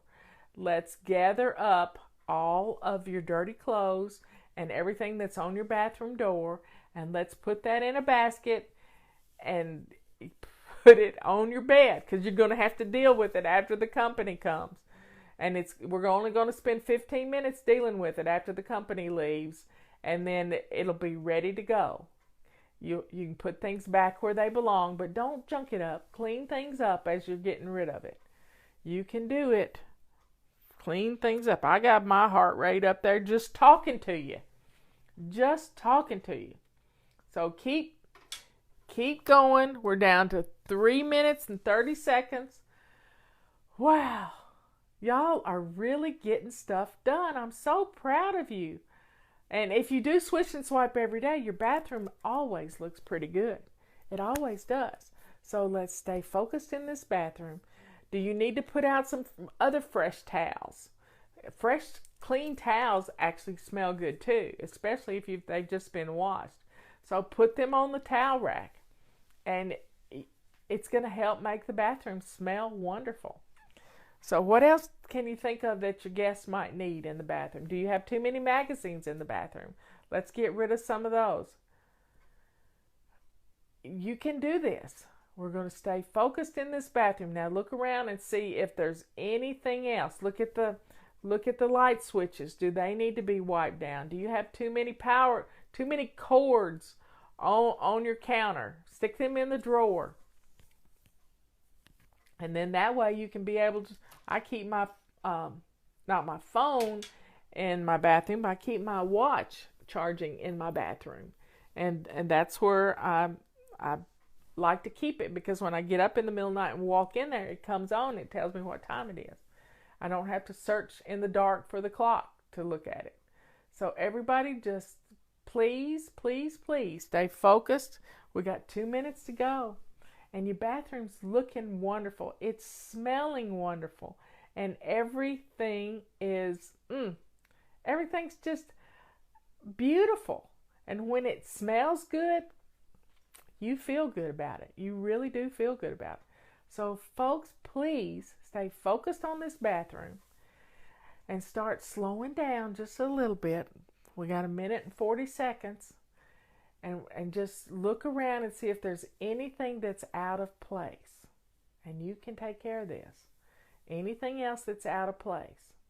And, take the dirty laundry, start winding things up. Are all the light bulbs working in your bathroom? Yep. Sometimes they burn out and we don't know it. I'm not going to climb, so don't you be climbing. If the bathroom is one light bulb's burn out, don't worry about it. You can change that later. But if you have no light bulbs in your bathroom, that's pretty bad. But hey, you can get it done. You can get it done. So we're down to 1 minute. 1 minute. You can do this. You've done, you're going on 45 minutes of staying focused on what's the job at hand. Now, the next thing we're going to do, we got 30 seconds to go. 30 seconds. Yeah, get a load of stuff going in the wash machine, and that's going to make your house smell good too, because, washing things, that soap smell is in and around, and you can do it. 20 seconds, 19. Just start. Just breathing. Breathe slow. You can do this. Just breathe slow, and let's get this done, because you're going to feel good about your whole house right now. And there goes the timer. So the next 15 minutes, here's what we're going to do. I want you to pour yourself a cup of tea. Yep, a cup of tea. A cup of ice water. Get yourself something to drink, because we are going to decompress just a little bit, and we're going to start thinking about. Now, I want you to look at your clothes right now. Do you need to put on a clean top? Have you gotten your shirt all messed up from cleaning right fast? I want you to go to your closet, and if you need to get a new clean shirt on, I want you to do it right now. Go do that. And I know you got on your shoes, and then go to the bathroom, and I want you to look to see if your makeup needs to be freshened up. So let's get a clean shirt on, and let's look at our makeup. Put on some lipstick, a little blush. This is a quick and dirty way to look your best. Put some lipstick on, and then take your fingers and go like this and make blush out of it. And rub it in real good, and you'll have blush. Look at your glasses. Do they need cleaned? You don't want all spotty glasses when your friend comes to the door. So let's stay focused on yourself right now. Now get your cup of tea, and I want you to go sit down in a comfortable spot where you can see the door. You're going to look like the hostess with the mostest, and or maybe be standing at your kitchen waiting to see somebody come down the driveway. I have a long driveway, and I look right down my driveway from my kitchen sink, and just, empty out the sink and just stay calm. We're just staying calm. I want you to breathe. I want you to sit down, put your feet up, and I want you to relax just a little bit. We're not going to jump back in and get started. We're just finishing up and looking around at the house and feeling really proud of yourself. Really proud of yourself, because look at what you've accomplished in 45 minutes. And now we're going to take care of ourselves. We're going to get some water down us. We're going to get a cup of tea, and your house is smelling good. And just think about this. This is wonderful. We got 12 minutes to chill. She'll be here in 12 minutes. And I just want you to relax. I don't want you out of breath when you answer the door. I want you to be calm and cool and collected. How cool is this going to be? Calm, cool, collected. Because your kitchen is the heart of your home. Your living room looks wonderful. Your bathroom is not going to embarrass you if somebody has to go in there. And you are going to feel great. Feel great when you get to have a visit with your friend that you haven't seen in 20 years. So let go of all your anxiety and let's just breathe. In fact, my watch just told me to breathe. So let's focus and breathe and say a prayer for old friends, and just stay focused on loving yourself, being kind to yourself, and not trying to kill yourself by running all over the place. Just staying in one room while you're being focused on that one room is going to keep you cool under pressure. We're staying focused. And right now, our focus is taking care of us. Taking care of us. And you can do this. You really can. Because it doesn't have to be hard. We have 11 minutes to go before that doorbell's going to ring. 11 minutes to go. What can you do in 11 minutes? Is your dishwasher finished running? Just stay in your kitchen if you want to, at your kitchen table, with your feet up in a chair next to you. That's fine. But if you want to finish up a few little odds and ends things, we're not being rushed. We're taking it slow and steady. Slow and steady. We're catching our breath, and we can do this. We really can do this. Look, you stayed focused with me for almost an hour. How wonderful that you've gotten all this done. And this is a great way to get your house ready for company, because once you get all of this stuff gathered up that was making your house look messy, when the company leaves, you can go in one basket at a time and start putting things away or putting it in the trash. A lot of times it's just trash. Just trash. So let's do what we need to do to be ready for this company to come. Now, look in your refrigerator, and do you have something that you can serve as an appetizer, some cheese and crackers, or some little something, a little plate of cookies? I'm not eating cookies, but that doesn't mean my guest wouldn't want some cookies. So start thinking about putting together a little cheese plate or some cookies or something to put on a plate to go with your tea. And it's wonderful. It's absolutely wonderful. It doesn't have to be anything special. I always keep a package of designer crackers in my pantry, and I always have cheese. So there you have it. Anything you can do that can put a little bit of stuff on your table. Butter cookies are a good way to keep things on hand. It's nice. You don't have to cook anything. You just open up a pack. So folks, you've done really well.